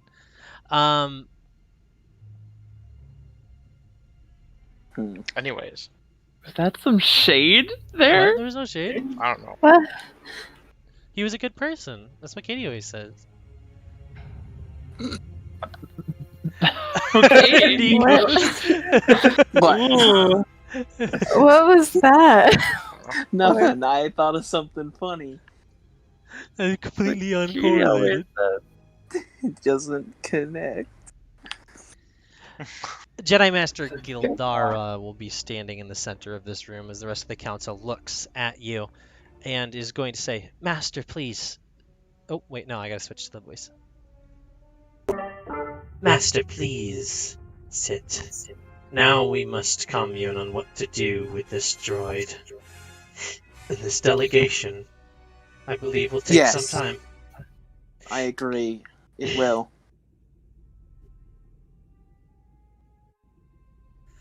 So, is there any points you would like to bring up? Because this delegation is going to be pretty much two perfect halves.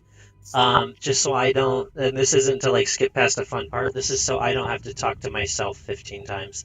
I was gonna say this is a conversation of 4 NPCs and 1 PC. So Yeah, well, 5 NPCs and 1 PC. There's Oh, 6 yeah, people in 6. here. yeah. So just kind of going over the main thing Gildara would the first thing she'd want would be our droid Senec to show us the lightsaber, show us his light weapon. Not only turn it on, but like hand it over to us so we can examine it. No, it's 6 NPCs, because I forgot about Senex. There's so many fucking Yeah. people. It's a lot of people. He would do so, and the council would definitely be confused and scared. Seeing this, they would not be happy. They'd be shocked. That would immediately cause what was a perfect split to be now uneven. It would be between you, the head of the order, Atris, and then against the other 4. Or wait, no, the other 3. Wait, no, that would be perfectly even, I think. Yes. Atris is the one that's in the middle right now about what to do with the droid.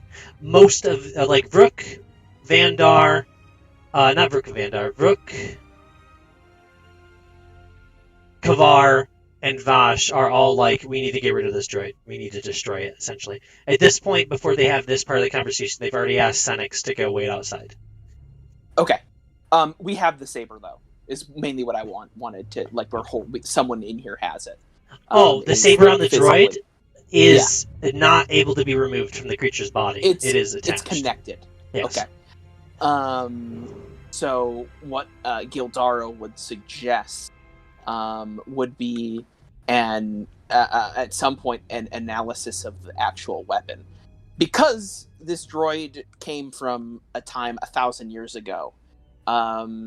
She would want to see if, like, the weapon itself is, like, constructed by Sith, in the sense of, like, because, like, like bleeding a crystal, right? Is that something that happens or happened at that time?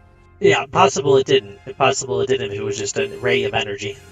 Exactly. That's what Gildara wants to find out. So she would advocate that they figure that out first, learn the origins of the weapon. Because it could be just like a blaster has a red blaster energy, but those aren't Sith firing red blaster energy. Right. Mm-hmm. I think she'd also bring up that while it does have this weapon integrated into its body, it also has a Jedi artifact integrated into its body. And if I recall from last time, Ty, correct me if I'm wrong, it's not like someone just shoved a holocron in it. It's like meticulously, like, it's built in. Like it is. It's built in. It is like the chassis had to have been almost built around the idea of having it there, not like it was modified to just have this chest piece now. No, this was built in. Its entire even visual structure looks like it's built in the same scheme almost as the holocron. And additionally, to add on this class, the head of the order will also be interested in whether or not this is a Sith or Jedi holocron. Yes. Oh, yes. That's another thing too. Then that Gildara would suggest is that they have that analyzed, and see if they can figure that out. But she would also bring up that if it is a Jedi holocron, then this droid had to have been Jedi made, because it is designed around it almost. So it had to have been strongly connected to the Jedi Order. And she'd already would have relayed this, but she would also re-bring up how it has memory problems. So looking at possibly fixing that, or examining its memories if that's possible. She's not familiar with technology, so she doesn't know if that's something they can do. But she would want to have that as an option too, before they make a final decision on destroying it or whatever. The council on that... You know what? Give me a persuasion check. Sure. And I'm going to let you use... I don't know if this is high for you. I'm going to give you the option to use your lore. Or like your intelligence to use this. Let me look. No, my persuasion's going to be much better than my lore. I figured, because I remember some Gildara int-based checks. Yeah, Gildara's not the smartest tool in the light bulb drawer. In the saber, she's not the sharpest. She's not the brightest crystal in the saber. True. There we go. The Star Wars pun. That's a 19 persuasion. 15 plus 4. Master Kavar will agree with you. He is going to agree on the concept of learning information about the past. It is dangerous, but he trusts the power of the Jedi in this temple. not the power. He doesn't say it like that, obviously, because that's not how the Jedi think. He trusts in the strength of the council to be able to deal with whatever may come. But they are going to order a few knights to gallop around the droid and escort him somewhere to be studied and taken care of. We're going to do this last little bit with RP, as they're going to go to their final meeting, which is just going to mostly be between you and the head of the order. The other Jedi are going to file out, helping their knights take care of this droid, as she's going to communicate with just you.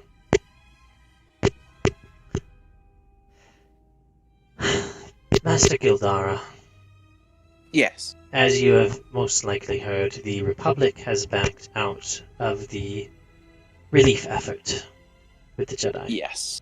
Yes, I am aware. They've done this because there has been hearsay that there is a gathering of perhaps the remainder of the Mandalorians attempting to attack the core worlds. Many of the Republic are rekindling and holding their ground in the core worlds, and they're not giving any thought or care to the Outer Rim once again. I see. We Jedi are not warriors. We are peacekeepers. We are negotiators. We are defenders. Yes. I am tired. I'm old. My time in the Order doesn't have many years left, and the Mandalorian Wars have cut it down ever shorter. I have chosen someone to take my place soon. It is not you. I'm not telling you so that you can think that I'm replacing me with you. So don't worry, that stress will not become yours. Thank you. But before then, we have a job to do, which is protect the people out there that are being ravaged by the aftermath of this war. Mercenaries going in and taking control, causing damage. We need to be defenders, not warriors, not like the Jedi that left and went to attack. We need to protect those.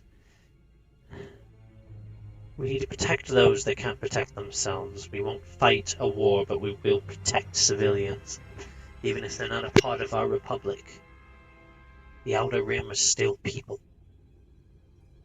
And this republic concept of only defending those that join the republic, it is bureaucracy, and it is disgusting. Sorry for my emotion. I nod in agreement. They have taken the rug out from under us, Master Gildara. We are left with very little, but we still have the money and aid that has been left to us, thanks to that of the Republic's aid to the Order itself. But there is hope. A representative from the planet of Ithor, the Ithorian homeworld, has sent a representative by the name of Choto Habat. The Jedi are going to be working with him for the next few weeks in developing aid, and perhaps financial aid from that planet to other planets in the Outer Rim to start its predecessor. But there are other organizations wishing to aid us as well. We've also had contact from Circa, who seems to be quite reliable as well, and a bit more financially capable. But these are things we can deal with in the future. I will communicate with you about these matters head-on, since you and I are the ones in...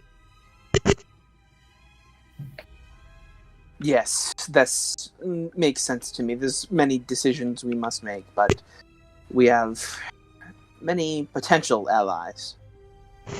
Yes. But I have a task for you and your droids. Or droid, I should say. No longer two droids. And your Padawans, and your Padawan's Padawan, and who's a master now, and then has their own Padawan. Yes.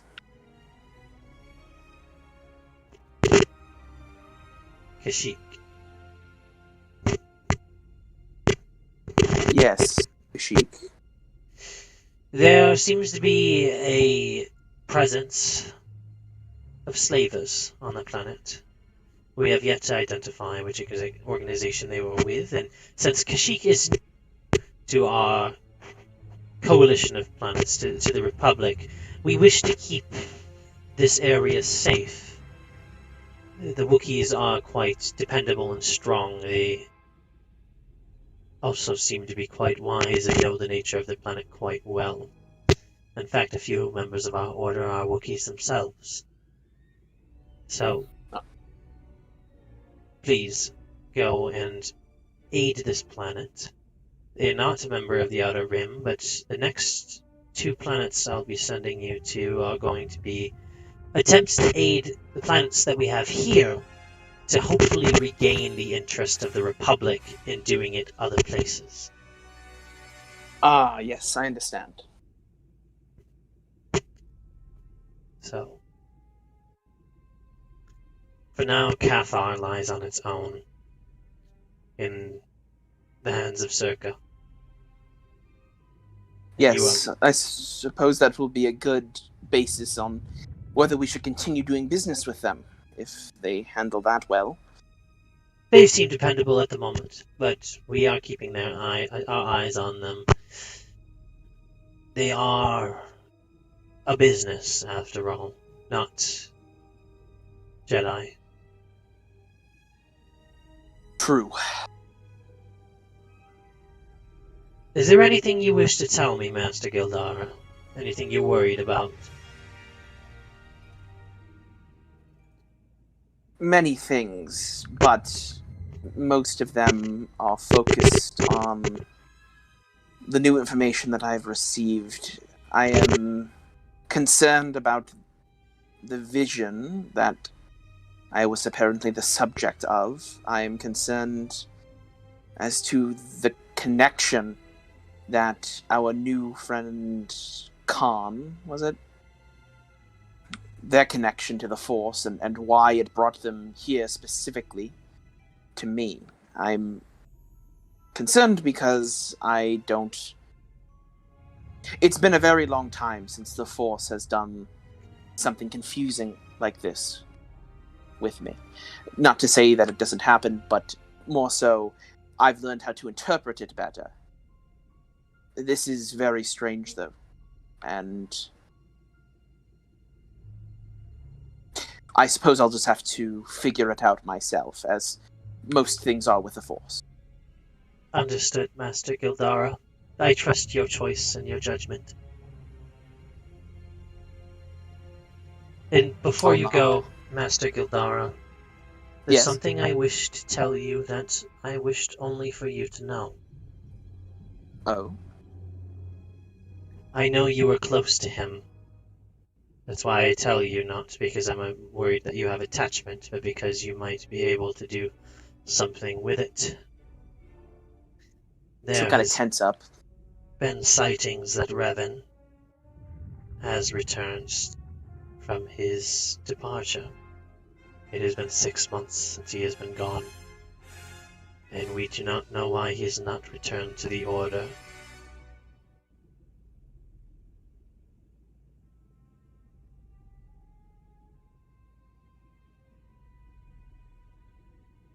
Thank you for informing me. And he was last seen on Kashyyyk. Her eyes narrow. Mm-hmm. If you understand the true meaning of why you are being sent instead of just your knight and your Padawan.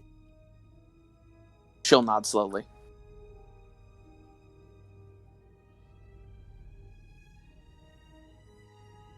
That is all, Master Gildara. Be safe. May the Force be with you. And with you. And I'll bow as I exit the room. As you exit the room, Umi, would you have put on your robes? Yeah, I did a whole fashion show with Wave and Erebus. I made sure that they thought that it fit me Interesting, well. most excellent. Yes, do another twirl. Perfect. Stunning. Let me just say, slaying. Yes, I never knew any of Kaifu that sounded that Slay. voice. So good. That's going to be a magic item that I'll give you the Wow. stats for. So I Work didn't it, girl. expect. you have our first party magic item. Wow. Wow. Wow. Wow. And now we're going to end session with our wonderful HK42 who is murdering some dude. What are you doing as you put this body on the blanket? Is there when I was walking past, I don't believe this is a thing in Star Wars. Was there like a trash chute or something equivalent to Oh, that? yeah. Every room has a trash chute. compactor? Trash compactor is the biggest thing in Star Wars. That's the most Star Wars thing there is. Sick. Is it big enough to fit a body? Yeah, look at Han and Leia, if I can jump in one. And that other guy, I don't remember his name. Sick. Alright then. I will Chewbacca. wait until no one is around, where I can, as easily as I can, take this Athletics check. drenched blanket wrapped with a body. Yeah. Actually, no, sleight of hand. Awesome. Everything's fine. Sleight of hand to get it unscrewed, then it'll be an athletics check to try to do it not loudly. Actually, that would just be sleight of hand. This is all sleight of hand. Because I'm doing this stuff. That's a 13. That's a 13. Now I just need to think. Is there people nearby that'll hear Now I'm these doing my directly? athletic. It is a busy day. No, these are both sleight of hands. These are both sleight of hands, so add 5 to that. Oh, so I'm doing 2 sleight of hands, or is it just off the same roll? You just use that roll, just add a 5 to it. Oh, okay, never mind. Then it's just a 13. Yeah. These will both be sleight of hand because they're. I talked it out to myself. They both make sense as sleight of hand. Being able to lightly fit the body and then also being able to sneak the register without it being loud. So, yeah. No one's going to hear you. As you open up the crate, there would be about a loud creak. You'll kind of like quickly look side to side and there'll be no one around you. As you're able to slide this body through the chute. I need you to roll an investigation check for me, however, to cover your tracks. Yes. Please help me out here. Oh, how dare you! Oh no! Yeah, you walk out pretty confident that there's nothing that'll impede you. You did everything effortlessly. The blanket caught all the blood. You closed the hatch perfectly using his little finger spin. You did that where you grabbed on the screw and then rapidly spun your hand in a circle to screw in the bolts Yeah. Nice. Okay. I'll let you roll an intelligence check. How about that? I'll give you one more chance. Intelligence check, because you're not dumb. Okay, yeah. Alright, that's a 14. You should have looked for cameras. There might be cameras on this floor. Especially since there are guests involved. Why would there be cameras in the bedroom? Not in the bedroom. I mean in the hall. In the hall. I should have. Oh well. Are there cameras? Roll. You know what? You launched your perception check or your investigation check, so I'll give you a perception check. Okay. Fuck, you have a natural 18 perception though. God damn it, you would just see the cameras. I have that passive perception. They're not that hidden. Star Wars cameras are surprisingly not that hidden. Okay. Yeah, there's about 3 cameras. There's one at the end of the hallway right in front of the room where you were, that you killed at. Mm-hmm. There's one at the end of that hallway, right at the edge to see anybody that might come around that corner. And then there's one back around the corner that wouldn't have gotten anything of you murdering somebody, but might have gotten audio. Thankfully I was super quiet. There's also a control panel if you have a splicer's tool or anything like that and would like to try to affect the cameras. And wouldn't that be cool if I had some tools? I do not. You can try to make the... Can you make a lockpicking check without lockpicking tools? I don't. Yeah. You would need improvised tools. So you would need to find something that would be applicable. So like with like D&D terms, like to pick a lock, instead of having like lock picks, you could like use a paperclip, right? But like you might not be considered proficient with it because you're not. It's like improvised. You know what I mean? A way you could improvise this is if you could find an astromech in this temple, you could be able to, like, get the part. Oh, Ty, you're cutting out real bad. Oh, you still have the voice mod on too. That may just be part of it. Oh.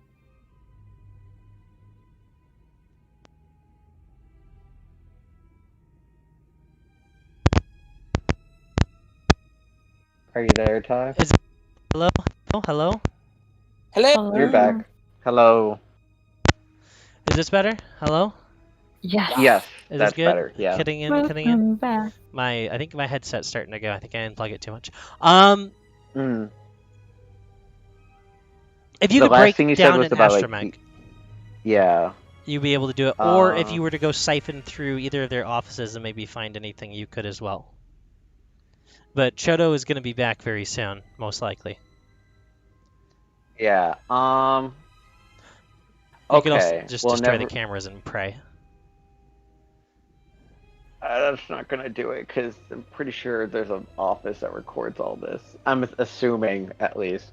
Nevertheless, I will just start walking towards the direction of a droid maintenance shop. If there Shop is or one just in like a station? a place in this temple that might have a place to repair droids. They have like storage closets where they keep astromechs and like brooms and stuff like that. Very sadly. That's good enough. That's a very miserable life. But yeah, roll an investigation check for me. All right. 3, 4. That's a 7. No, you actually very awkwardly fumble your way right in front of your entire group. And now you're trapped by social constraint. No, not really. But you do end up in front of your group. Social constraint. Yeah, now you can't just Statement. leave. Your party's here. Statement. Hello. Oh. Hello. HK. Hello. Roll a lore check for me, HK. Just a hello. It is And another a pleasure. slow walk away. That's a 10. Yeah, that's pretty easy to remember. You'll have a recollection because of your fucking ridiculously high passive perception. Wave recently received an astromech droid that they've been piecing apart.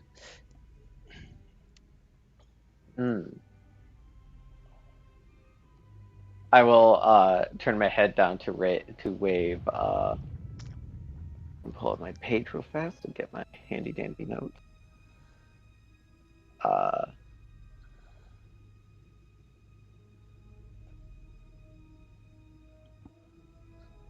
Question. Wave, may I borrow something of yours? One of my joints seems out of place. What would you like to borrow? Explanation. It's one of the pieces from the droid we found back on that planet. I was looking to see if I can peruse the parts to fix my joints. I only took some of the parts with me. Question. Can I see them? They're gonna just kind of like look to the side and then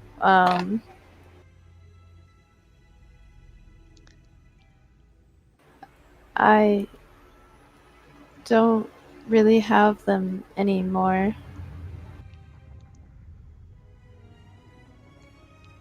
I have some leftover stuff though, and then they'll like start pulling like little parts and stuff out of their pockets. Roll a technology check for me with Wave's aid. HK42. Alright. since she's ditching out all these parts for you. That's a 21. You see the part exactly that you need. You see the little like adjuster prong that most of the droids have that lets them open doors and stuff like that. If you can get a, if you I can get will a, just need this. if you can get a power cell as well with it, like when you'd use for a blaster, you'd be able to use this perfectly as a makeshift tool. Question: would any of you happen to have a power cell? I do not. We can probably acquire one for you if you need it.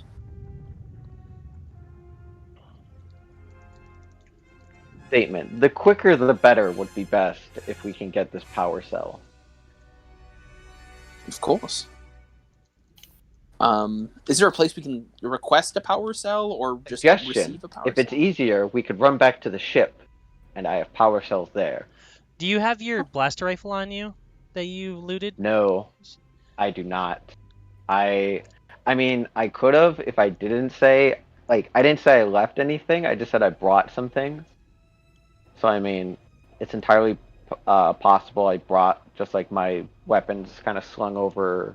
Nope, I don't have a weapon.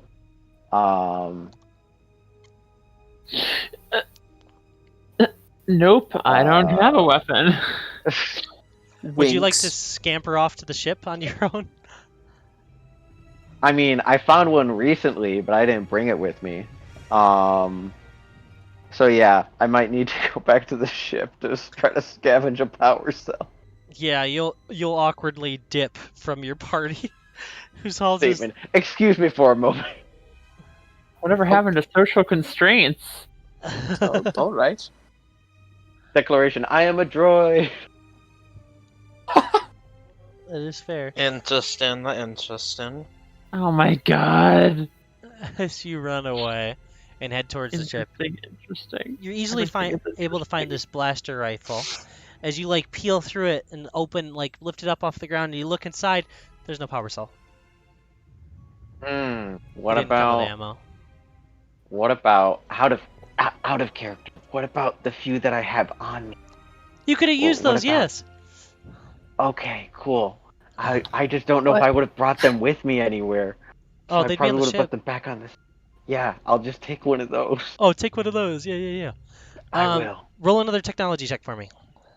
Okay. In character. Oh my god, I was able to find a power cell on the ship. Look at that luck. How Oh my I god know- is one of what? his statements now. Oh my god. how By the way, crazy. exclamation. Oh 13. my god. Jesus Christ. Jesus Christ! Exclamation! Jesus Christ! Superstar. Yeah. As you head over towards, as you head over back towards your seat, you're crying. You're gonna hear in the background just a very sad Athorian going, "Oh no!" As you see Chodo leaning into the room with his dead companion. Oh wait, no, he wouldn't see anything because there's no body. I remember to shoot. Retconning. He's gonna look in the room and he's going to say, "Hello? Hello? Droid, have you seen where my assistant has gone?"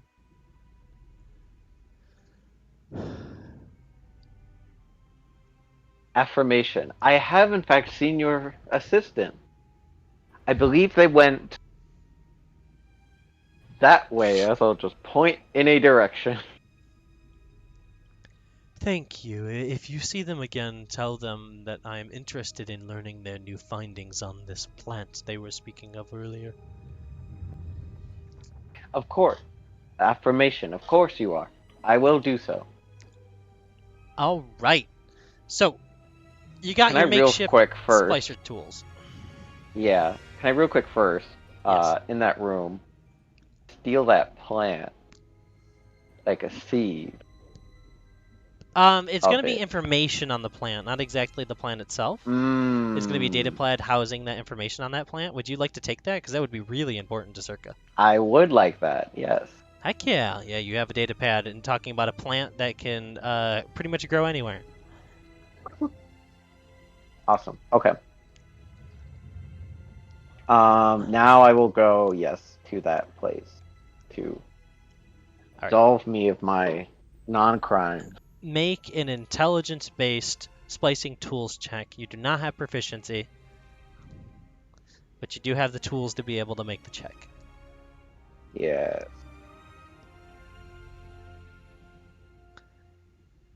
DC is gonna be proficiency. DC is gonna be 14, just so you know it. So you know if you're succeeding. Gotcha. That's fine, because I am not really proficient with it anyway.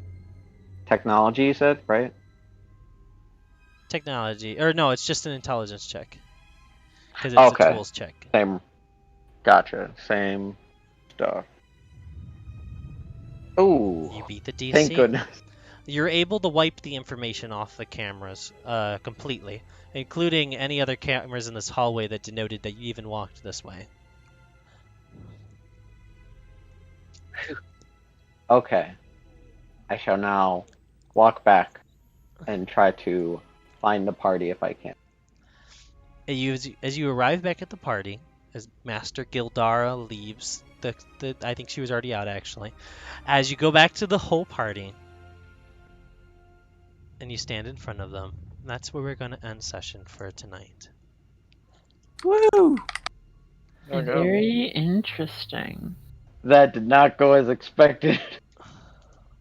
I thought I would. Not at all what I expected, but very interesting. It opened up so many different options and things that are happening.